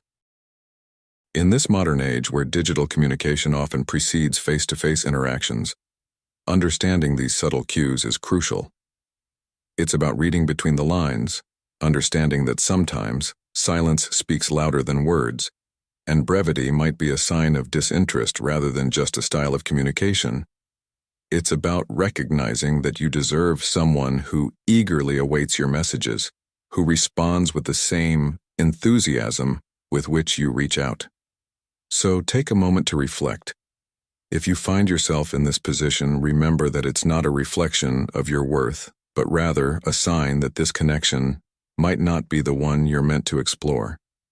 As you navigate through these waters, let the wisdom of the Stoics guide you. Embrace the serenity to accept the things you cannot change, the courage to change the things you can, and the wisdom to know the difference. In the grand tapestry of life, every experience, every interaction is a thread that contributes to the richness of your story. Some threads might be brief, others long and intricate, but each one adds depth and color to your journey. In conclusion, if you're texting more than her, if your words are met with indifference or scant attention, it might be a sign that her interest lies elsewhere. Take this not as a defeat, but as a valuable lesson. It's an opportunity to realign, to refocus, and to find someone whose words dance with yours in the beautiful symphony of shared connection and mutual interest. After all, the right person will reflect your effort, match your enthusiasm, and cherish your presence, both in the digital world and beyond. She's on her phone around you. Next, we're focusing on a sign that's all too common yet often misinterpreted, when she's constantly on her phone around you. This behavior is not just about the distraction, it's a profound indicator of where her interest and respect levels lie concerning your presence. It's tempting to rationalize this by imagining she's engaged in something vitally important, perhaps envisioning her as a busy businesswoman whose attention is constantly demanded elsewhere. However, the stark reality we must face is that more often than not, her focus is elsewhere because she chooses for it to be. She might be scrolling through social media, catching up on the latest gossip, or texting someone else. But the underlying message is clear. Her priority is not the moment she's sharing with you. This realization might sting, but it's a crucial wake-up call. The Stoics, with their profound understanding of human behavior and emotion, would advise us to confront this reality with both grace and resilience. Marcus Aurelius, a Stoic philosopher and Roman emperor, once said, "You have power over your mind, not outside events. Realize this, and you will find strength." This quote beautifully encapsulates the approach one should take in such situations. It's not about controlling or demanding her attention. It's about recognizing what you can control, your reaction and your next steps, the most dignified response, calmly excusing yourself from the situation. This isn't an act of defeat, but a powerful statement of self-respect and an acknowledgement of your worth. It's about understanding that your time and presence are valuable, and if they're not being appreciated as they should be, it's perhaps time to redirect them where they will be. This scenario, while specific, speaks volumes about the broader dynamics of human interaction and the importance of mutual respect and interest in any relationship. It's a reminder that being present with someone is a choice that speaks to the value we place on that person and the shared moment. When that presence is compromised, it's a signal worth paying attention to, not just in romantic relationships but in all forms of human connection. The Stoics teach us the importance of perception, and the power of responding to disrespect or disinterest. Not with bitterness or anger, but with a composed understanding of our worth and the courage to walk away from situations that don't serve us. In navigating these waders, it's essential to remember that the goal isn't to point fingers or wallow in self-pity, but to use these experiences as stepping stones towards personal growth and better relationship dynamics in the future. It's about learning to recognize the signs of genuine interest and respect and valuing your own time and emotional investment enough to know when it's time to step back. This journey of understanding and self-respect is not always easy, but it's a path worth walking. It's a process of becoming more attuned to the subtleties of human behavior and, more importantly, becoming more attuned to your own worth and the standards you set for how you're treated by others. As we wrap up this segment, let's reflect on the importance of presence, respect, and mutual interest in any relationship. Let's remember that while we cannot control how others value our time and presence, we have the utmost control over how we respond and the boundaries we set for ourselves. In the words of Stoic philosopher Epictetus, it's not what happens to you, but how you react to it that matters. This wisdom encourages us to face situations like these, not with resentment, but with a clear understanding of our worth and the knowledge that sometimes the most powerful thing we can do is choose where we invest our presence and energy. Let this be a lesson in valuing ourselves and the quality of the connections we choose to nurture in our lives. Pretending. In the intricate dance of human connection, the art of discerning interest, or the lack thereof, can often feel like navigating through a labyrinth without a map. Now we delve into a particularly telling sign: the act of pretending. It's a nuanced behavior, one that speaks volumes about the intentions and feelings of the person we might be pursuing. This exploration is not just about understanding the dynamics of romantic interest, but also about fostering a deeper comprehension of human behavior and communication. Pretending, in the context of romantic interest, manifests in various forms. It's an age-old tactic, one that's employed when direct honesty feels too daunting, or direct rejection too harsh. For instance, the classics, "I have a boyfriend," or the modern equivalent of, "Sorry, I fell asleep," when a message goes unanswered. These are not just words. They are shields wielded to protect oneself from the discomfort of confrontation. It's crucial to recognize that this behavior isn't exclusive to any gender. It's a human response to uncomfortable situations.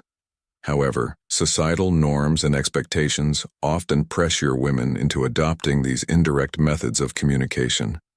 The notion that lies can be a female's best friend is a provocative statement. Yet, it underscores a deeper societal observation rather than a literal truth.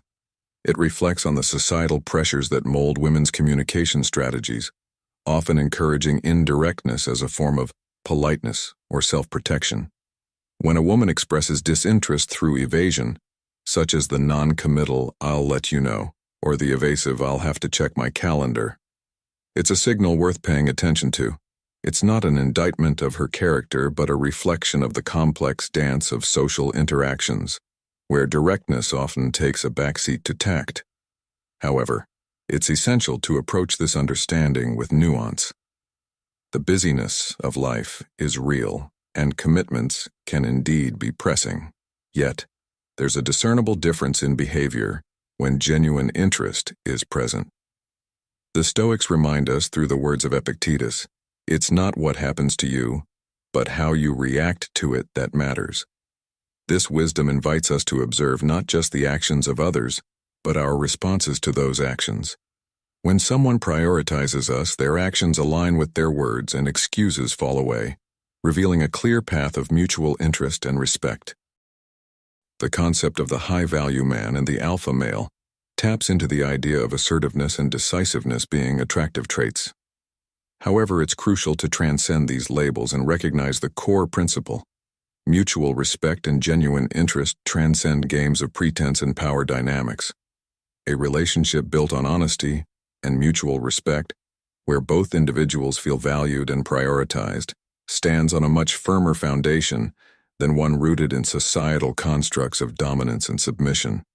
In the grand tapestry of human relationships, understanding and navigating the signs of disinterest is a skill that requires not just attention, but empathy. Marcus Aurelius, a Stoic philosopher, once said, "Whenever you are about to find fault with someone, ask yourself the following question: what fault of mine most nearly resembles the one I am about to criticize?" This introspective approach encourages us to reflect on our behaviors and the expectations we place on others. It's a call to practice empathy, to understand the reasons behind someone's actions, and to approach our interactions with a blend of wisdom, patience, and openness. In conclusion, the act of pretending, while seemingly a simple defense mechanism, opens up a labyrinth of psychological and societal insights. It challenges us to look beyond the surface, to question the why behind the what, and to approach our relationships with a blend of Stoic wisdom and compassionate understanding. As we navigate through the ebbs and flows of human connections, let us strive to be architects of honesty, builders of respect, and navigators of the complex yet rewarding journey of understanding one another. Talks about other men. When it comes to discerning romantic interest or the lack thereof, the signs can often be nuanced and layered with complexity.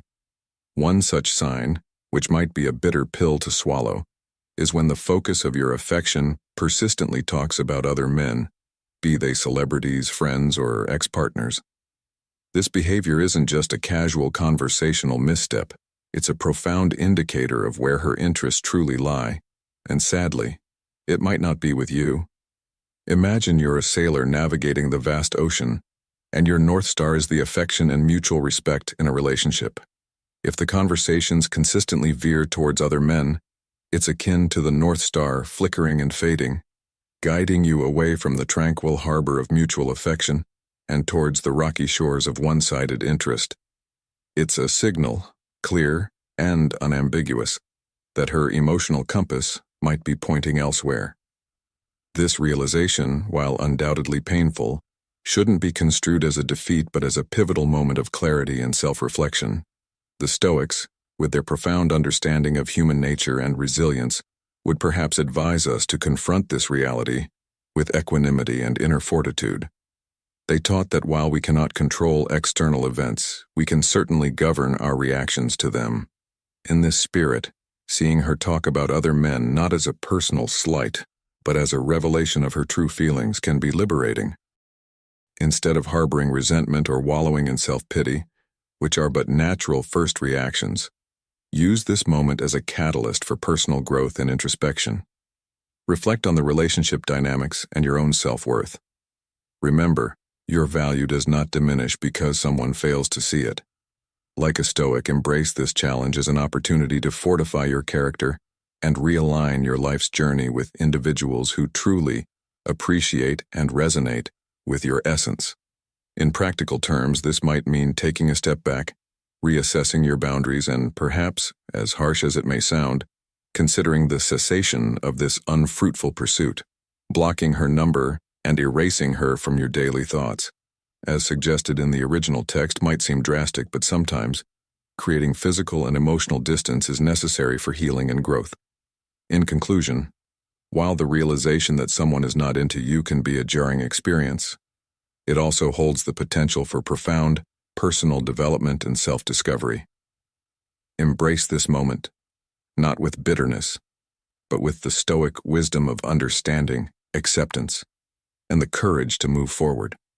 Remember, every ending is but the precursor to a new beginning, and with each step you're not just moving away from something that wasn't meant to be, but also towards something that's waiting for you, just over the horizon. Let this experience refine, not define, your journey as you continue to navigate the complex yet rewarding seas of human relationships.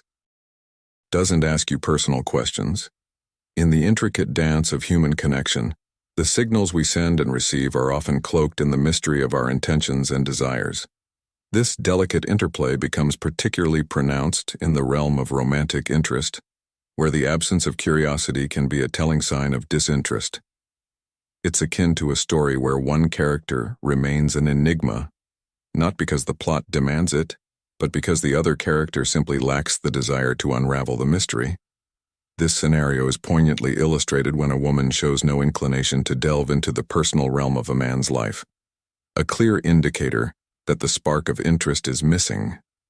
The ancient Stoics, with their profound understanding of human nature, remind us that we suffer more often in imagination than in reality, a sentiment by Seneca that resonates deeply in this context.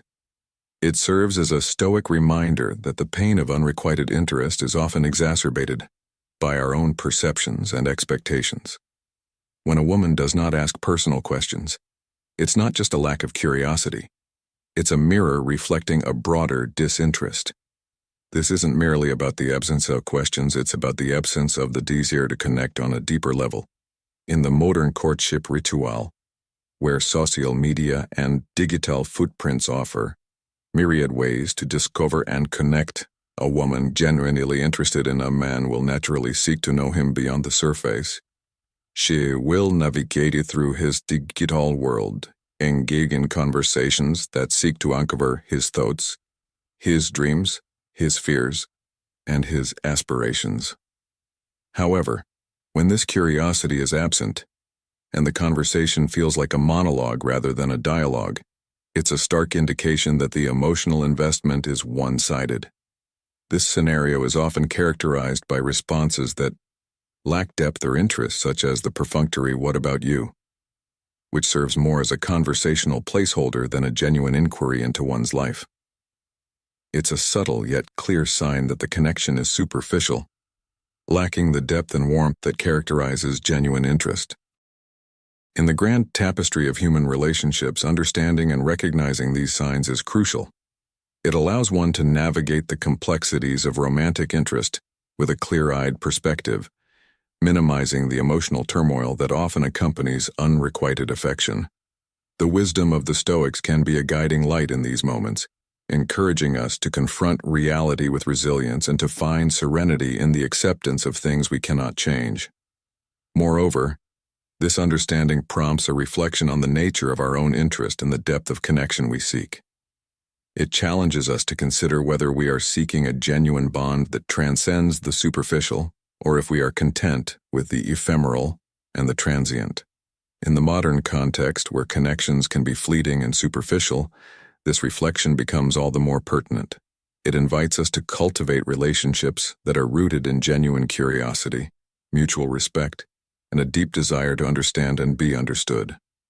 Thus, in the realm of romantic pursuits, the absence of personal questions can be a poignant reminder of the Stoic principle that not all that is desired is worth pursuing.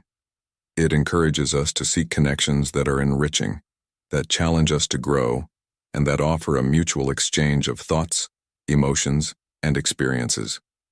In doing so, we not only navigate the ebbs and flows of romantic interest with grace and resilience, but also enrich our lives with relationships that are meaningful and fulfilling. In conclusion, the absence of personal questions in the context of romantic interest is not just a sign of disinterest, it's an invitation to reflect on the nature of our connections and the depth of our emotional investments. It's a call to embrace the wisdom of the Stoics, to confront reality with courage, and to seek relationships that truly resonate with the essence of who we are. In the intricate dance of human connection, let us be guided by curiosity, genuine interest, and the Stoic wisdom that teaches us to value the depth and quality of our relationships above all. Not excited when you ask her out? In the intricate dance of human connection, the signals we send and receive are often cloaked in the subtleties of behavior and emotion. It's in these nuanced exchanges that the essence of our intentions is either revealed or concealed. When it comes to the realm of romantic interest, one sign that stands as a beacon, illuminating the path of mutual desire or signaling a detour, is the reaction elicited at the prospect of spending time together. This brings us to a pivotal moment in understanding the dynamics of interest, or the lack thereof. Imagine, if you will, the moment you gather the courage to ask someone out, a moment fraught with vulnerability and hope.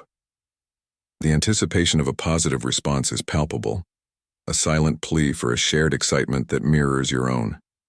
It's here, in this crucible of expectation, that the response you receive is more than just an answer.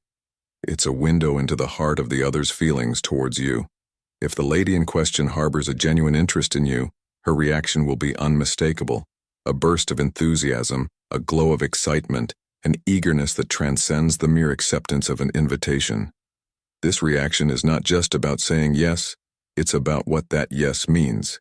It's a yes that's imbued with the thrill of possibility, the anticipation of shared moments yet to come, and the joy of mutual attraction. Conversely, a response that's tepid, uncertain, or delayed speaks volumes in the language of disinterest. It's a signal, perhaps subtle but unmistakably clear, that the enthusiasm does not match your own. When her yes comes with hesitation, or her excitement is conspicuously absent, it's a moment to pause and reflect. This lack of enthusiasm could stem from a myriad of reasons, none of which bode well for the hopeful suitor. It might be that she's grappling with how to let you down gently, avoiding a direct no in an attempt to spare feelings. Alternatively, her motivations might be driven by convenience or material gain rather than a genuine interest in you as a person.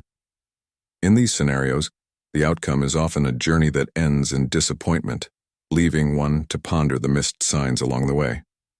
The Stoic philosophers, with their profound understanding of human nature and the complexities of emotions, offer a lens through which to view these moments of interaction. Marcus Aurelius, a Stoic emperor and philosopher, once said, "The happiness of your life depends upon the quality of your thoughts." In the context of discerning romantic interest, this wisdom encourages a reflection on our perceptions and the reality of our interactions. It invites us to consider not just the words spoken, but the unspoken emotions and intentions behind them. It's a reminder that in the pursuit of connection, the quality of our observations and the clarity of our understanding can guide us towards decisions that align with our well-being and true desires. In navigating the waters of romantic interest, it's essential to listen not only to the words, but to the symphony of nonverbal cues that accompany them. The excitement or lack thereof in response to an invitation to spend time together is a powerful indicator of the true nature of one's interest. It's a moment that calls for honesty, both with oneself and with the other person involved. For in the end, a relationship built on mutual enthusiasm and genuine interest is a journey of shared joy and discovery. It's a path that, when chosen wisely, leads to a connection that is both fulfilling and enriching. Echoing the Stoic ideal of living in harmony with the essence of our nature and the realities of our interactions with others. In this light, the moment of asking and the response received is not just a simple exchange. It's a profound interaction that holds the potential to guide us towards relationships that are meaningful, authentic, and aligned with our deepest values. It's an opportunity to practice the Stoic virtues of wisdom, courage, justice, and temperance, as we navigate the complexities of human connections with a clear mind and a resilient spirit. She wants to meet halfway for the date. In the intricate dance of modern dating, understanding the subtle cues can be as challenging as navigating a ship through stormy seas. One such nuanced signal is when a woman suggests meeting halfway for a date.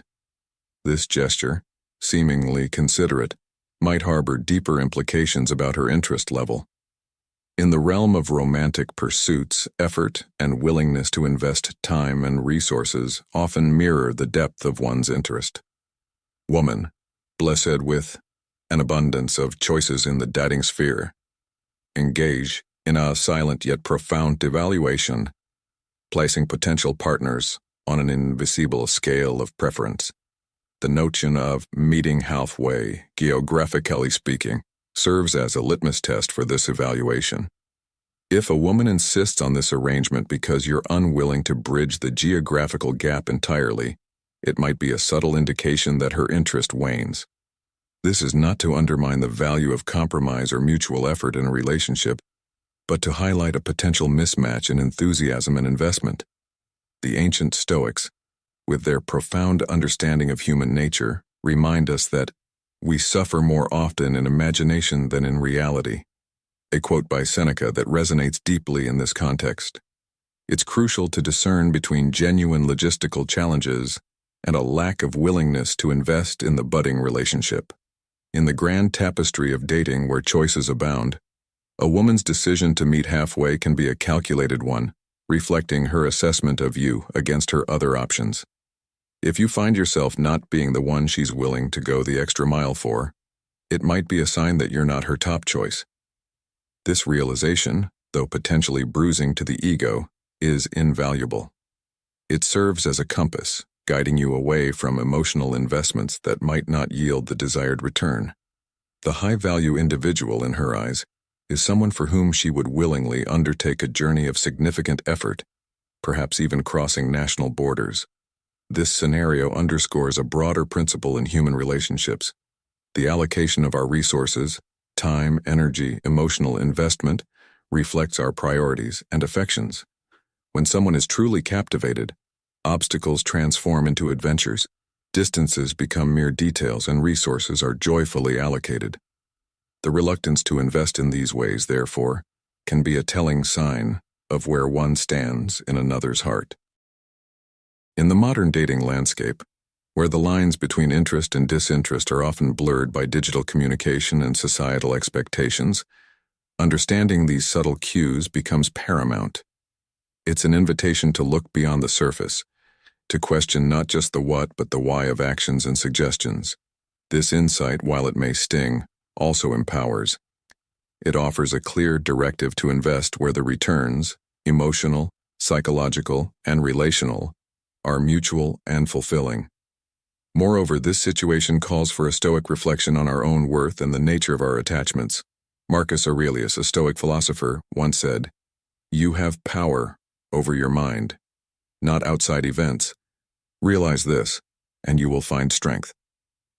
In the context of unrequited interest, this wisdom encourages a shift in focus from external validation to internal resilience.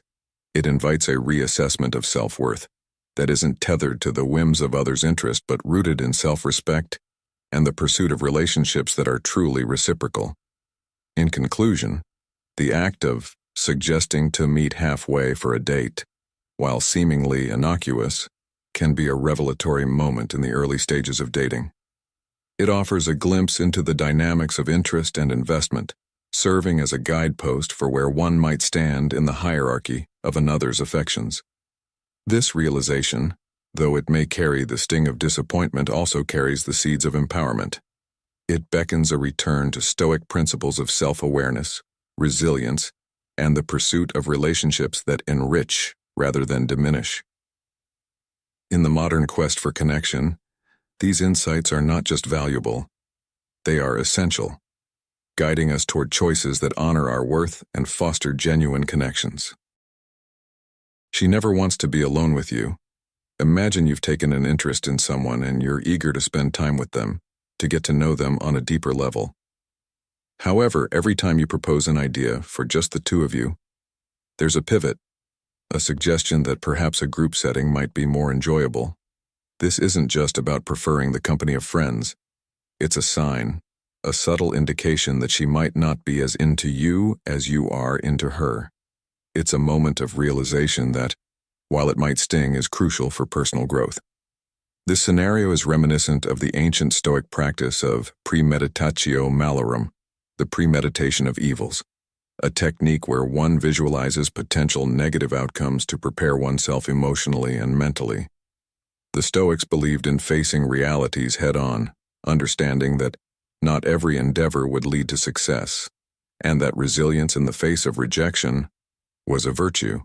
When she consistently avoids being alone with you, preferring the buffer of friends, it's not just a matter of social preference, but a signal of her comfort levels and interest. It's akin to the allegory of the unyielding tree and the adaptable reed. The tree stands tall, rigid and unyielding, while the reed bends in the wind. In relationships, being like the reed, flexible, understanding, and resilient, can help us navigate the complexities of human emotions and connections. It's about recognizing when to stand firm and when to let go, understanding that the essence of Stoicism lies in controlling our reactions, not the actions of others. This realization, though it may hurt, is not the end but a beginning, a step toward self-improvement and emotional maturity. It's an opportunity to reflect on what truly matters, our response to the situation.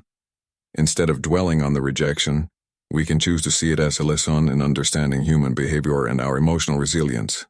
It's a chance to grow, to refine our approach to relationships, and to cultivate a deeper understanding of ourselves and others.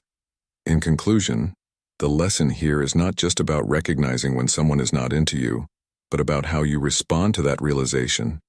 It's an invitation to practice emotional intelligence, to reflect on your own values and how they align with your actions.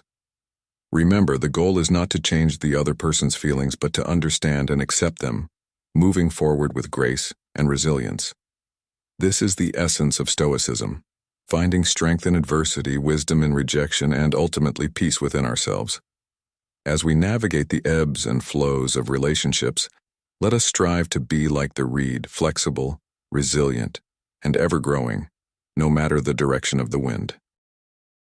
Personal space. Marcus Aurelius once remarked, "Very little is needed to make a happy life. It is all within yourself and your way of thinking."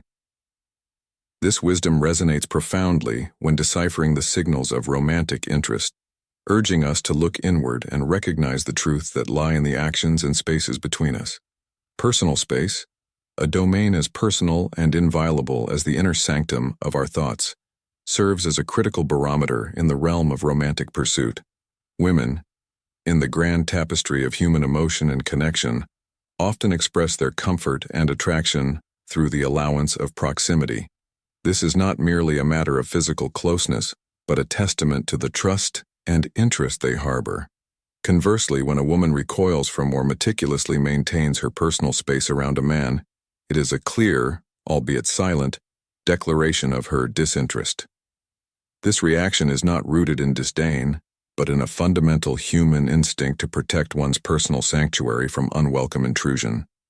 The concept of personal space is akin to an unspoken, invisible barrier that each of us carries, a shield that guards the sanctity of our individuality and comfort. When someone we are fond of breaches this space, it can be exhilarating, a sign of mutual trust and interest. However, when this boundary is crossed uninvited, it can evoke feelings of discomfort, disrespect, or even violation. This distinction is crucial in understanding the dynamics of attraction and disinterest.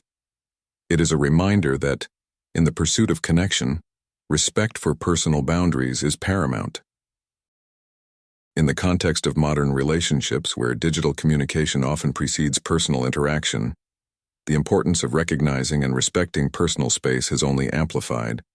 It serves as a tangible measure of interest and comfort, a guidepost in the often murky waters of romantic pursuit. The ability to read and honor these boundaries not only reflects one's respect for the other person, but also signifies a deeper understanding of human connection and the nuances that define it. Thus, when navigating the complex realms of attraction and romantic interest, it is essential to remain attuned to the signals conveyed through personal space. This awareness, coupled with the wisdom of Stoic philosophy, can guide us in understanding not only the nature of our relationships, but also the deeper aspects of our own character and how we interact with the world around us. In recognizing and respecting the personal space of others, we not only honor their comfort and autonomy, but also cultivate a foundation of trust and respect that is essential for any meaningful connection. In conclusion, the dance of attraction and the signals that guide it, such as the respect for personal space, are reflections of deeper truths about human nature and the connections that bind us. By observing these cues with empathy and understanding, and by integrating the timeless wisdom of Stoicism into our approach to relationships, we can navigate the complexities of human connection with grace and respect. It is in the mindful observation of these unspoken boundaries that we find the keys to building meaningful, respectful, and lasting relationships. Echoing the Stoic belief that happiness and harmony begin within the confines of our own minds and the spaces we choose to share, or protect from those around us. As we wrap up today's exploration into the subtle and sometimes not so subtle signs that she's just not that into you, it's crucial to remember that self-respect and understanding these cues can save you not only heartache, but also precious time. Time that could be spent on someone who truly appreciates and reciprocates your feelings. If today's video has enlightened you, sparked curiosity, or even offered a moment of clarity, then don't hesitate to engage with us further. Like this video if it resonated with you, share it with friends who might benefit from this insight, and subscribe to Stoic in Your Life to join our growing community. Your engagement helps us reach and assist more individuals navigating the complexities of relationships with Stoic wisdom. And remember, turning on notifications ensures you never miss our upcoming videos, where we'll continue to dive deep into the principles of Stoicism applied to modern life and relationships. Your journey towards a more stoic, resilient spirit in the face of life's challenges is just beginning, and we're here to guide you every step of the way. Thank you for watching, and until next time, embrace the Stoic path to personal growth and emotional resilience.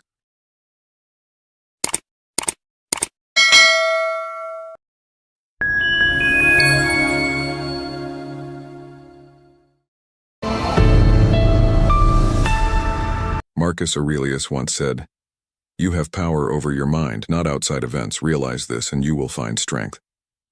Welcome to Stoic in Your Life, where we delve into the essence of masculinity through the lens of Stoicism. Today we're tackling a subject that resonates with every man out there. 7 masculine habits that fix 9% of your problems. In the grand tapestry of life, problems are the threads that seem to entangle us the most. Many men find themselves drowning in these challenges, reacting with frustration and defeat. But what if I told you that the magnitude of a man isn't measured by the problems he faces, but by how he chooses to confront them? Yes, life is an endless series of problems, but it is also an opportunity for solutions, growth, and resilience. Embracing this truth, we embark on a journey today to explore 7 masculine habits that are not just solutions, but shields against the onslaught of life's challenges. Remember, overcoming the hurdles you face today only prepares you for the obstacles of tomorrow. Let's dive into these transformative habits and forge a path to a more stoic, resilient, and powerful version of yourself. Stay tuned as we unravel these life-changing practices right here on Stoic in Your Life.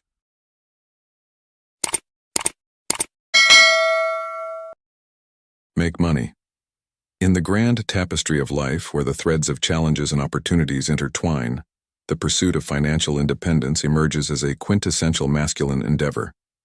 This pursuit, deeply rooted in the ethos of provision and empowerment, transcends mere materialism to touch upon the essence of autonomy and influence. The ancient Stoic philosophers, with their profound understanding of life's vicissitudes, echoed a sentiment that resonates with this pursuit. As Seneca once articulated, "It is not the man who has too little, but the man who craves more, that is poor."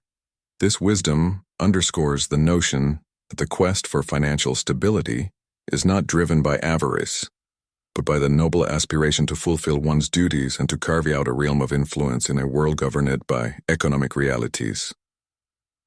Making money, a task often draped in the garb of masculinity, is not about amassing wealth for the sake of opulence, but about resolving the myriad financial dilemmas that life unfurls before us. It is an acknowledgement that, while money cannot mend every fissure in the fabric of our existence, it possesses the remarkable capacity to address those born of financial scarcity. The world, with its intricate dance of power and dependency, often places the man bereft of financial resources at a disadvantage, rendering him a spectator in the arena of influence. Recognizing this, the call to financial literacy and acumen becomes not just a suggestion, but a clarion call to action for every man who seeks to assert his presence and provide for those he holds dear. The journey towards financial empowerment is fraught with cynicism and defeatism, with voices echoing the hollow refrains of "money is the root of all evil" or "money doesn't bring happiness." These adages, while containing grains of truth, are often wielded as shields by those who find solace in resignation, those who have allowed the fear of facing their financial realities to dictate the boundaries of their ambition. Such a stance is not just a retreat from potential wealth but a capitulation to mediocrity, a denial of the inherent power each man holds to shape his destiny through diligence, learning, and perseverance. The art of making money, therefore, is not a skill to be overlooked or postponed. It is an essential facet of modern masculinity, a testament to a man's commitment to his role as a provider and protector. The path to financial literacy is not insurmountable. It is paved with knowledge, strategy, and the unwavering resolve to transcend the limitations of one's current circumstances. In the digital age where information is as accessible as it is abundant, the opportunity to master this art has never been more within reach. The commitment to self-education, to navigating the vast seas of financial advice, and to applying these lessons with discipline and foresight is the beacon that will guide one towards the shores of financial stability.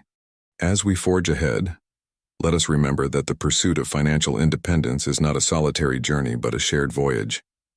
It beckons us to cast aside the shackles of defeatism, to embrace the possibilities that lie in learning and growth, and to contribute to a legacy of strength, stability, and resilience. In this endeavor, we are not just seeking to enrich ourselves, but to lay the foundations upon which future generations can build their dreams. The commitment to making money, therefore, is a reflection of a deeper commitment to the well-being of those we love and the society we wish to influence. In conclusion, the masculine habit of making money is a multifaceted endeavor that encompasses more than the mere accumulation of wealth. It is about embracing responsibility, confronting challenges with courage, and paving the way for a future replete with opportunities.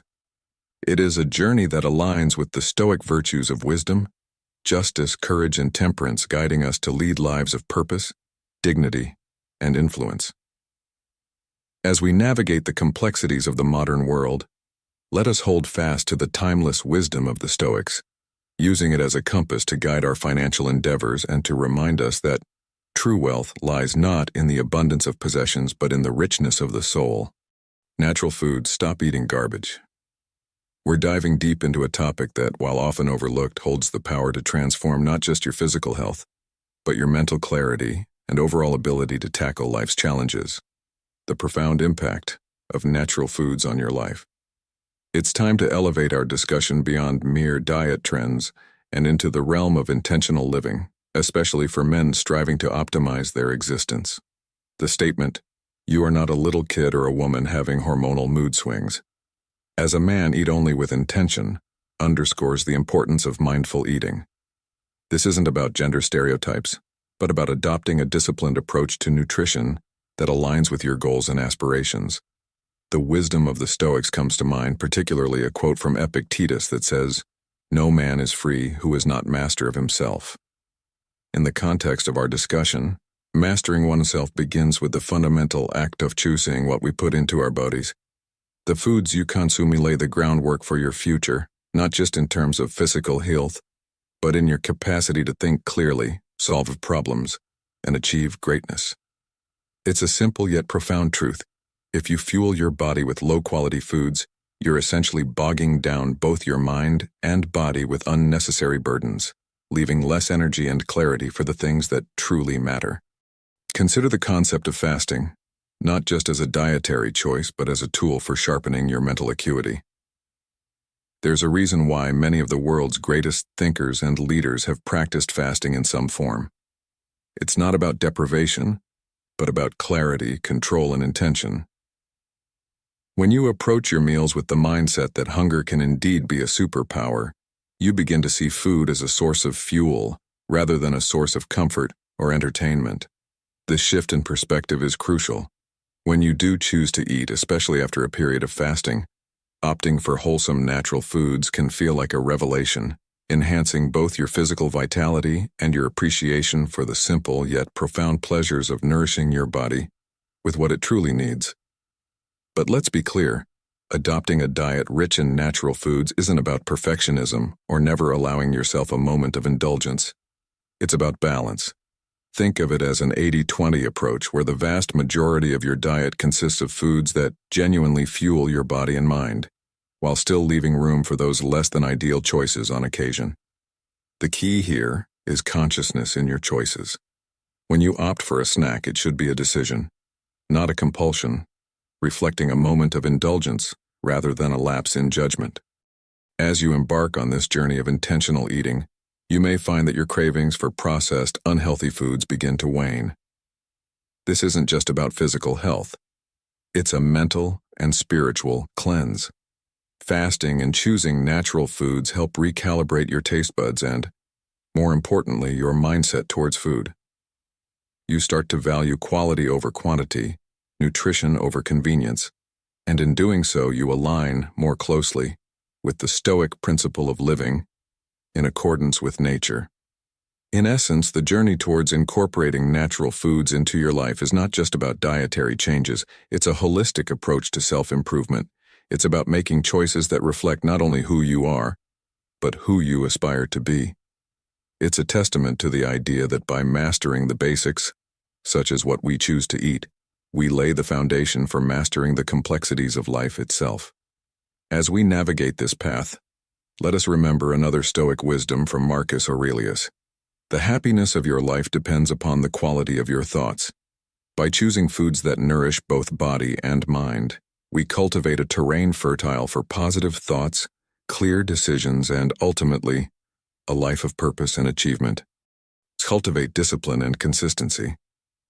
In the journey of life where challenges loom at every corner, embracing discipline and consistency emerges as a beacon of hope, guiding us towards the shores of success and personal fulfillment. These virtues, deeply rooted in the masculine ethos, find a harmonious resonance with the principles of Stoicism, a philosophy that champions mastery over oneself and resilience amidst trials. By weaving discipline into the fabric of our existence, we unlock the strength to remain steadfast in our commitments, ensuring that our actions align with our intentions, even as the flames of initial enthusiasm begin to dim. The true essence of discipline unfolds in the simplicity of our daily rituals. Imagan, the quiet resolve of racing with the down, to exercise, the dedication of setting aside an hour each day for learning, or the introspection of nightly reflections. These practices lay down the scaffolding for personal evolution and equip us with the tools to navigate life's puzzles. Through consistency, these rituals transform into the pillars upon which we build our resolve, nurturing a dependable inner core that stands unshaken by the tempests of life. Discipline also teaches us to confront the allure of shortcuts and the shackles of procrastination. It whispers the wisdom of setting clear priorities and breaking our aspirations into steps so small that progress becomes not just a possibility, but an inevitability.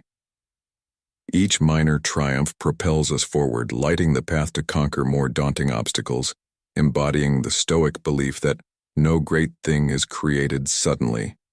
As Epictetus once said, this incremental progress, much like the steady growth of a mighty oak from a single acorn, illustrates the transformative power of discipline and consistency. Moreover, consistency serves to magnify the impact of discipline, much akin to the principle of compound interest.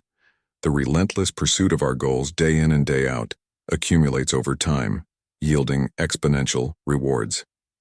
This steadfast journey ensures a continuous advancement, allowing us to address challenges promptly and prevent minor setbacks from morphing into insurmountable barriers. It is in this relentless forward motion that we find the essence of Marcus Aurelius's counsel. The color of your thoughts dyes your soul. By consistently applying ourselves with discipline, we dye our souls with the hues of perseverance, integrity, and growth. In embracing these masculine habits, we do not merely aim to fix the problems that confront us. We aspire to transcend them. We learn to see each challenge not as a hindrance, but as an opportunity to fortify our character and refine our spirit. This perspective, deeply ingrained in Stoic philosophy, empowers us to navigate the ebbs and flows of life with a serene mind and a resilient spirit. It teaches us that the ultimate victory lies not in the absence of problems, but in our ability to confront them with courage, discipline, and consistency. Thus, as we tread the path laid out before us, let us hold fast to the virtues of discipline and consistency. Let them be the compass that guides us through the storms, the anchor that holds us steady amidst the waves, and the stars that light our way in the darkest nights. For in the heart of discipline lies the promise of freedom, and in the rhythm of consistency, the melody of our soul's evolution. As we embody these principles, we not only navigate the complexities of life with grace, but also weave the legacy of our journey into the tapestry of eternity, a testament to the enduring power of the human spirit, guided by the timeless wisdom of Stoicism. Embrace Stoic acceptance. Embracing Stoic acceptance is akin to arming oneself with an unbreakable shield against the storms of life, embodying a form of masculinity that is both resilient and wise. This concept, deeply rooted in the philosophy of Stoicism, teaches us that acceptance is not about passive surrender but about acknowledging the reality of our circumstances without allowing them to overwhelm our emotional state or dictate our actions. It's a powerful practice that enables us to confront nearly all of our problems with a steadfast heart and a clear mind. The essence of Stoic acceptance lies in the ability to discern between the elements of our lives that are within our control, such as our actions, efforts, and attitudes, and those that are not, including the behavior of others, external events, and the past. This distinction is crucial because it empowers us to focus our energy on areas where we can actually make a difference, thereby fostering a sense of agency and purpose. The journey of Stoic acceptance begins with the recognition that while we cannot control everything that happens to us, we can control how we respond to these events. This mindset does not imply that we should ignore our challenges or cease to seek solutions. Rather, it encourages us to face our difficulties with a calm and composed spirit. By accepting the reality of our situation, we eliminate unnecessary emotional distress, enabling us to think more clearly and to identify actionable steps to mitigate our problems. This approach not only enhances our problem-solving skills but also our emotional intelligence. Moreover, Stoic acceptance cultivates resilience, a quality that allows us to endure and grow from the hardships we encounter. Each challenge, viewed through the lens of Stoic acceptance, becomes a lesson in character development and a test of our resolve. This perspective transforms obstacles into opportunities for personal growth, ensuring that with each new challenge, we emerge stronger and more prepared to face the future with grace and determination. Consider the story of a seasoned sailor navigating treacherous seas. The sailor, well versed in the unpredictability of the ocean, understands that he cannot control the weather or the sea's whims. However, he can control how he prepares for his voyage, how he responds to the challenges he encounters, and how he adapts his strategies to ensure the safety of his crew and vessel. This sailor's journey is a metaphor for life itself, teaching us that while we cannot predict or control all the external factors that impact our lives, we can steer our ship with wisdom, courage, and an unwavering commitment to our values. In conclusion, Stoic acceptance is a powerful tool for personal transformation and resilience.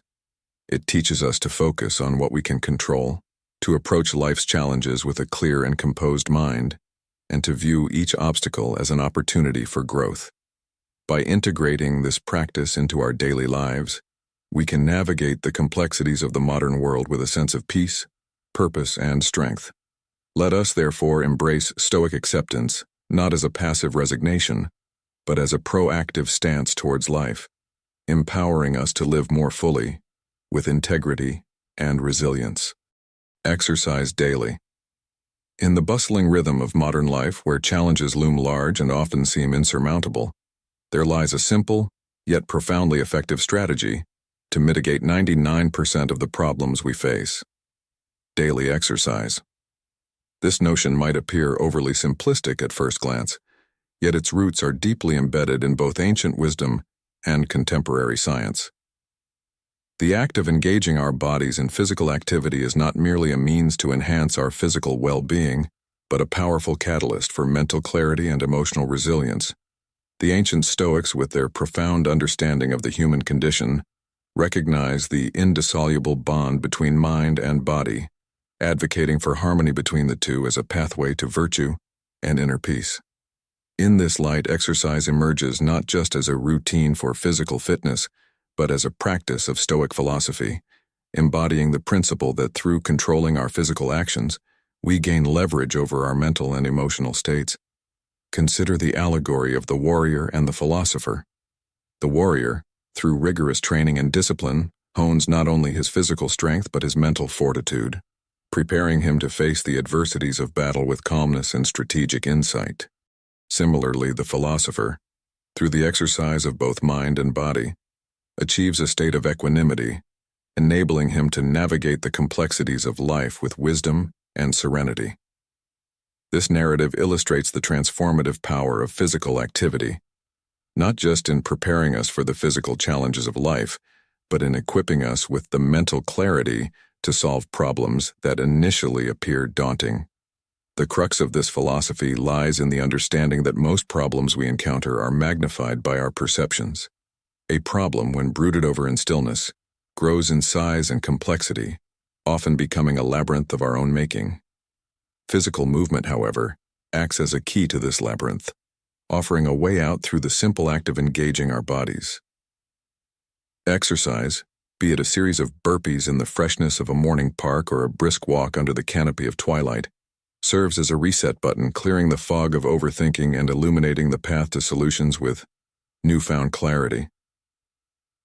It's a testament to the adage that when we move our bodies, we move our minds, releasing a cascade of endorphins that not only uplift our spirits but sharpen our cognitive abilities, enabling us to dismantle problems with precision and insight.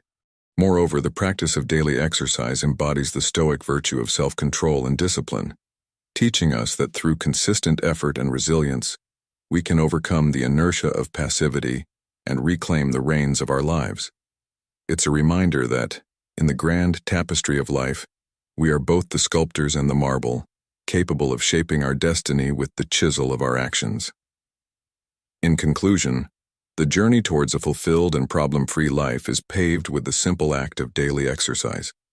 It's a practice that transcends the physical realm, touching the very essence of our being and offering a blueprint for navigating the vicissitudes of life with grace and strength.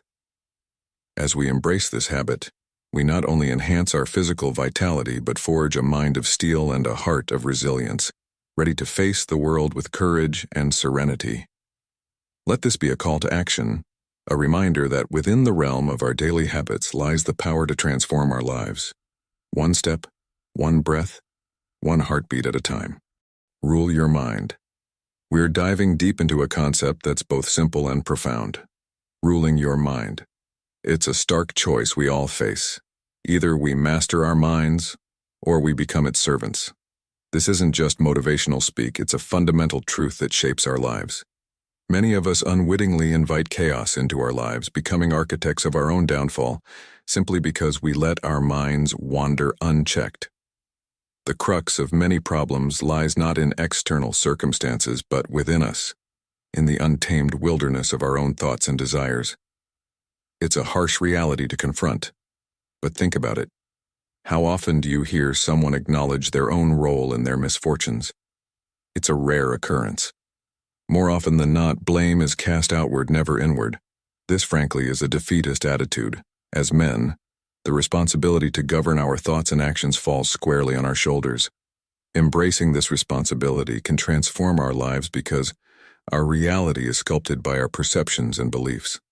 This might not sound like a groundbreaking revelation, and indeed it's not meant to be. It's a fundamental principle that underpins all efforts toward self-improvement. Without mastery over our minds, all attempts at bettering ourselves are in vain. Consider this powerful reminder. Our minds possess immense potential, capable of forging wonders or wreaking havoc. This duality is a testament to the inherent power within us, a power that demands control and direction. If left unchecked, this power can lead us astray into a life of disorder and regret, a fate all too common in the world around us. So, how do we harness this formidable force? The answer lies in mindfulness. This practice isn't about adopting an exotic new hobby or finding a quick fix. It's about cultivating a deep, sustained connection with the present moment. Mindfulness can take many forms, from a solitary walk in nature, free from the distractions of technology, to the simple act of journaling, where thoughts and feelings are given space to breathe. Even dedicating a few moments each day to focus on your breathing can have profound effects. The key is to find a method that resonates with you personally, as there's no one-size-fits-all solution. However, it's worth noting that in our digital age, the constant pull of smartphones and screens can make this practice seem alien, even inaccessible. But I urge you to listen closely. Mastering your mind is the cornerstone of not just self-improvement, but of living a life of purpose and clarity. As the Stoic philosopher Epictetus once said, "No man is free who is not master of himself." In essence, if we do not rule our minds, they will undoubtedly rule us. This journey towards self-mastery is not for the faint-hearted. It requires courage, discipline, and a willingness to confront uncomfortable truths about ourselves. But the rewards are immeasurable. By ruling our minds, we unlock the full spectrum of our potential, steering our lives towards fulfillment and resilience.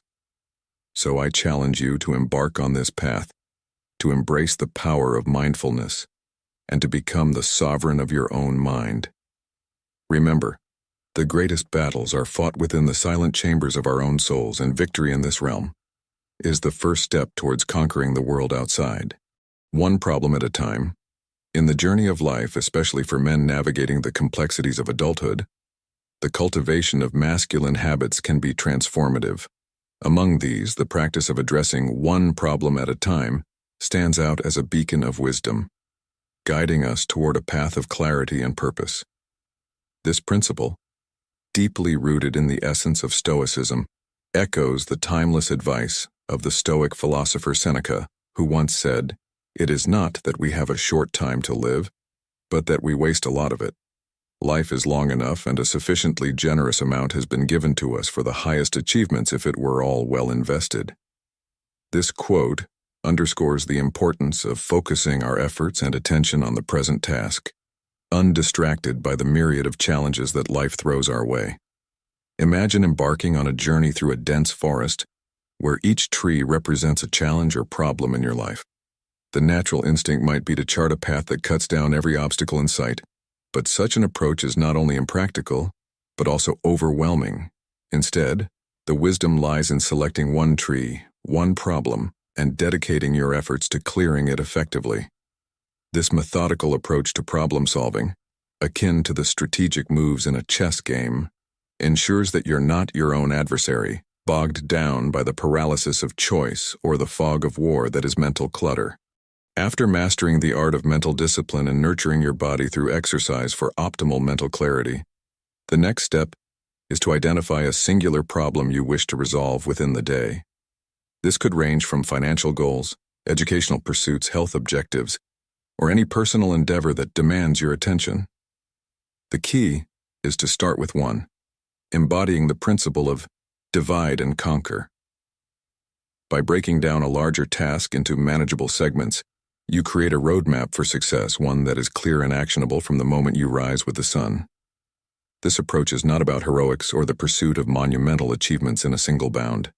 Rather, it's about the accumulation of small victories, the kind that collectively pave the way to greatness. In the modern world where distractions are plentiful and time seems ever fleeting, the wisdom of tackling one problem at a time is more relevant than ever.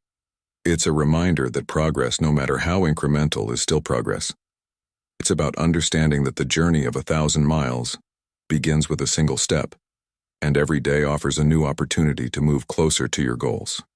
Incorporate this habit into your daily routine by setting aside a moment each night to reflect on the day ahead. Identify a single task or problem that, when addressed, will move you forward in your journey. Write it down, and if it appears daunting, dissect it into smaller, more manageable tasks. This practice not only prepares your mind for the day's challenge, but also instills a sense of purpose and direction. As you lay your head to rest, you do so with the peace of knowing that tomorrow's path is already carved out, waiting for you to take the first step. In essence, the habit of focusing on one problem at a time is a testament to the power of simplicity and the strength of purposeful action. It's a strategy that aligns with the Stoic philosophy of controlling what is within our power and accepting what is not. By applying this principle, we not only enhance our problem-solving skills but also cultivate a sense of tranquility and resilience in the face of life's inevitable challenges. It's a reminder that, in the grand tapestry of life, each thread we weave, no matter how small, contributes to the strength and beauty of the whole. So, let us embrace this habit, not as a mere tactic for productivity but as a philosophy for a fulfilling and purposeful life, where each day is an opportunity to progress, one problem at a time. As we journey through the exploration of these 7 masculine habits, it's clear that the path to fixing 99% of your problems lies within your grasp. From ruling your mind to embracing Stoic acceptance, each habit offers a stepping stone towards a life of resilience, clarity, and purpose. Remember, the essence of Stoicism isn't in avoiding challenges but in transforming them into opportunities for growth and self-improvement. In closing, I urge you to reflect on these habits and consider how they can be integrated into your daily life. It's through consistent practice and discipline that we can forge a character of strength and virtue, ready to face whatever life throws our way. And now, I turn to you, my Stoic community. If you've found value in our journey today, I invite you to express your support. Like this video if it resonated with you, share it with someone who could benefit from our discussion, and subscribe to Stoic in Your Life to join us on this path of wisdom and resilience. Don't forget to turn on notifications to ensure you never miss our upcoming explorations into the Stoic way of life. Together, let's continue to grow, learn, and embody the principles of Stoicism in every aspect of our lives. Until next time, remember, the power to conquer your problems lies not in the external world, but within the realm of your own mind and spirit.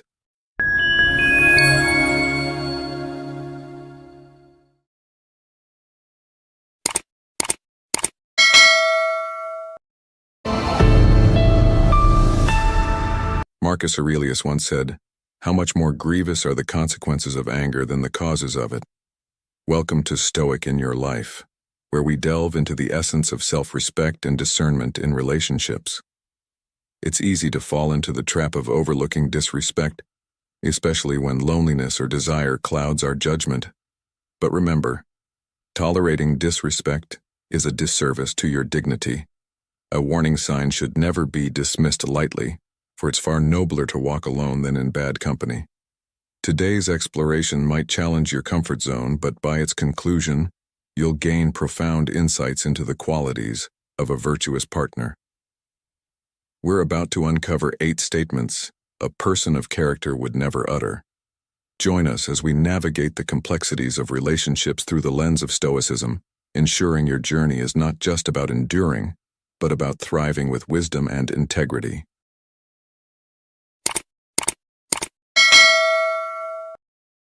I'm busy right now. In the intricate dance of modern relationships, navigating the signals and words exchanged can often feel like deciphering an ancient script.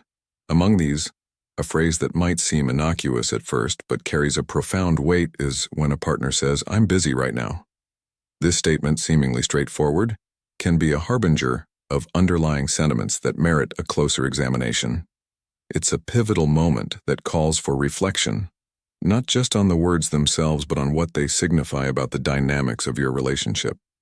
When a woman articulates that she's too busy for you, it's a subtle yet clear indication that she places you lower on her list of priorities. This isn't about the literal hours in her day or the tasks filling her calendar. It's about the value she assigns to your presence in her life. The stark reality we must face is that no individual is ever too swamped to carve out moments for someone they genuinely cherish.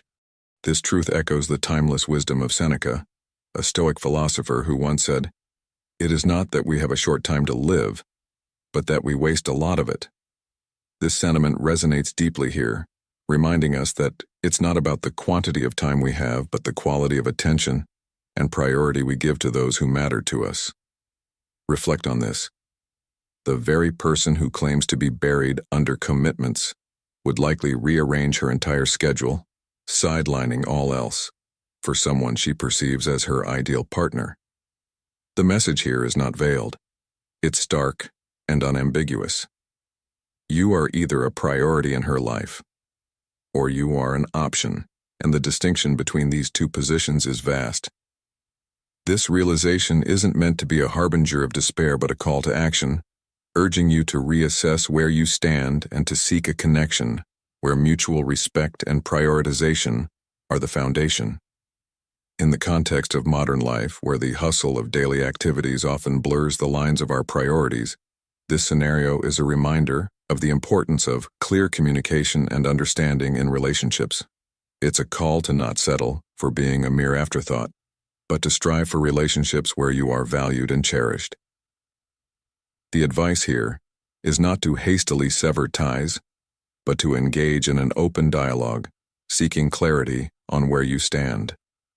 It's about recognizing your worth and ensuring that your emotional investments are reciprocated. This narrative serves as a mirror, reflecting not just a singular instance of feeling sidelined, but a broader pattern that might be emerging in your relationship. It's an invitation to introspect and question whether you're content being in a relationship where you're perpetually waiting for your turn to be prioritized. It's about understanding that love in its truest form is about making time, not finding it. In the bustling journey of life, where each day is a mosaic of tasks and commitments, making someone a priority is the ultimate testament of love and respect. As we navigate through the ebbs and flows of relationships, let us be guided by the Stoic wisdom that teaches us about the impermanence of life and the importance of valuing those who value us.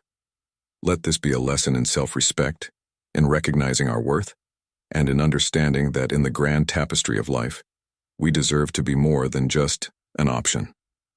Let us strive for relationships that are rooted in mutual respect, understanding, and prioritization, where "I'm busy right now" is replaced with "I'll make time for you," because at the end of the day, in the relentless pursuit of love and connection, it's not just about being with someone, but about being with someone who makes you a priority, echoing the Stoic belief that the essence of life is not in the mere existence, but in the quality of our relationships and the depth of our connections. Too close with your friends. In the intricate dance of relationships, navigating the boundaries of intimacy and friendship can often feel like walking a tightrope. Amidst this delicate balance, there's a particular scenario that demands our attention, one that might seem innocuous at first but is fraught with potential pitfalls. Imagine a situation where the woman in your life becomes overly familiar with your friends. She showers them with compliments, engages in prolonged eye contact, laughs a little too heartily at their jokes, and perhaps ventures into touchy territory, both figuratively and literally. This behavior, while it may be brushed off by some as harmless socializing, is a red flag waving in the wind, signaling a need for discernment and possibly decisive action. Critics might rush to label such concerns as insecurity, a byproduct of a mindset poisoned by outdated notions of possessiveness. They argue, perhaps naively, that modern enlightenment has rendered such worries obsolete, that a woman's friendly overtures towards male companions should be viewed through a lens of platonic purity. However, this perspective overlooks a fundamental aspect of human nature, one that the Stoics, with their keen insight into the human condition, were well aware of. As Marcus Aurelius once said, "Everything we hear is an opinion, not a fact. Everything we see is a perspective, not the truth." This wisdom urges us to look beyond surface appearances and recognize the underlying dynamics at play. Sexual tension, despite the modern world's attempts to downplay its significance, remains a potent force, capable of igniting from the smallest spark, be it a lingering look, a casual touch, or the shared laughter between two people. It's a natural phenomenon, deeply embedded in our interactions, and to ignore its potential impact is to deny a fundamental aspect of human relationships. A woman of good character, understanding the weight of these interactions, will naturally maintain a respectful distance from your male friends. This isn't to say she must be cold or aloof. Rather, she can be warm and engaging without crossing the invisible line that separates friendly from too familiar. In this context, the importance of setting boundaries cannot be overstated. It's not about dictating who she can or cannot be friends with, but about fostering a mutual respect for the relationship's sanctity. A relationship, after all, is a partnership built on trust, respect, and an understanding of each other's comfort zones. There's no inherent need for her to form deep, intimate connections with other men, especially those close to you.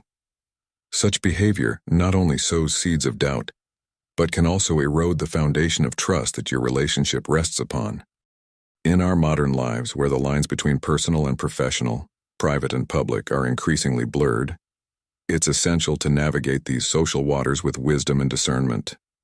The Stoics teach us the value of understanding our emotions, of recognizing the difference between what is within our control and what lies beyond it. In the realm of relationships, this means acknowledging our feelings of discomfort, communicating them without accusation or blame, and working together to find a path forward that respects both partners' needs and boundaries. As we ponder the complexities of human interactions, let us remember that the quality of our relationships often reflects the quality of the boundaries we set. In a world that champions openness and connectivity, there's a profound strength in knowing when to draw the line, in understanding that some distances are necessary for the health and longevity of our most cherished connections. Let this wisdom guide us as we navigate the ever-shifting landscape of love, friendship, and the spaces in between. Anything about size. In the journey of life, we often encounter situations that test our resilience, our values, and our understanding of what truly matters. It's in these moments that the wisdom of Stoicism can serve as a guiding light, illuminating the path toward inner peace and strength. Today, I want to share with you a perspective that, while it may seem specific, carries a universal message about respect, self-worth, and the importance of aligning ourselves with those who uplift rather than demean us. This is particularly relevant when navigating the complexities of relationships, where the words and actions of another can deeply impact our sense of self and our view of the world.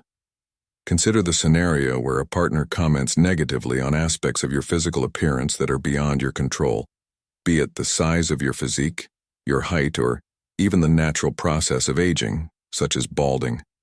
Such remarks, especially when they pertain to something as personal and unchangeable as your physical attributes, are not just superficial criticisms. They are reflective of a deeper misalignment of values and a lack of appreciation for the essence of who you are.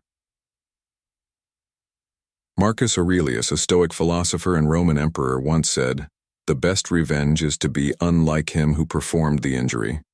In this context, it's not about seeking revenge in the conventional sense, but about rising above petty criticisms and recognizing that your worth is not defined by external appearances, but by your character, your actions, and your ability to remain true to your principles. When someone focuses solely on the external, on things that are fleeting and superficial, they miss the essence of what it means to build a meaningful connection or a life together. It's a clear indication that their priorities are misplaced, valuing temporary and shallow attributes over the enduring qualities of kindness, integrity, and resilience. This mindset is not conducive to building a family or an empire, as it lacks the depth and substance required to navigate the challenges of life together. Such individuals are often too caught up in trivial matters, unable to appreciate the significance of what truly matters in life: our character, our virtues, and our ability to contribute positively to the lives of those around us. Seneca, another Stoic philosopher, eloquently stated, "We suffer more often in imagination than in reality." This is particularly relevant in this context, as the fear of judgment or rejection based on physical attributes can cause significant distress. Yet it is important to remember that these external judgments do not define our true worth. Our value lies in our actions, our kindness, and our commitment to living a life aligned with Stoic principles. Principles that encourage us to focus on what is within our control and to let go of superficial judgments. In navigating the waters of relationships, it's crucial to surround ourselves with individuals who recognize and appreciate our inner qualities, those who encourage us to grow, who support us in our endeavors, and who value us for who we are, not just for our physical appearance. This alignment of values is the foundation upon which lasting and meaningful relationships are built. It's about finding someone who shares your commitment to living a life of purpose, someone who understands that the true measure of a person lies not in their physical attributes but in their character, their actions, and their impact on the world. In conclusion, let us be reminded of the Stoic practice of focusing on what truly matters, of valuing substance over superficiality, and of choosing to align ourselves with those who uplift and inspire us.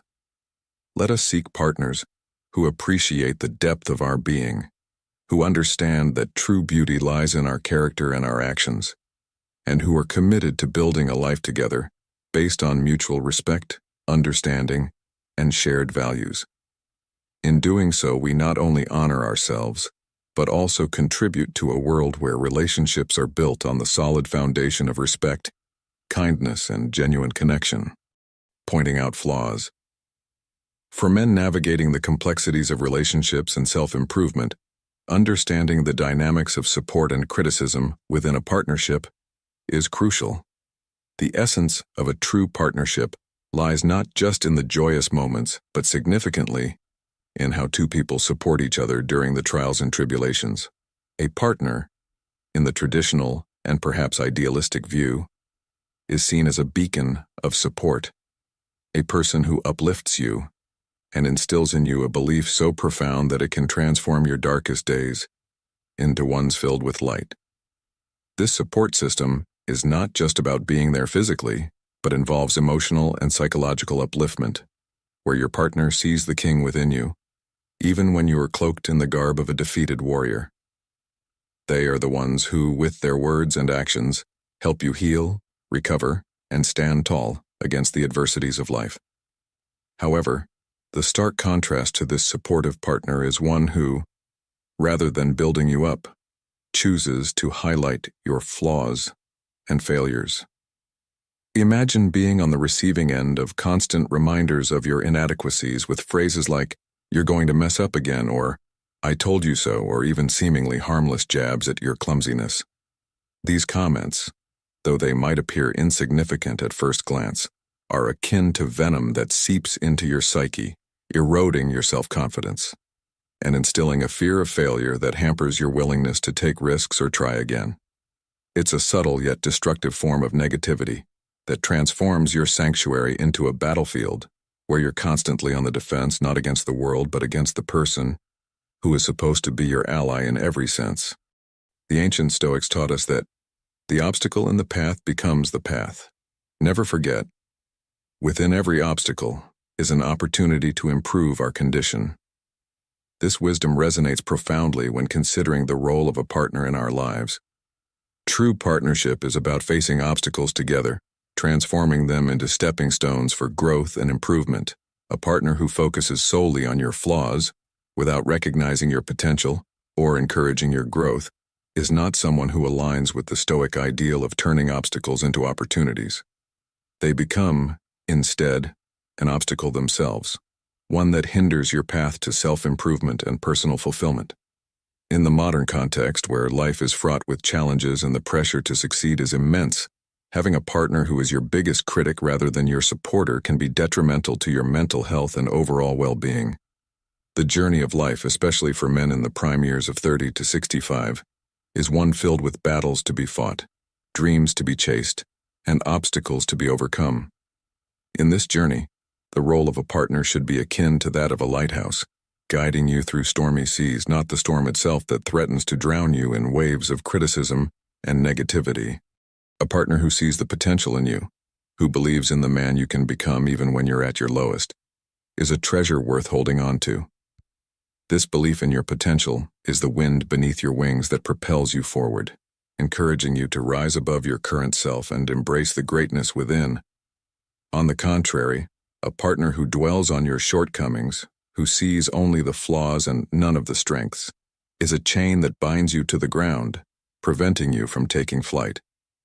In conclusion, if you find yourself with a partner who consistently brings you down, who acts as a barrier to your growth rather than a catalyst for it, it may be time to reevaluate the relationship. Remember, the essence of Stoicism is not just in enduring hardship, but in transforming it into a path for growth and improvement. A partner who aligns with this philosophy will not only support you in your journey but will walk with you, hand in hand, turning every obstacle into an opportunity for betterment. In the grand tapestry of life, choose to be with someone who adds vibrant colors to your journey, not one who dims the light of your potential. Mentioning her ex. In the relationships, communication stands as a pivotal element, shaping the contours of connection and understanding between partners. Within this realm, the dialogue shared and the subjects broached can serve as a mirror, reflecting the depth and sincerity of one's feelings and intentions. A particularly telling aspect of this communication is when a partner frequently brings up their ex. This action, seemingly innocuous at first glance, can unravel layers of underlying emotions and attachments that may not align with the present relationship's foundation. When a woman speaks of her past relationship, it transcends mere disrespect. It unveils a lingering attachment or comparison that places her former partner on a pedestal, potentially overshadowing the current bond. This notion is encapsulated in the poignant assertion that her mentioning him signifies a deep-seated longing or idealization of the past, a sentiment that her words can only partially convey. The gravity of this situation is underscored by the understanding that true affection and commitment in a relationship are marked by an unwavering focus on the present and future, rather than a fixation on bygone chapters. The act of reminiscing about an ex-partner can be likened to the allegory of Lot's wife in the ancient texts, where looking back not only signifies a reluctance to move forward, but also carries consequences for the journey ahead. In the context of a relationship, this backward glance can erode the foundation of trust and mutual respect, casting a shadow of doubt over the sincerity of one's feelings and the viability of the partnership. In navigating these waters, it is essential to recognize the significance of such conversations and the impact they may have on the relationship's health and trajectory. A partner who is genuinely invested and in love would naturally gravitate away from past entanglements, finding the very thought of a previous relationship incongruent with their current state of heart and mind. This transition from past to present is not merely a shift in focus, but a testament to the depth of their commitment and love. Drawing from this understanding, the lesson to be gleaned is one of mindfulness and reflection. It encourages individuals to discern the undercurrents of their partner's words and to gauge the presence of unresolved feelings or attachments. This awareness, coupled with open and honest communication, can serve as a guidepost, helping navigate the complexities of emotional ties and ensuring that the relationship is anchored in mutual respect, love, and a forward-looking perspective. In conclusion, the mention of an ex-partner in conversations is not just a trivial matter but a window into the deeper emotional landscape of a person. It calls for a thoughtful response, grounded in the recognition of its implications for the relationship's future. The wisdom here lies in understanding the importance of focusing on the present and nurturing a connection that is free from the shadows of the past. This approach not only fosters a healthier and more fulfilling relationship, but also aligns with the principles of growth, resilience, and emotional integrity, guiding individuals toward a path of mutual respect, understanding, and unwavering love. Man up. In the journey of life and relationships, there are moments that test our resolve, our strength, and our understanding of who we are. Among these moments, certain words can act as a mirror, reflecting our deepest vulnerabilities and strengths. When a partner says "man up," or utters phrases like "a real man would never do this," it's a pivotal moment that demands introspection and wisdom. These words, intended or not, can feel like an attempt to diminish one's sense of self-worth, to challenge one's identity with the sharp edge of societal expectations. It's crucial to recognize that true strength lies not in adhering to these external pressures, but in understanding and embracing the full spectrum of our humanity. The Stoics, with their profound understanding of human nature, remind us that our reaction to external opinions is within our control. Marcus Aurelius, a Stoic philosopher and Roman emperor, once said, "It is not events that disturb people, it is their judgments concerning them." This wisdom is particularly relevant when facing criticisms or demands to man up. It's an invitation to reflect on our actions and character, not from a place of defensiveness or inadequacy, but from a position of strength and self-awareness. True partnership in a relationship is built on mutual respect and support, not on one person dictating how the other should be. A partner who understands this will not seek to emasculate or belittle, but will stand by you, offering strength when you falter and celebrating your victories as their own. Leadership within a relationship is not about dominance, but about guiding each other towards becoming the best versions of ourselves, together. It's about recognizing when we are not at our best and having the courage and humility to rise above our weaknesses. This journey is not solitary. It is a shared path where both partners lift each other up. However, it's essential to acknowledge that continuous growth is necessary. Stagnation in our weaknesses is not an option. For as much as a supportive partner can offer strength, the respect and attraction in a relationship are deeply tied to our ability to confront and overcome our challenges. No one admires a leader who wallows in self-pity or refuses to grow. As Seneca, Stoic philosopher, eloquently put it, "It is not because things are difficult that we do not dare, it is because we do not dare that they are difficult." This statement encapsulates the essence of facing our shortcomings with courage, not because we are told to man up by someone else, but because we recognize the inherent value in overcoming our obstacles. In navigating these waters, it's vital to communicate openly and with empathy. Understanding each other's perspectives, fears, and hopes strengthens the bond between partners. It's about creating a space where vulnerabilities can be shared without fear of judgment or emasculation, where both partners feel empowered to lead in different aspects of the relationship. This dynamic fosters a deep, respectful, and enduring connection that thrives on mutual support and personal growth. In conclusion, when faced with words that challenge our identity or our role within a relationship, let us remember the Stoic teachings of control, self-reflection, and growth. Let these moments be opportunities for deepening our understanding of ourselves and our partners, for strengthening our resolve, and for nurturing a relationship built on respect, support, and shared leadership. Let us not be swayed by the shallow currents of societal expectations, but instead navigate the deeper waters of mutual respect and personal integrity. In doing so, we not only honor ourselves and our partners, but also pave the way for a relationship that is both fulfilling and enduring.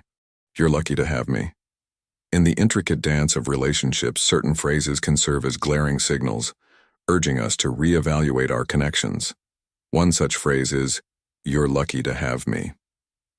This statement, seemingly innocuous at first glance, can actually unveil a complex web of ego and underlying dissatisfaction.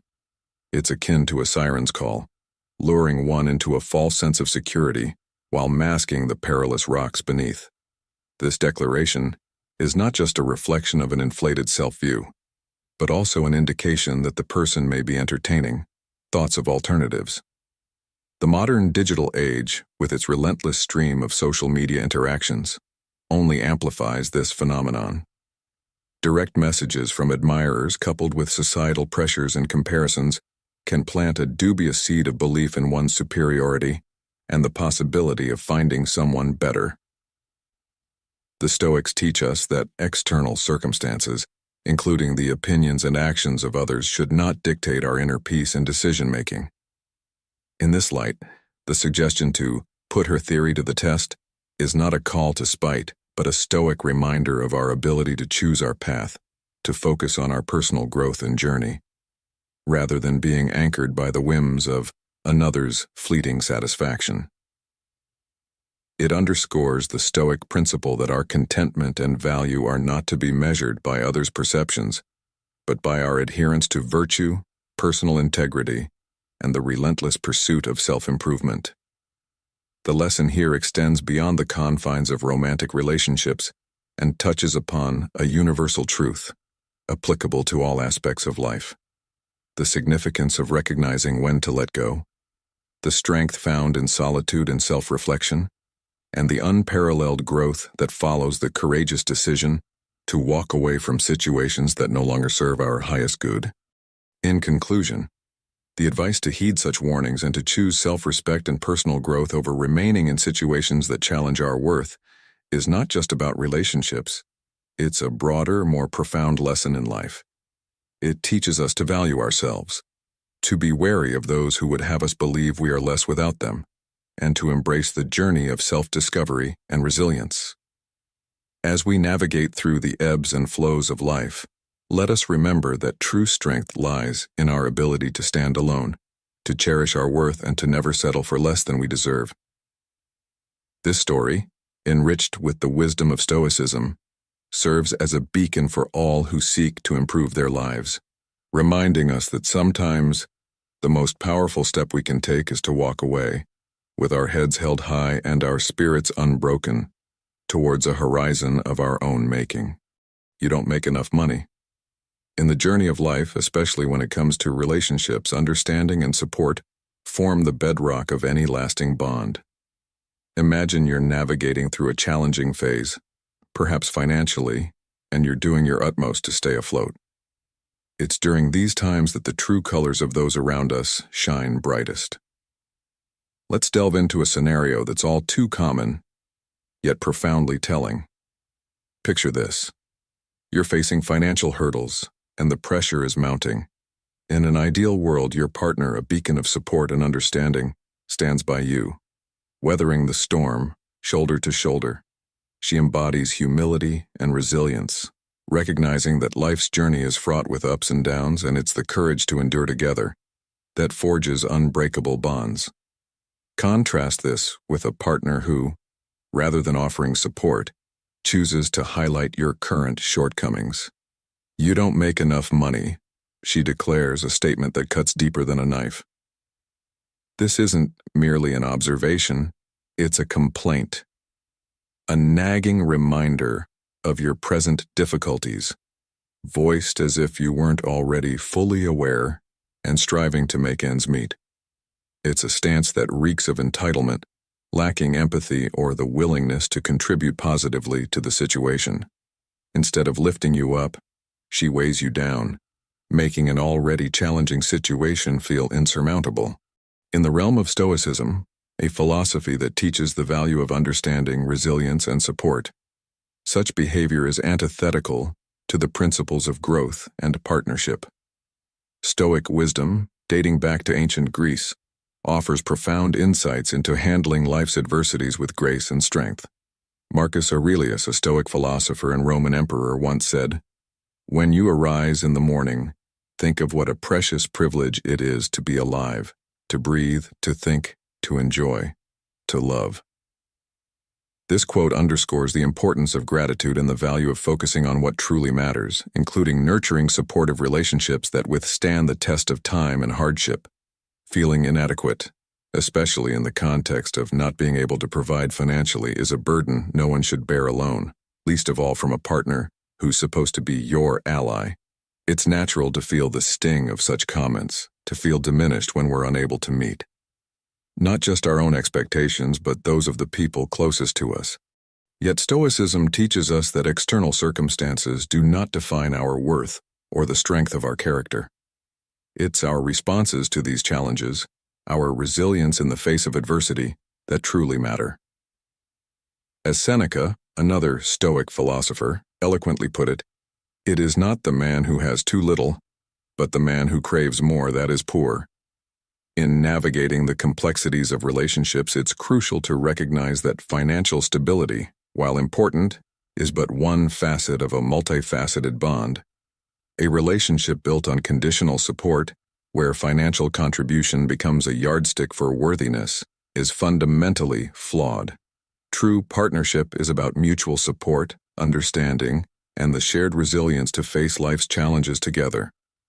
It's about recognizing that tough times are temporary and that together you can emerge stronger. So if you find yourself with a partner who tells you, "You don't make enough money," see it as a red flag, a sign of a deeper issue that goes beyond financial instability. It's a reflection of a lack of empathy, support, and understanding, qualities essential for a healthy, thriving relationship.